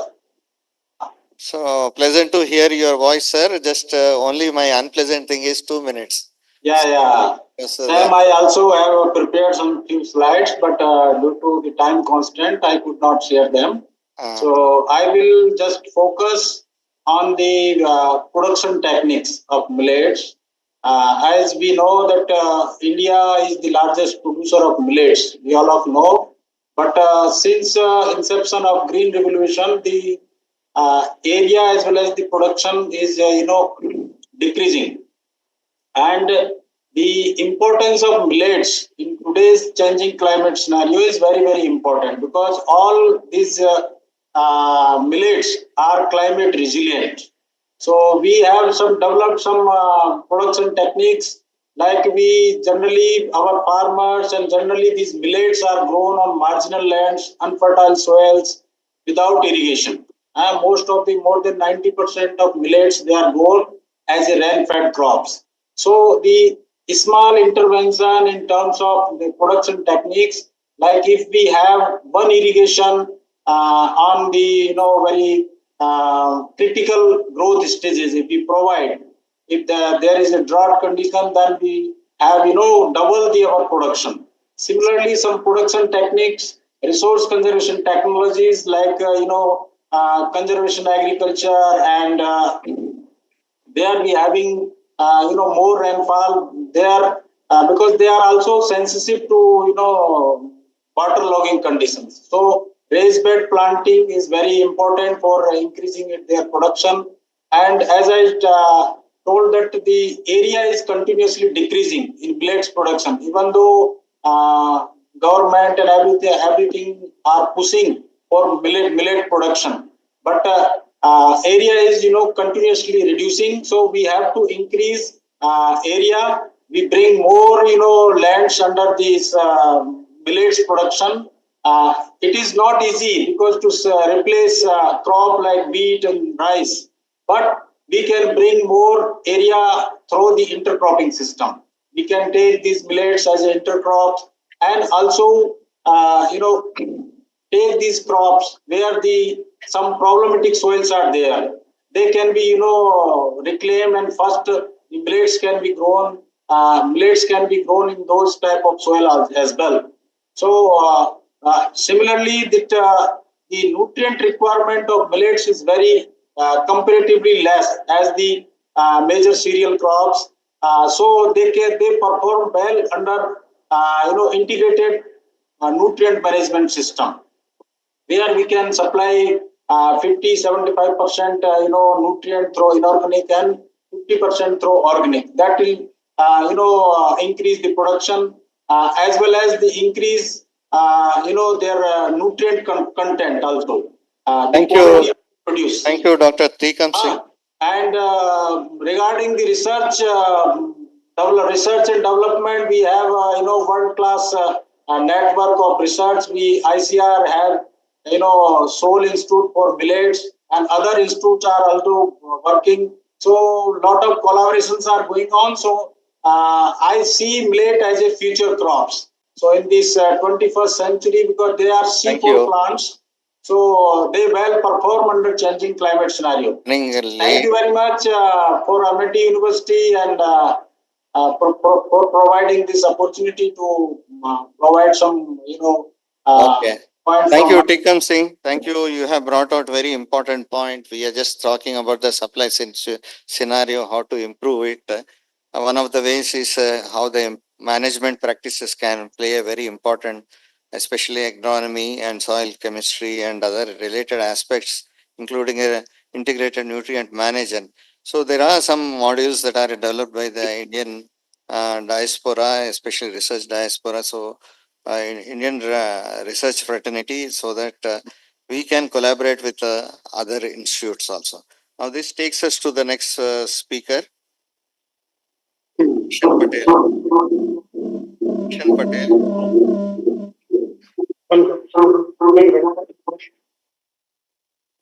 Gujarat.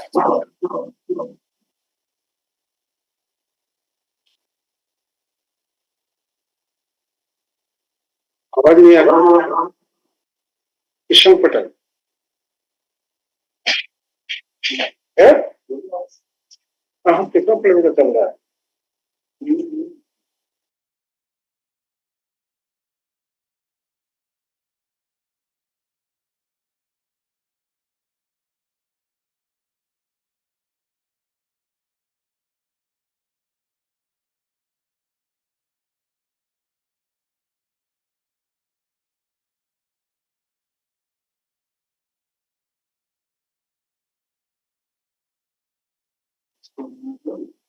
वो तो speaker की आवाज तो आनी चाहिए, अब तक आ रही थी जैसे। तो सीधा एपीओ ખેડૂતો से माल का खरीदी करके सीधा बिक्री कर पाएगा, जिससे कि जो भी कॉस्ट आएगा वो डिक्रीज हो जाएगा, जिससे हमारा जो कॉस्ट ऑफ वैल्यू है वो डाउन हो सकता है। इसके बाद एपीओ जो वैल्यू एडिशन करेगा, जिससे कि क्या होगा कि जो भाई हमारा फार्मर्स को थोड़ा बहुत आमदनी मिलता था उससे ज्यादा मिलेगा। कैसे? तो कि भाई समझ लीजिए कि हमारा जो भी प्रोड्यूस निकला, सपोज के रागी निकला, उसका हम डायरेक्ट सेल आउट करेंगे तो थोड़ा कम प्राइस मिलेगा, बट उसको हम वैल्यू एडिड और उसका पैकेजिंग यहाँ पे हमने लगाया भी है, आप देख सकते हो उसको, कि जैसे हमारा वैल्यू एडिड प्रोडक्ट होगा जिसमें रागी पापड़ी हो गया, पाइप फ्राइम्स हो गया, फ्लेक्स हो गया, बहुत सारे प्रोडक्ट, और उसके साथ हम उसका वैल्यू एडिट करके सभी प्रोडक्ट उसको सेल कर सकते हैं, जिससे क्या होगा बल्क प्रोडक्शन में हमारा वैल्यू एडिशन भी रहेगा और साथ साथ में किसानों को अच्छी आमदनी भी हो सकती। इसके बाद तीसरा हमारा रोल ये रहेगा कि एपीओ फार्मर्स को ट्रेनिंग देगा कि मिलेट का जो भी फार्मिंग रहेगा उसमें क्या क्या दिक्कत आएगी, उसके ऊपर उसको ट्रेनिंग दी जाती है, जिससे कि फार्मर्स को बेनिफिट मिलेगा कि मिलेट में फार्मिंग कैसे करें और उसमें बढ़ावा कैसे दे सके। तो मैं लास्ट में इतना ही बोलूँगा, क्योंकि अभी ज़्यादा टाइम नहीं है, टाइम मैनेजमेंट के हिसाब से मैं इतना बोलूँगा, we can make millet not just our regional crop but as a global solution. Thank you.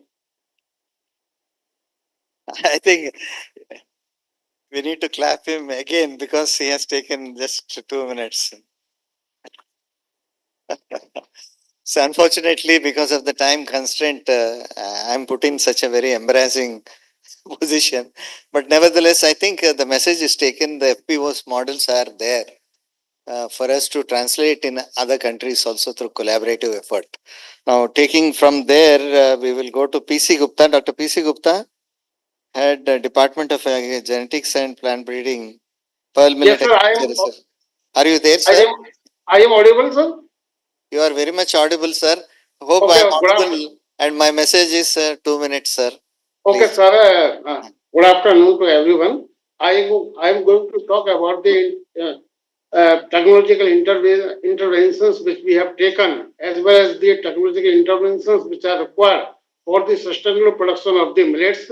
As you know that the millet is the very important crop of the India, particularly Rajasthan state that has 50% area under the pearl millet, and which is grown on the marginal lands. So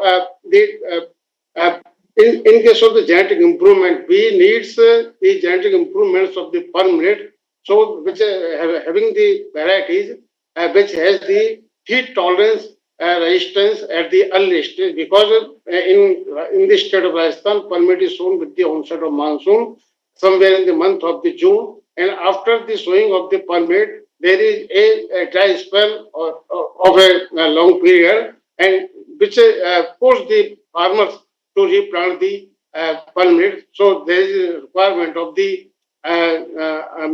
varieties or the hybrids which have the heat tolerance at the early stages.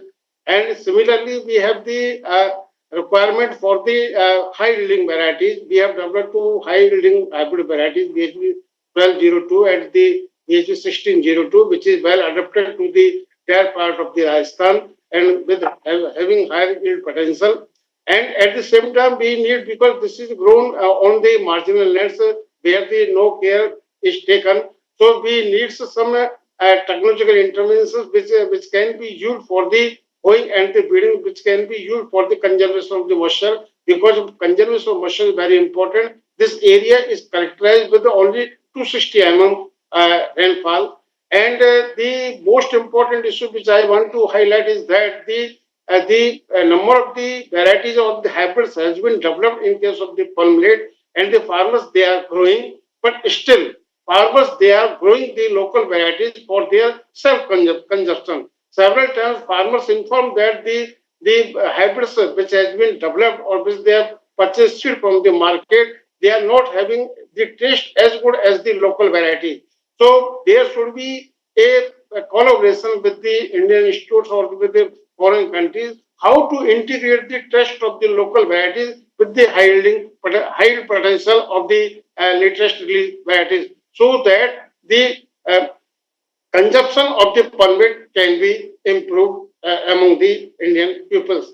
Another requirement is there must be a collaboration with respect to the seed production, because Indian conditions they favor the seed production of the permanent, and this seed production can be we can export to other countries in the form of the seed, because larger area exists outside the India as well as within the India. So the seed industry itself a very big opportunity in case of the permanent. Sir, your points are taken, sir. So Yeah. it's time for me to. Another point is with respect to the self-life of this permanent restricted problem is there. This is my personal view. I don't know how much it is relevant, but let me tell you, sir, the self-life is very less, and therefore the most of the domestic families they are not using this permanent because it cannot be stored.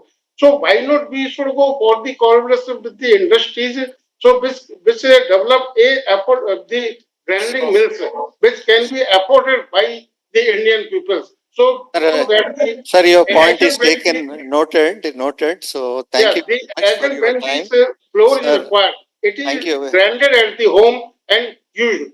So with these interventions, we can. Sir, all your points are taken, noted. Yeah. They have noted. Please, Yeah. it's time for us to Another go to form the is next. there should be a development of the seed hubs, particularly for the seed to provide the seed. Thank you, sir. Thank you very much. We'll go to Farmers the next while in speaker. time. Yeah. Okay, thank you, sir. Thank you very much. Communicate to them. Thanks is by clapping hands. Thanks for your Okay, thank you, sir. students, participants.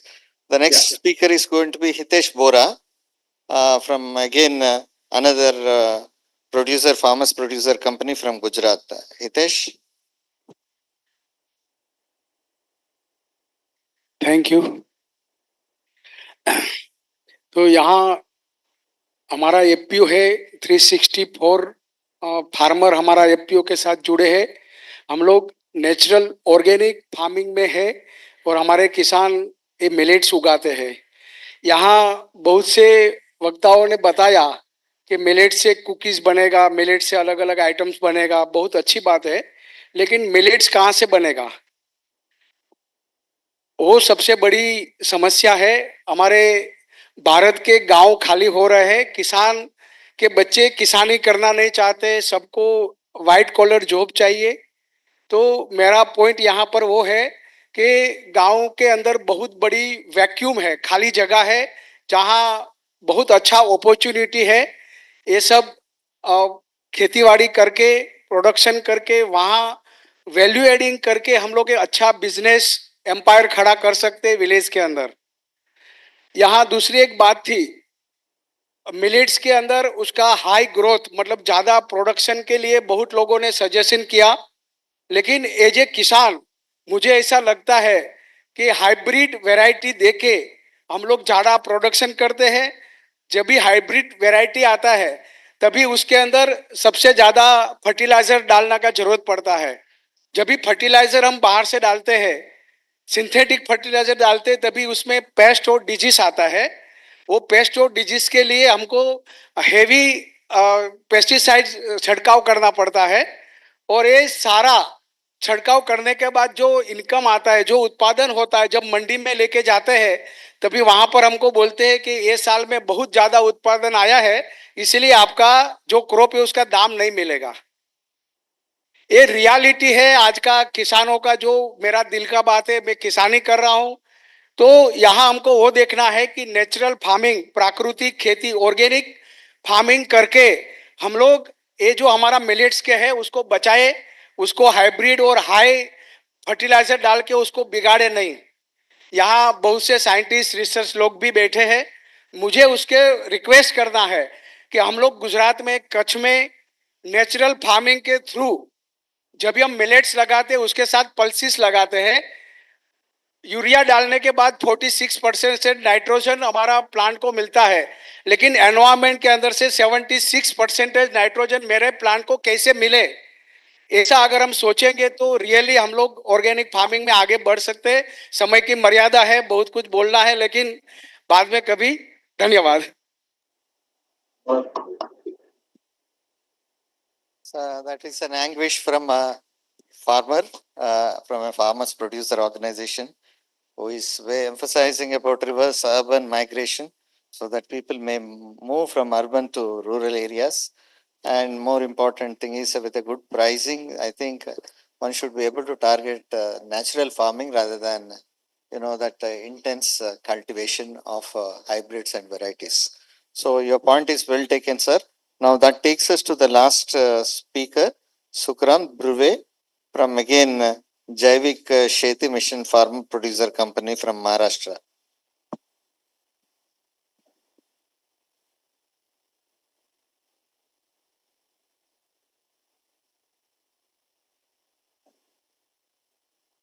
नमस्कार, मैं Sukhram Durve. Sir ने अभी बताया हम farmer producer company है, महाराष्ट्र की Vidarbha Amravati district के धारनी चिकलदरा जो ट्राइबल एरिया का बेल्ट है वहां से हो और खुद फार्मर भी हो और फार्मर प्रोड्यूसर कंपनी का डायरेक्टर भी हो। हमारे यहाँ पे सन 2021 से हमने कंपनी की स्थापना की है और हमारे जो ट्राइबल एरिया में कोडो मिलेट, सावा मिलेट, कुटकी मिलेट, लिटिल मिलेट्स और भादली मिलेट्स ये परंपरागत पीक थे हमारे। लेकिन 1995 से 98 के बाद में ये इसका मार्केट नहीं होने की वजह से लोग इसे घास का बीज कहा जाता था।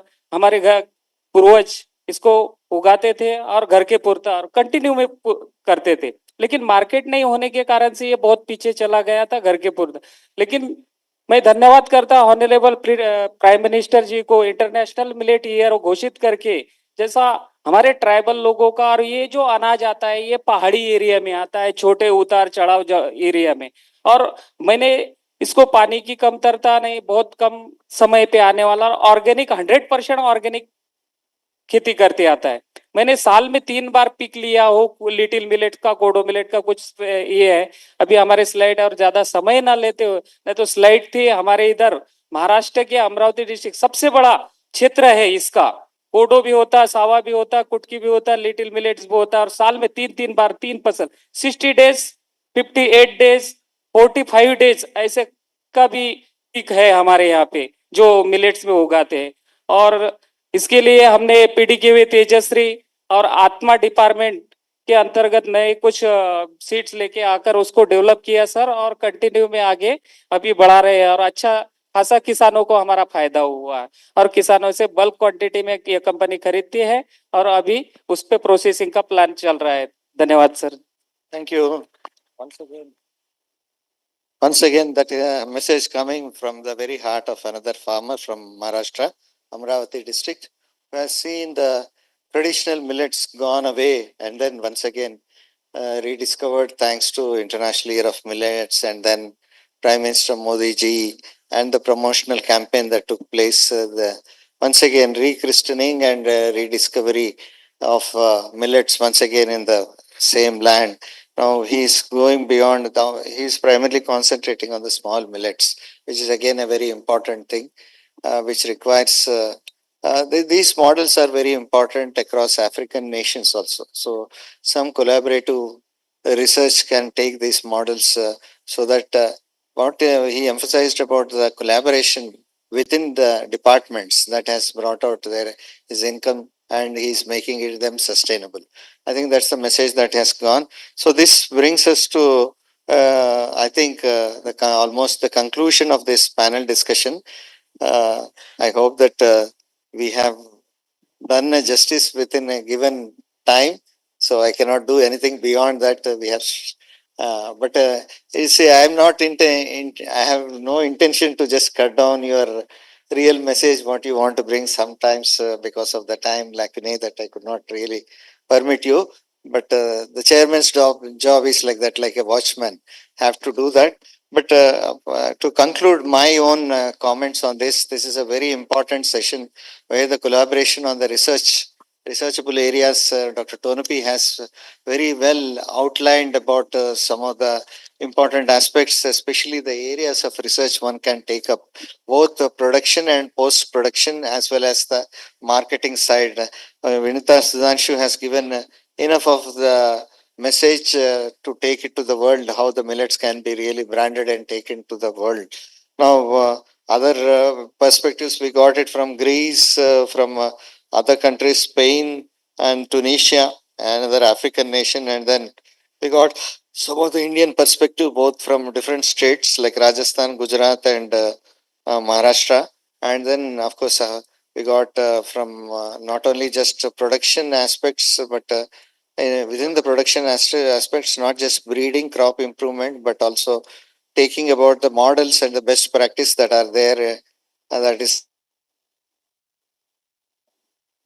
South collaboration, triangular collaboration mode. I think there is a possibility that one can take up this collaborative research work among the bringing other nations. India has taken a lead and become a global hub, thanks that the advanced knowledge that which we have built on entire value chain. I think this is what we can replicate and really make this millets a mainstay of not only in India but other places also across the globe, bringing in both health and wellness, sustainability, gender equality, and many other issues.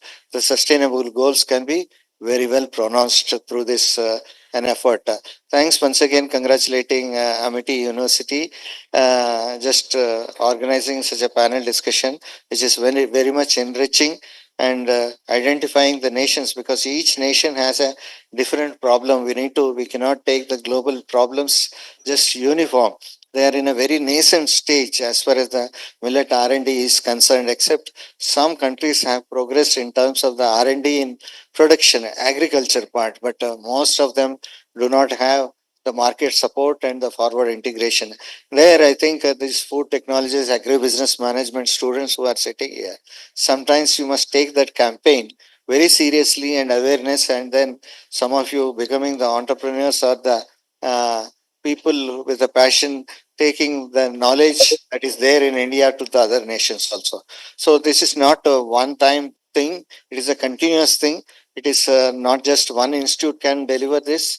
Multiple institutes should come together with a collaborative mode and trying to identify the agenda that is of their different countries, as well as what we can give. Some sort of a marriage should happen between the countries one-on-one, and also as a collaborative research on multinational forum also. With this, I think that we'll be able to deliver. I'm sure that miles to go before we sleep. And you know that beautiful poem that is there, many promises to keep, and we'll have to take things. But something has started. Anything which has started, I think it will take to the ultimate intended objective.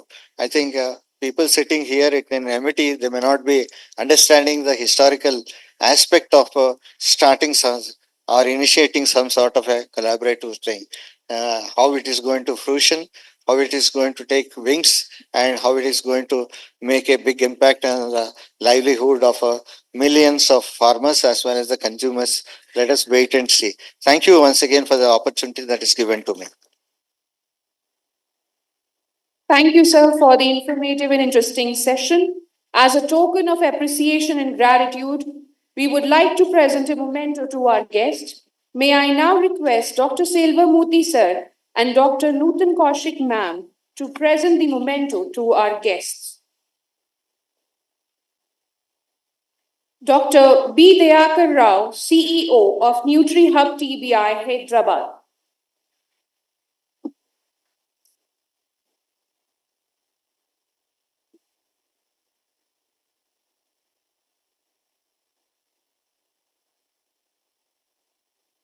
So thank you very much. Thank you. I also request Dr. A.K. Singh, sir, and Dr. Neeraj Sharma, sir, to please come on dais. Our next guest, Mr. Juan Manuel Velasco, Counselor of Agriculture of the Embassy of Spain. Okay, I'm coming. Yeah, I'm coming just.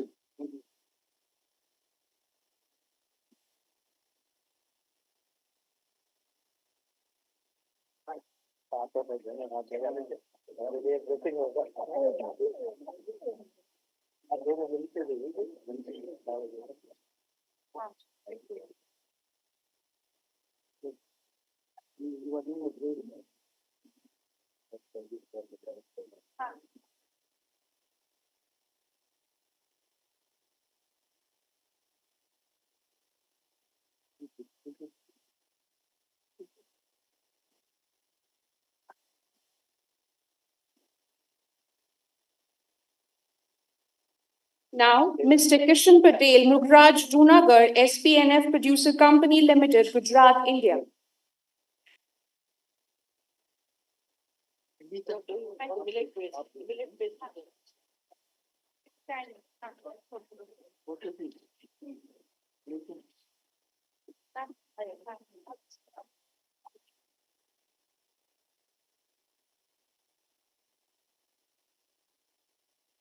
Now, Mr. Hitesh Bora, Bad Kutch, SPNF Producer Company Limited, Gujarat, India.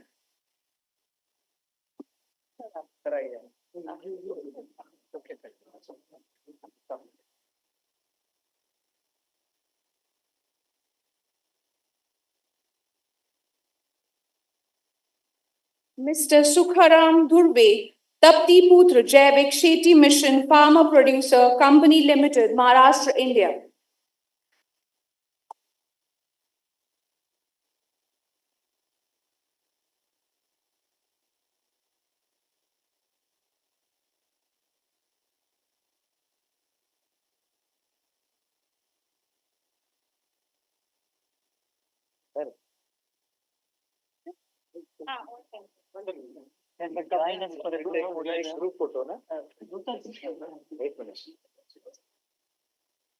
LED and Nasi, thank you so much for joining. Thank you. Look, It was a pleasure for me being part of this. Thank you, ma'am, also. It was a pleasure for me also.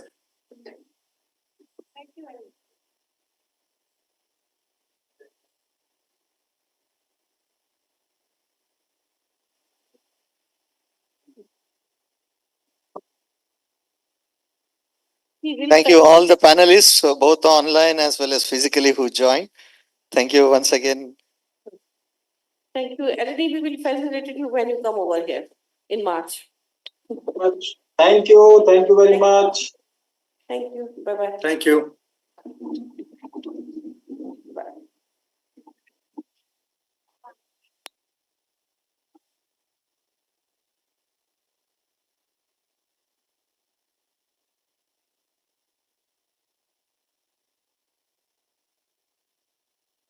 Thank you, everyone.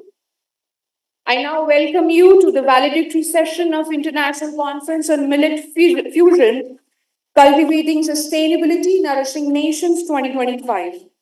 It has been 3 days comprising of very interesting talks, deliberations, discussions on cutting-edge research findings, innovation related to cultivation and utilization of millets. We are honored to have with us our guest, Dr. Meenakshi Singh, Chief Scientist, Technology Management Directorate CSIR, Shri B.L. Meena, Additional Chief Secretary, Government of Uttar Pradesh, Horticulture and Food Processing, Sericulture, Mr. Vinod Kumar, General Manager, National Bank for Agriculture and Rural Development. We are also delighted to have with us Dr. Selvamoorthy Sir, DG, Amity Directorate of Science and Innovation and President, Amity Science, Technology and Innovation Foundation. Dr. A.K. Singh Sir, Senior Vice President, Amity Foundation for Science, Technology and Innovation Alliance.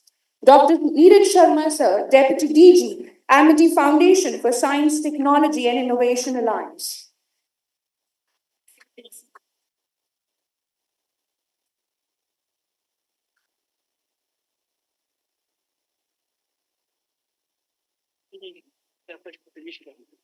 ज्यादा नहीं बोलेंगे हाँ बैठना I now request Dr. Nitin Kaushik Ma'am, Director General, Amity Food and Agricultural Foundation, and Organizing Secretary of the conference, to please present a sapling to Dr. Meenakshi Singh, Chief Scientist, Technology Management Directorate, CSIR.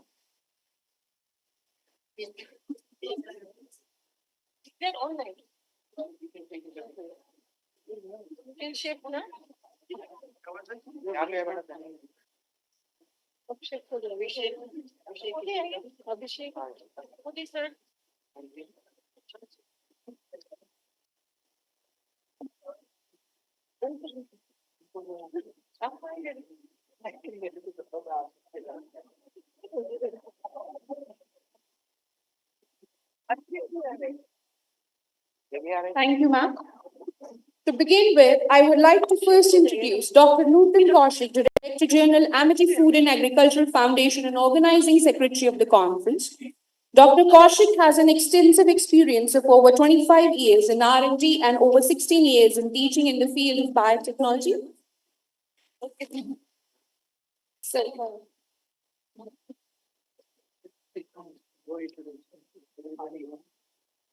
Yes, yes.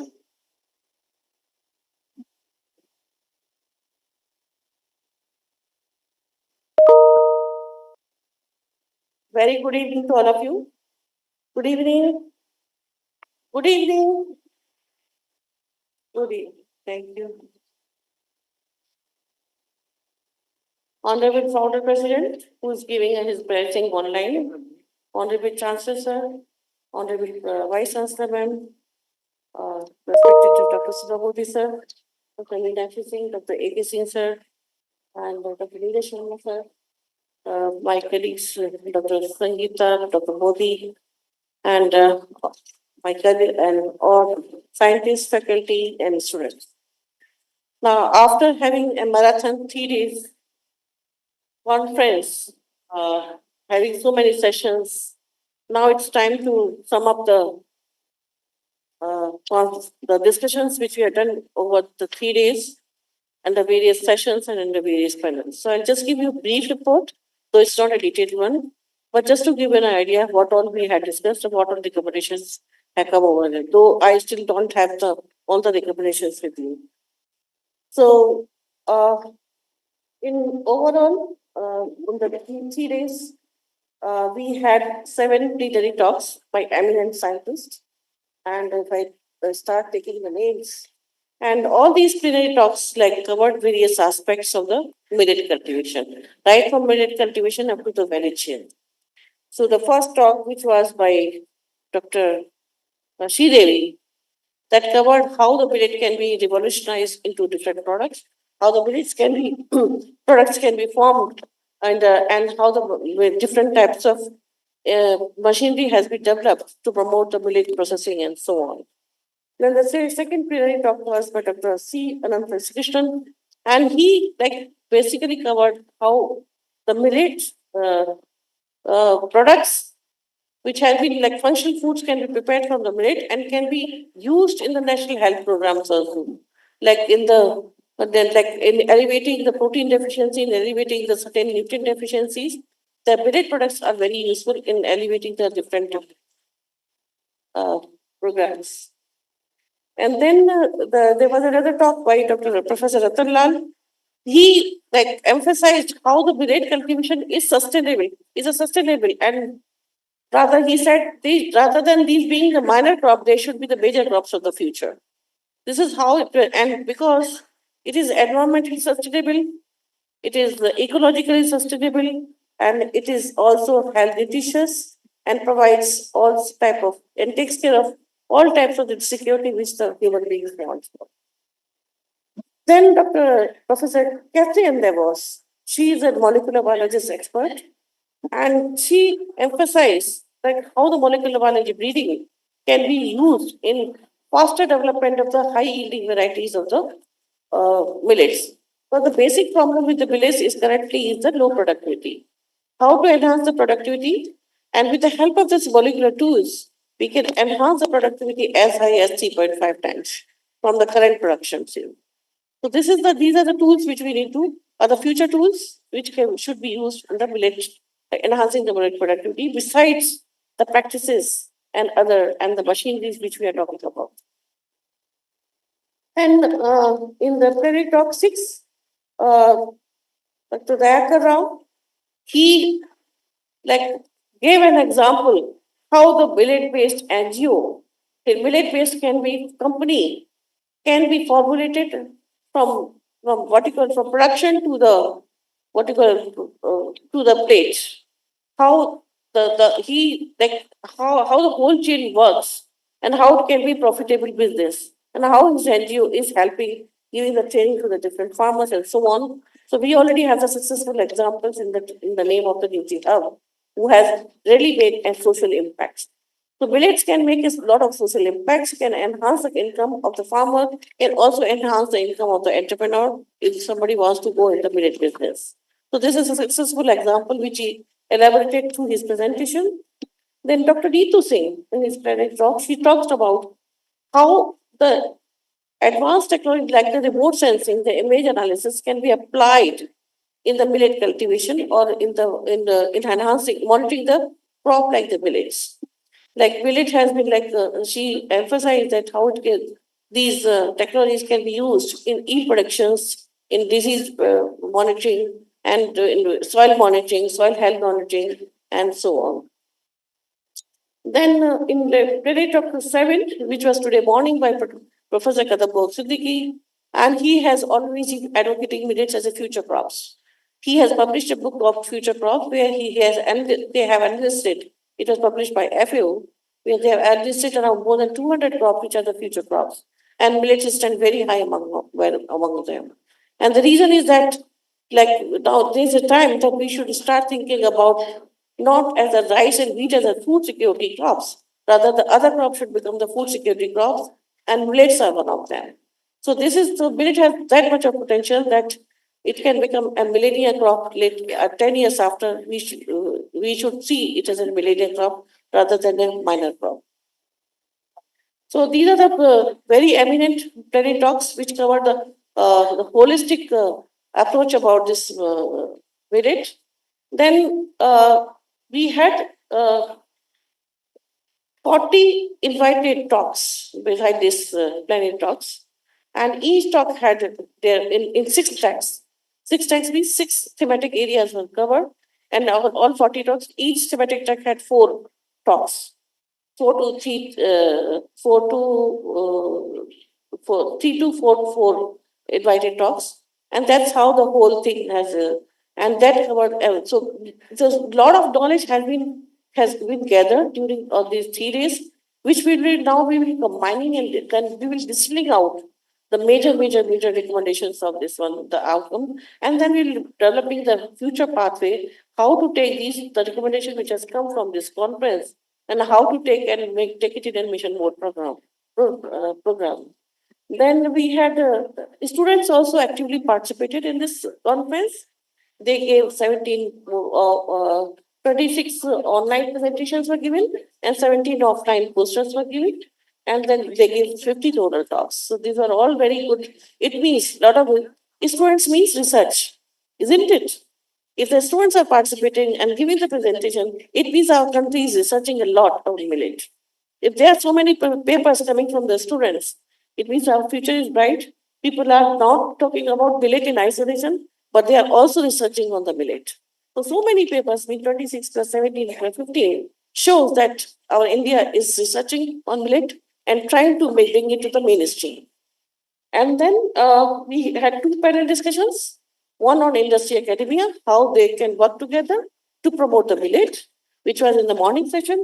And then we have the internet panel on international collaborations, where we had many speakers who talked about how the collaborative effort, how the millet can become a global crop rather than just a regional crop, which is either in the Asia or the Africa. It should become a global crop. And if we collaborate together, probably this can become a global crop, and together we can make it a superfood crop later on. And then, so this is in brief with about the conference report. And we had, apart from that, we also had the culinary competition. There were about 15 teams who participated. So there was overwhelming response. New recipe, like one of the students, they came up with the millet bhel, millet bar, and so many competitions items they were prepared, and they were prepared like here only. It's not that they prepared somewhere else and brought it here. They brought only the raw material, they prepared the items over here. It was such a beautiful presentation. I do not know how many of you could have time to go through that competition and see those products. Maybe I will request the Dr. Modi to show some of these products through the slides or something if they have. And so, and then there was a open house with school children as well as the children, like with the undergrads, students from the undergrad PG classes. And that also gave a lot of that enthusiasm that yes, our future is bright. Our young generation, the young leaders, they are aware about the millets, though they have been made very late or only recently. This millet has come into the focus, but this also has given a lot of this also has given the impact on their mind. And if our future leaders are thinking about the millet, it means the future of millet is secure. So if we see the overall the aspects, the young children, the researchers, the young researchers, and the experts, the senior experts which we are seeing over here, everybody is talking about the millet. And if all of them can come together, I think nobody can stop millet becoming the number one food security crop in future. With these words, I would like to stop here.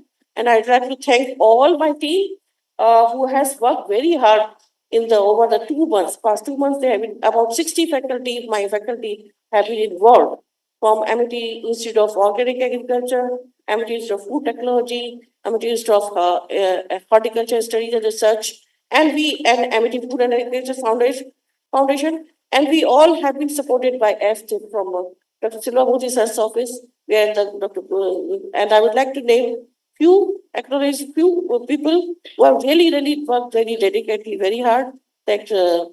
Sangeeta Pandey, Dr. Durgesh Tripathi, Dr. V.K. Modi, and Goodwill, Tapti, and Ankur. They have been working for last 2 months. They have been working very hard to make this conference bring to this level.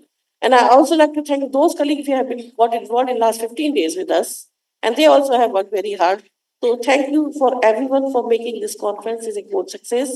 And I hope that we can continue this as a series next year, maybe biannual or maybe once in 2 years kind of thing, or every year, depending upon the direction which we get from our honorable founder president. We'll continue and we'll take this millet research and we will make MIT number one in millet research as a center, maybe by creating a center of excellence. We'll do a brainstorming and we will come up with some what you call sketch for a blueprint for the future development of this millet and how MIT can play a key role in the future development of the millet research and particularly the innovations and product development. Thank you so much.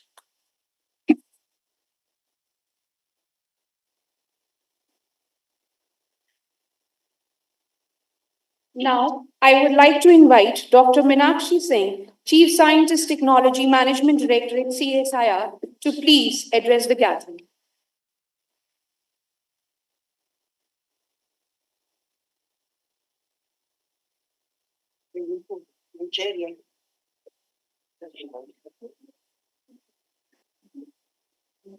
Thank you.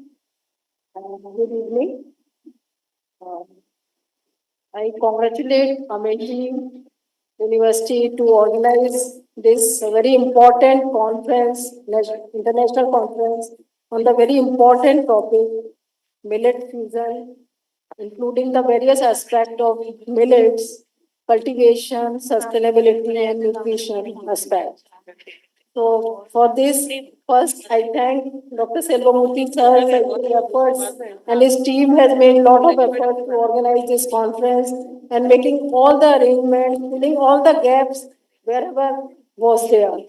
And secondly, I want to thank Dr. Nutan Kaushik, taking it very seriously, and I think her team making efforts to organize this conference very successfully all the 3 days and making all the necessary arrangements, including A to Z. Thank you. So secondly, I think I need not take much time. Dr. Kaushik has just explained that, very detailed, briefly, like what are the aspects we covered during the conference and how to take it forward beyond this January 2025 on this topic further for regarding collaboration and whatever. Now, I start with that my remarks. Without those permissions, actually, we cannot organize this conference over here. So, first and foremost, the profound words of wisdom that motivate and guide us towards excellence from the Dr. Ashok Chauhan, Honorable Founder, President, make this program very successful. Continuing his guidance and a strong vision of our DG CSIR, Dr. N. Kalai Selvi, motivate towards the long, far-sighted vision in the Millet, explore the opportunity in collaboration for the various fields under the Millet area. Thank you for their support. Without that, this meeting was not possible. The presence of various dignitaries on the day of the inaugural program provided immense and in-depth thoughtfulness remarks that set the tone for this vibrant gathering all the 3 days. Like whenever directions are there, they are giving their full attention towards the conference. Now, I just want to say that during the plenary talks, distinguished speakers, experts in the field, participated with their diverse expertise that encapsulates the essence of this program theme. Now, during the parallel session, second day, for 2 days, we have a total 6 themes were selected based on the latest and future needs in the area of millet fusion theme. Invited speakers have shared their knowledge and innovation through their research and development and various other market skills, taking the from farm to fork millet. What are the possibilities? They have tried to cover all the topics related to the millets. Now, during today we had two industry collaboration. Second one dealt with the international collaboration. So that part also we have covered, that our Honorable PM's, agenda to make India Atmanirbhar Bharat and to make it local to global. So on that agenda, we tried Amity, in collaboration with Amity, these topics also were covered, and this will also come out with lot of collaboration in future. The interaction between the speakers and delegations, young participants, basically students, witness the future fruitful opportunities for innovation and collaborations, taking millet for the next level in the country. So almost we have covered almost all the topic and scope for collaboration in the area of R&D and how to take the millet.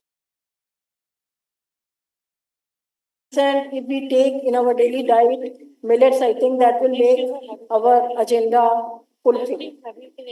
So with these words, I just want to complete this, and then I just congratulate. I just look forward that how we can take whatever the recommendation come out from the conference these 3 days, how we can take it forward to in converting the mission mode projects or whatever.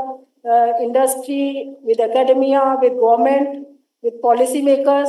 So our recommendation reaches to the government that what are the gaps are there we can fulfill in future. And during this conference, we have also covered exhibitions, poster presentations. So this is actually fulfilling kind of thing. Everything was available and we have enjoyed the campus all the 3 days very nicely, good ambience. So I just thank you, sir. For all of you.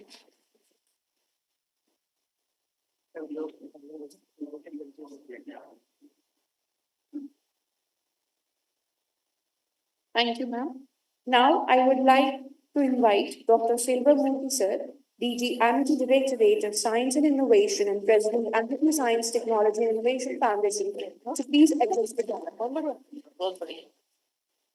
Let's give a big clap to our students. They sat through all 3 days. You are great. Those students, the clap, clap. Very good. Because this conference is for you. Because you people are going to be taking forward the outcome of this conference to new pinnacles, new initiative, new trajectories. That is why this conference is for you. So we are so proud that Amity students and the students who have come from outside, including from schools, they all attended and then they participated, not just attended. So you all have imbibed, gained a lot of knowledge. So please bring it to practice. Wonderful. So let's give another big clap to Dr. Nutan Kaushik, the organizing secretary and the co-chair for this conference. And she worked very hard. She had a misfortune in the family. She lost her husband very recently, about a month ago. But with all that, she was able to devote. It's remarkable that Dr. Nutan Kaushik, the DG, and let us pray for the soul to rest in peace and also give strength to health. Now, a lot of duty is there for Dr. Nutan Kaushik, Dr. V.K. Modi, Sangeeta, and all the faculties, that how do we bring the outcome of this conference 3 days event into action plans, strategies. How do we make a global consortium, a global movement for millets? So that is what should be the aim of this conference. So I'm sure you will do that. And I'm not going to repeat what all has happened. Everything has happened very well. I have our appreciation to all the team members of the organizing committee, and particularly to CSIR, who is our sponsor, and Dr. Kalai Selvi, the secretary, it's her brainchild. So we put on record our appreciation to Dr. N. Kalai Selvi, the secretary, DSIR, DG CSIR, and also the whole team, including Meenakshi, who is here, and the directors. There were 6 directors who were here at this conference from CSIR, ICAR, and so we appreciate all those senior people who attended, who made presentation, and also from all others who joined online. Now, action plans. I will just share a few thoughts. See, we need to increase first the awareness. People are still not aware. What is this millet and how beneficial it is to one mission will be creating mass awareness across the globe, that to sensitize the benefits of millets for human health, animal health, as well as the soil health and the health of the whole biosphere. So this is the first thing which we should look at, a big activity mission, so that this will generate market. Because why the industries will come? Why the farmers will cultivate millets unless they see the market? So first is awareness strategy. The second strategy should be to also to market this benefit, the beneficial ideas. So the market demand should be generated. The third will be the challenges to be addressed, whether it is the cultivars to be identified, increasing the productivity per hectare of this millets, because now it is very low. Productivity is low. Production is happening in large scale, but then because of the areas, because it occupies large area, so we should improve the productivity per hectare. So our research, whatever has been done, how do we augment it, so increase the productivity. Now the next part will be to address the challenges like dehusking, mills. We need like rice mills. We need millet mills. So how many of them are there? Particularly small millets. So next year, effort should be to create the millet mills, like the rice mills or wheat mills. We should create this. Then we should also look at food processing. There are challenges of using millets as the basic raw material. So how do you blend it? Like gelatinization was done as one of the methods. So we should look at How do you increase the taste, hue, hedonicity, and also the the response of your gastrointestinal system, digestibility, absorbability. All these are challenges which we should look at, including the microbiome, gut microbiome. How does it change if you start using the millet food? So these are some challenges which one need to address. Then we need to look at what policy changes which will be required globally as well as nationally. What are the policy fitting, like National Food Security Mission? And we have a policy. So there, millet forms a very important component. So is there a the policies, which is also yet another area. So somebody can do policy research to promote research nationally and globally. Then you need to create working groups, task force, because one side is the production, productivity, and also the other side is storage, post-harvest management, value-added product, the value chains to come in. So we need to create different thematic task force or working groups. Then ultimately, from this deliberations, we need to bring concrete recommendation, because it should not be only abstract volume published and other proceedings will come, but specific recommendations should be emanating from this, which should benefit Prime Minister's office, Ministry of Agriculture, Ministry of Food Processing Industry. You should go to Ministry of the Environment. It should also go to Ministry of Health and Family Welfare, Ayush Ministry. So all the relevant stakeholders should get the benefit of the outcome of the research. So I'm sure the organizers should look at this. Then ultimately, the industry, entrepreneurship and startup. How do we bring more youngsters like you to come into the startups in millets? So what should we should be doing to promote the millet startups, millet entrepreneurship, and more industry should come and more products and more economy flowing into. Then the last part is global collaboration. Because ultimately we should work synergy. Founder President Dr. Ashok Chauhan always talks about three missions. Mission Connect, we would like to work with you, connect with you. Mission Synergy, we want to bring synergy in your endeavors, the industries, the other countries who are here. And also Mission Outcome. Outcome for you, outcome for Amity, and outcome for the society. So this is what is the Mission Connect, Mission Synergy, Mission Outcome. And we would be expecting this out of the deliberations which we will synthesize, crystallize the outcome in the form of recommendations. We will circulate to you, you add on, but propagate it in the social media. All of you are champions of millets now. So propagate so that everybody, including NGOs who are sitting here, NGO is here. And so we have a lot of responsibility. Now only as founder president keeps telling, the party begins now. The party shuru ho raha hai, abhi party shuru ho raha hai.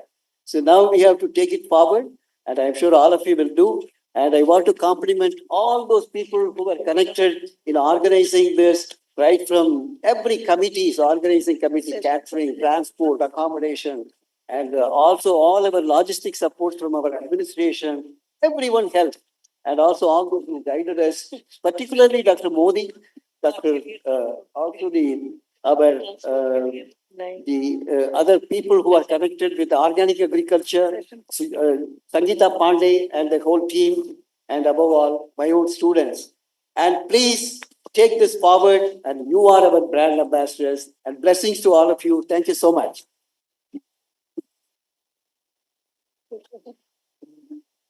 Thank you, sir.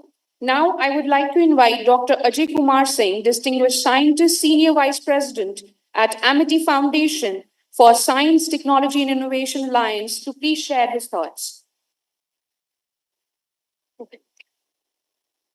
नमस्कार and good afternoon to all of you. शायद मैं ऐसे मरहले पे बोलने आया हूँ कि अब जो मैं बोलना चाहता था वो लोग बोल चुके हैं, और जो सुनने वाले हैं वो भी बहुत जल्दी में है. So I assure you that I will not take much time, but I think at the outset, let me have the privilege of congratulating Dr. Nutan Kaushik and her team for arranging such a mega event with a very, very relevant theme. I think that theme which not only concerns India, but the whole globe.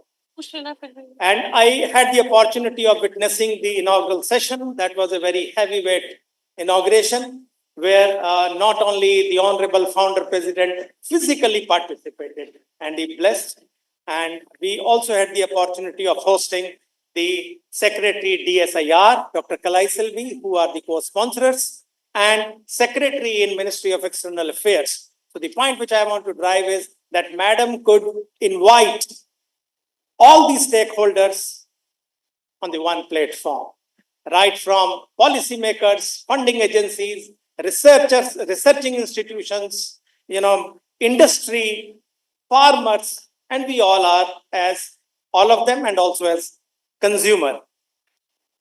अगर एक ही line में define करना हो तो हम क्या कर रहे हैं? Basically, we are just trying to set the position right because we are fighting the unintended manifestation of green revolution.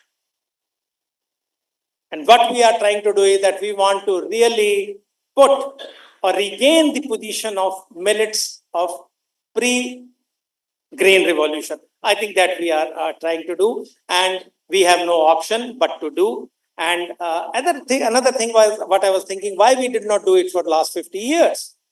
I think we might have been doing, but I think one of the triggers had been in 2022. If you recall that there was a heat stroke, means some high temperatures, and there was a fall in the productivity of wheat in Punjab, Haryana and UP to the tune of 4.9% in Punjab and 4.3% in Haryana and about 3.5% in UP.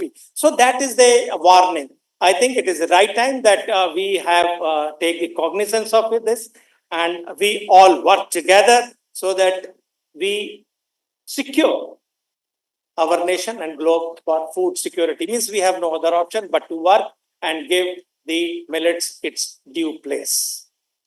One point which I want to drive is that if today we are one of the largest millet producers in the world, but we must also give a lot of emphasis to make the millet recipes or products acceptable globally.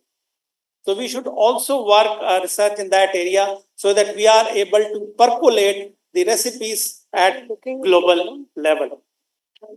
It was a wonderful learning for me. I hope and you all had the learning experience for last 3 days. Now I think MET, we have the amalgamation of agriculture department, extension department, pharmacy, the food department. I think we all will conceive some good projects and work towards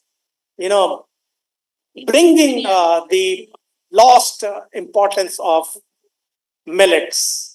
और एक काम और करें हम सब, आज एक प्रण लेते हैं कि जब भी अब हम घर जाएं, जहां भी हमें मौका मिले, हम मिलेट्स को कहीं ना कहीं किसी ना किसी तरह खाएं, चाहे खिचड़ी खाएं, चाहे दाल खाएं, चाहे उसकी रोटी खाएं, और अगर पूरा अच्छा नहीं लग रहा है तो ब्लेंडिंग करें. जैसे गवर्नमेंट पेट्रोल में ब्लेंडिंग कर रही है तो हम इसमें फूड में ब्लेंडिंग करें और मिलेट्स को करें. Thank you very much.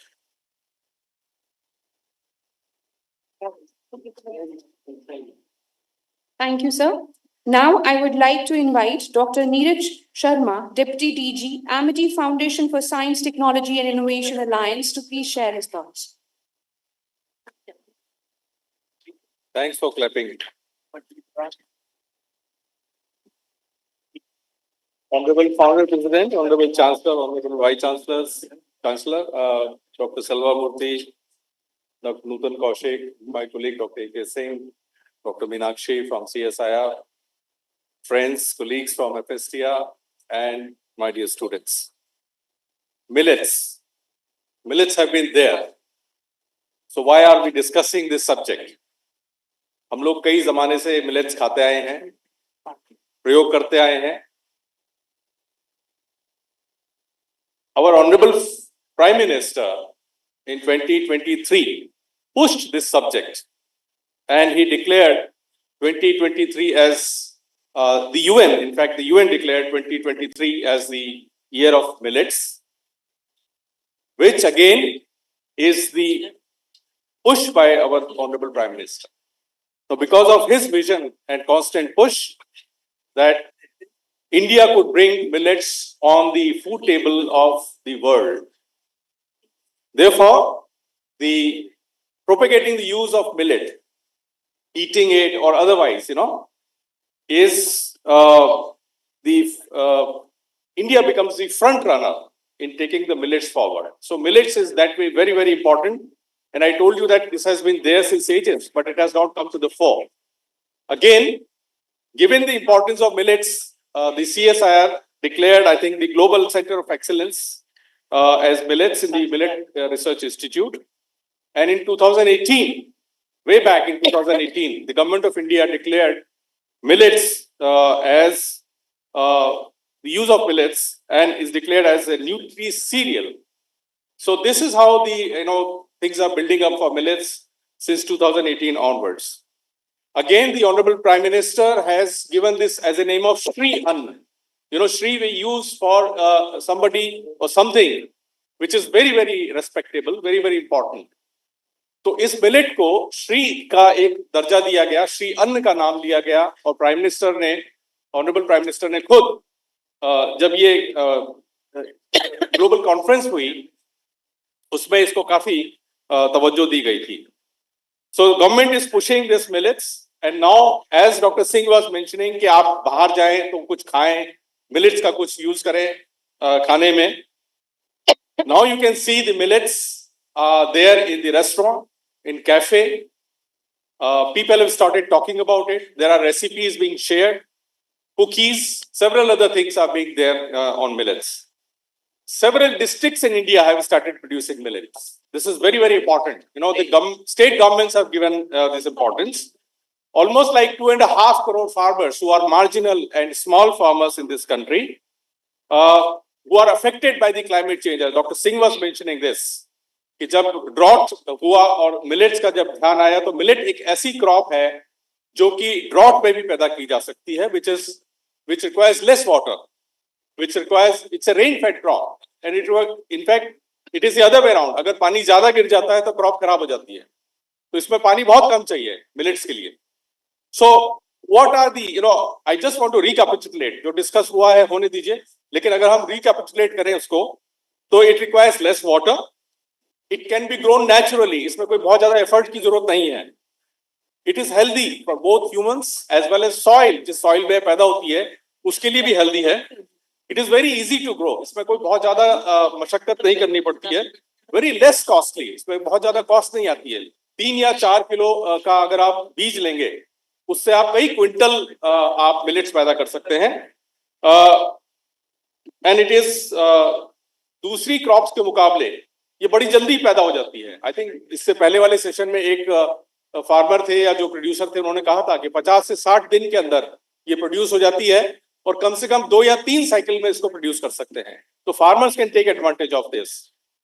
Food security जो कि वर्ल्ड की समस्या है, इंडिया की नहीं वर्ल्ड की समस्या है, उसके लिए बहुत हेल्पफुल है.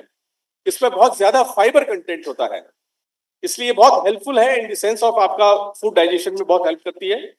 It can help in mitigating the lifestyle diseases. आज हम बैठे रहते हैं, काम नहीं करते हैं, कुछ जॉगिंग नहीं करते, एक्सरसाइज नहीं करते हैं. This helps in the mitigating the lifestyle diseases.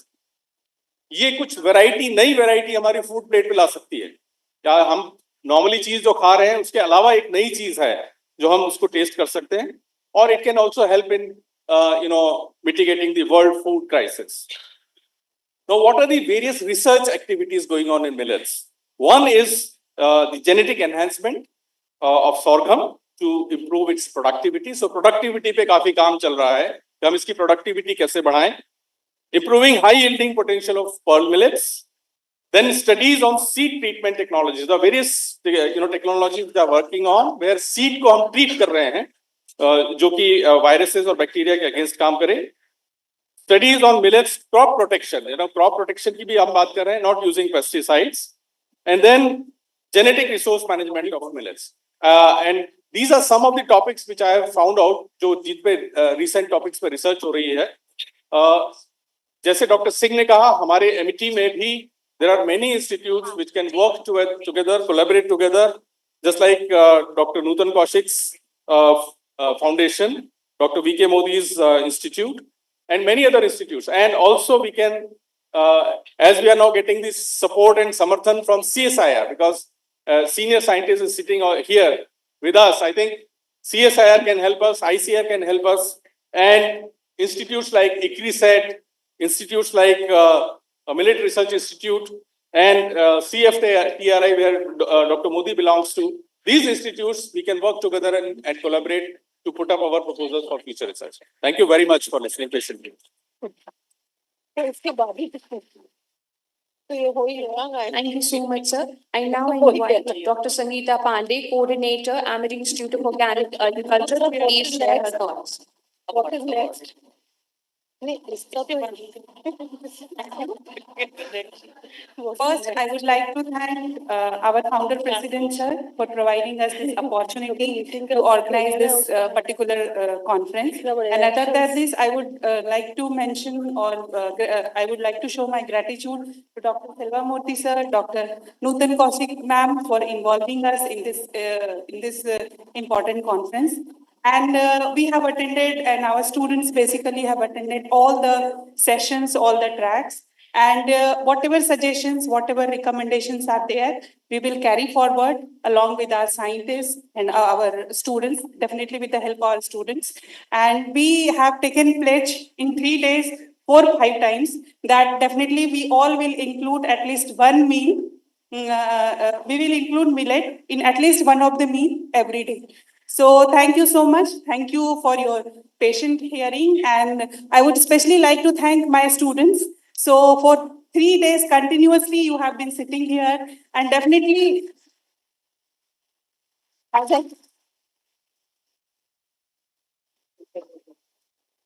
and I understand it's really difficult to sit from morning to evening, but the session was so attractive and so insightful that all of you have been here. So special thanks to all of you. So thank you so much. Yes. See, let us also give a big, respectable applause to founder president who came all the way to grace the occasion during the inaugural, and then he keeps guiding Nutan Kaushik and all of us. How do we structure this? What do we get as an outcome? So thank you, founder president, for joining us. Thank you so much. Cheers. I would also like to thank from our side Goodwill Coker, who played a very important role, who could not be here today because she's not well yesterday and today. And also from AFSTIA, I want to thank Avinash, who played, and Isha. These two played a very important role. Let's Avinash and very good, very good. Yes, as you rightly said, yeah, very thankful to Honorable Founder President, and I'm really blessed that he came all the way for the inaugural program, just which shows that how much he is committed for the agriculture and particularly for the village. So we should take his vision forward, and we should work now hard. It's not our responsibility to work hard and show work on the path which he has chosen, that making the Amity University as a center of excellence in millet research in next 5 years. Thank you so much.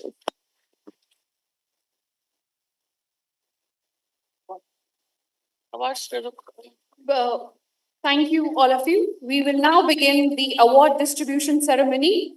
I now request Dr. Selva Murthy sir, Dr. A.K. Singh sir, Dr. Neeraj Sharma sir, Dr. Meenakshi ma'am, Dr. Nutan Kaushik ma'am, Dr. Sangeeta Pandey ma'am to please step forward and present the awards.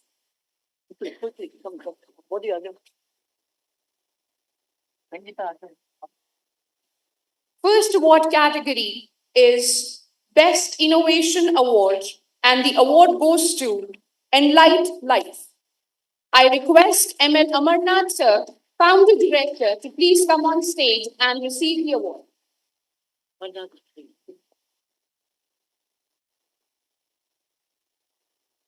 See, I had the opportunity of visiting his industry in Bangalore. I saw how he is committed to promote healthy food and healthy lifestyle and the healthy diet. That is his mission of his industry. And he has brought chocolates, millet-based chocolates, and also millet-based, the other cordyceps based the chocolates. And so many products he has displayed.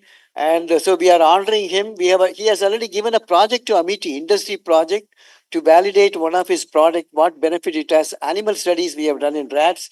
So we want to connect like this, academia industry connect. So we thank Amarnath. Over to you. Please come.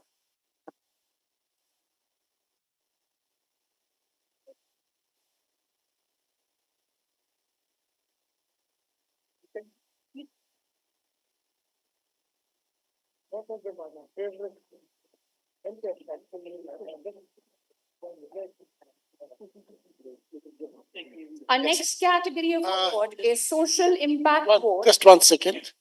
I must tell you this, that my journey of coming to Amity was sometime in 2016 or 17. They did the clinical test for my product, the protein which I had developed at the time. Now today, both Dr. Selvamurthy and Dr. Nutan has been in connect with us. And we have today have something like 20 functional foods and 9 superfoods. And I also look at a lot of students, entrepreneurs, and academians who can definitely take advantage of the wealth entrepreneur scheme that we have, so that you can, while studying, also earn at the same time and spread the awareness of the products, which of course is functional, fortified, fun food. Thanks a lot, and thank you very much, doctors. Thank you. Sure.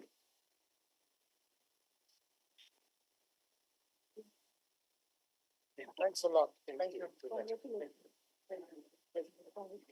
Our next category is Best Exhibition Award, and the award goes to CSIR CFTRI. I request Dr. Meenakshi Singh to please receive the award.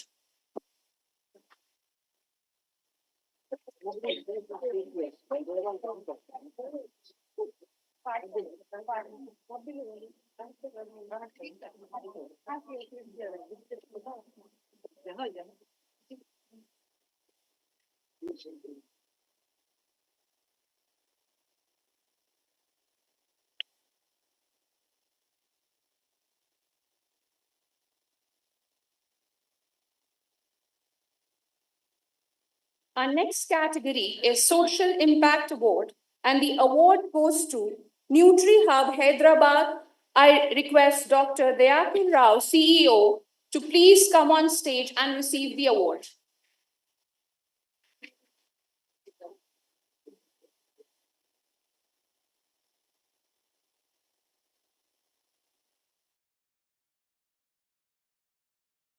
Shetty Mission Farmer Producer Company Limited, Maharashtra, has received Social Impact Award. I request Mr. Sukharam Durve to please come on stage and receive the award.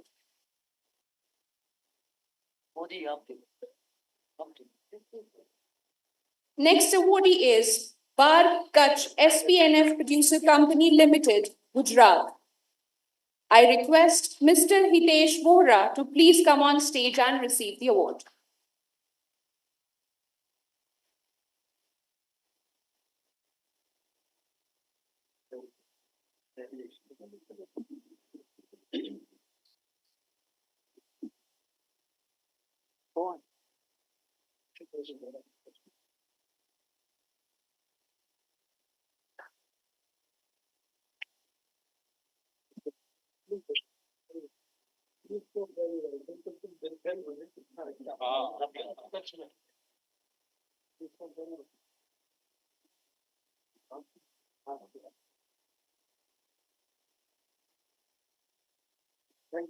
Our next awardee in the same category, Social Impact, is FPO Mrugraj Junagar SPNF Producer Company Limited.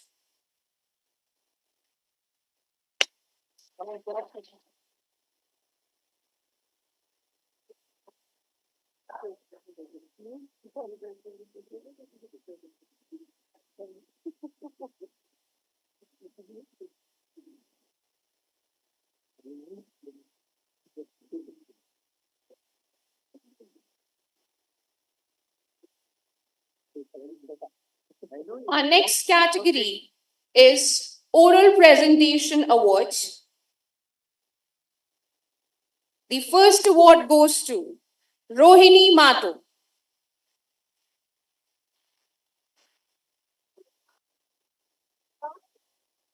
She's online.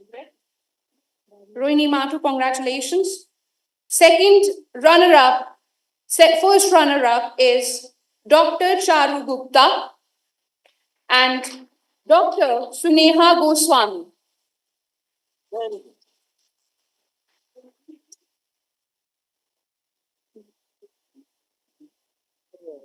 Dr. Suneha Goswami.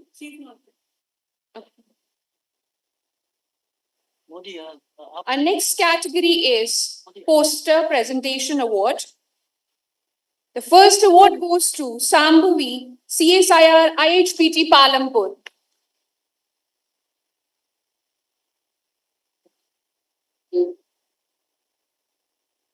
First runner-up award goes to Prabnoor Kaur, PALI, Ludhiana.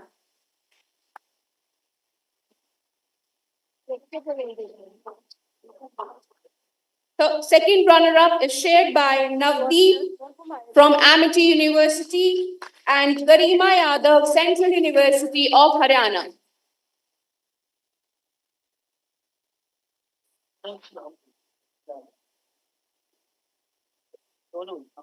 Our last category of award is Best Culinary Award.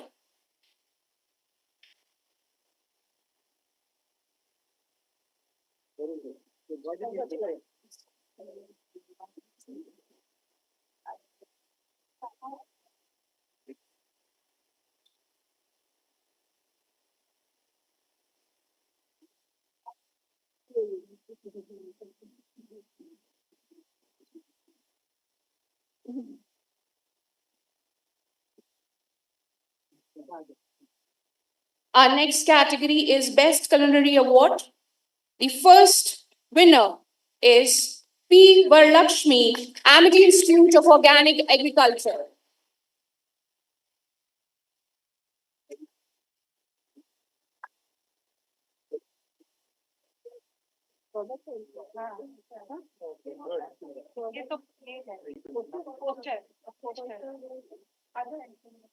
Haryana poster no Haryana Central University Haryana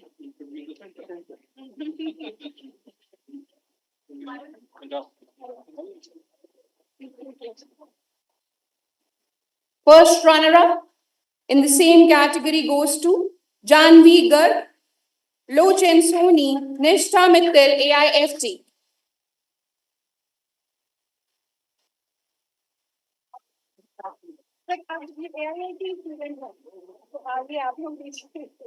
Second runner-up is Rinki Itisha Dhruval Jasnita from AIHSR.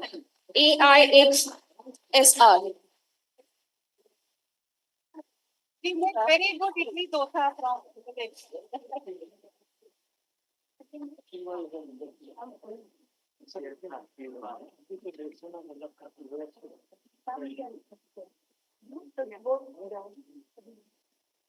They were in group.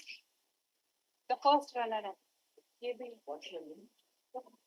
They're from AIM. Teen हैं. एक और है वो क्यों नहीं है? Very good, congratulations. You are in good shape.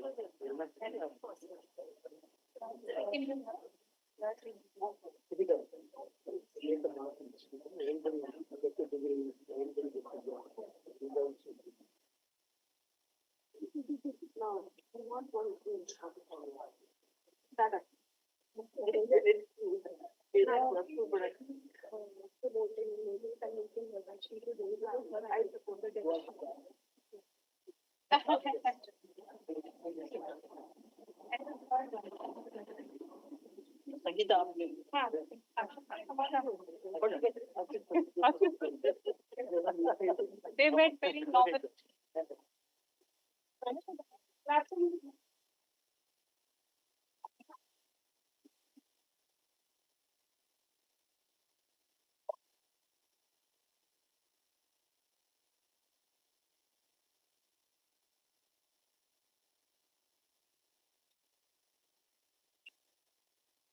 Thank you, everyone, and congratulations to all the awardees. May I now request Dr. V.K. Modi, sir, Amity Institute of Food Technology, to propose vote of thanks.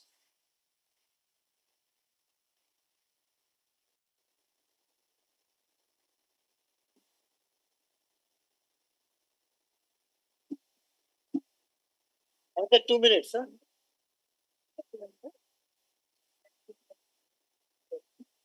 Say very good afternoon to everyone. This is the last part of the event, and before starting my vote of thanks, just I want to say two lines about the millet. Millet is not a new crop. For today's generation, it may look say new, but it is our in ancient time we are consuming.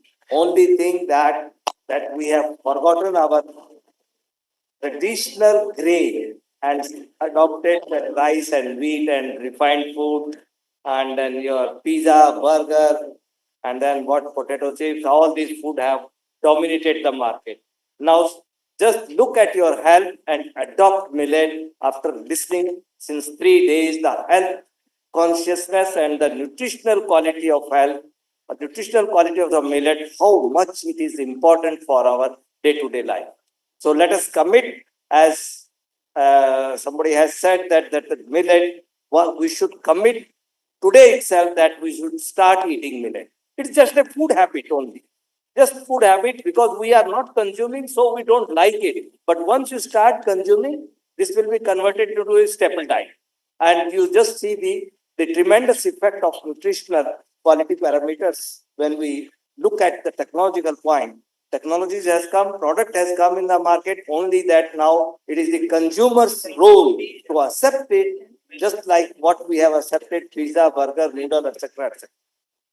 Okay, so now quickly, just I'll come to the vote of thanks. It's my honor and privilege to propose the vote of thanks on behalf of the organizing committee of the International Conference on Millet Fusion, Cultivating Sustainability, Nourishing Nations.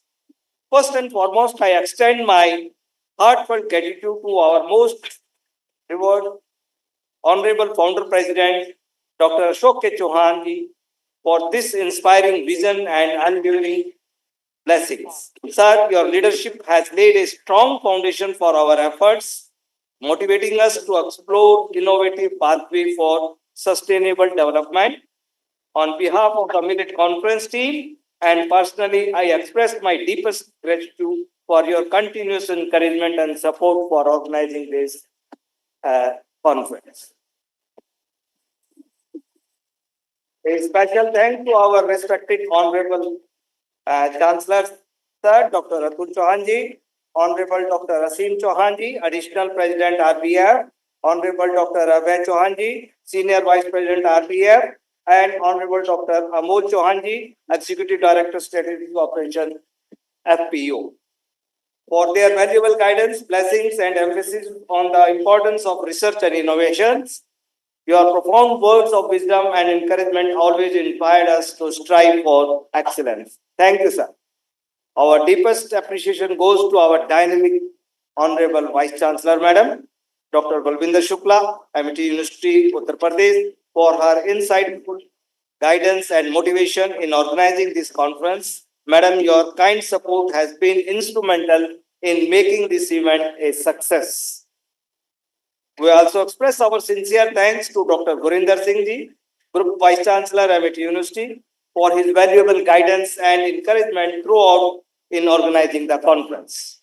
A heartfelt thanks to Dr. Salwamurthy ji, President, MIT Science, Technology and Innovation Foundation, and one of a key architect of this conference for his inspiring remarks and his valuable planning, execution, and direction. We extend our sincere gratitude to Dr. Anne Kalai Selvi, Madam Director General, CSIR, for her thoughtful, provoking suggestions and insightful address. Madam, your words of wisdom have provided clarity and set a vibrant tone for this conference. We also thank the CSIR team for their collaboration and sponsorship to this event. Experts, including Dr. Zahir Ahmed, Director General CCRMU, Dr. Himanshu Pathak, Director General ICAR, Dr. Sudesh Yadav, Director IHBT Palampur, Dr. Sridevi Annapurna, Director CFTRI Mysore, Dr. C. Tara Satyavati, Director IIMR Hyderabad, for sharing their visionary thought and contribution to the field of millets. We are deeply thankful to all the esteemed speakers who presented their innovative research in the field of millets. Your contribution have added immense value to the conference and inspired all of us toward meaningful research and development. Our most sincere thanks to our sponsor, DBT, CCRMU, APIDA, Dhanuka, IFCO, and their generous support, without which organizing this conference would have not been possible. We also extend our gratitude to our event partners, Dr. M.G. Khan, ICFA, Dr. Dayakar, CEO in Nutri Hub, and our media partner, Mr. Dominic, for their invaluable support. Our heartfelt thanks to member of our advisory committee, Dr. Chandradeep Tandon, Additional Pro Vice Chancellor and Dean, Bioscience and Biotechnology, Dr. A.K. Singh, Senior Vice President, Dr. Neeraj Sharma, Deputy DG, and Dr. Gopal Bhushan, Deputy DG, MET Director and Science Innovation. A special note of appreciation to Dr. Nutan Kaushik, Director General Food and Agriculture Foundation, for her immense support and contribution in organizing of this conference. We also acknowledge the contribution of Dr. Meenakshi CSIR, the MET institutions, AIFT, AIOA, AISHR, and the administrative support provided by Dr. Goodwill, Mr. Prapti, and Mr. Ankur. Your efforts are greatly appreciated.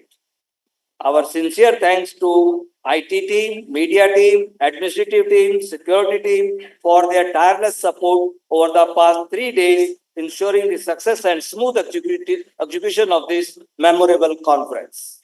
Lastly, but certainly not least, I extend my deepest thanks to all faculty members, staff, students, and participants who contributed directly or indirectly to the success of this event. If I have inadvertently missed mentioning any name, please accept my sincere apologies and heartfelt thanks for their contribution. Thank you once all.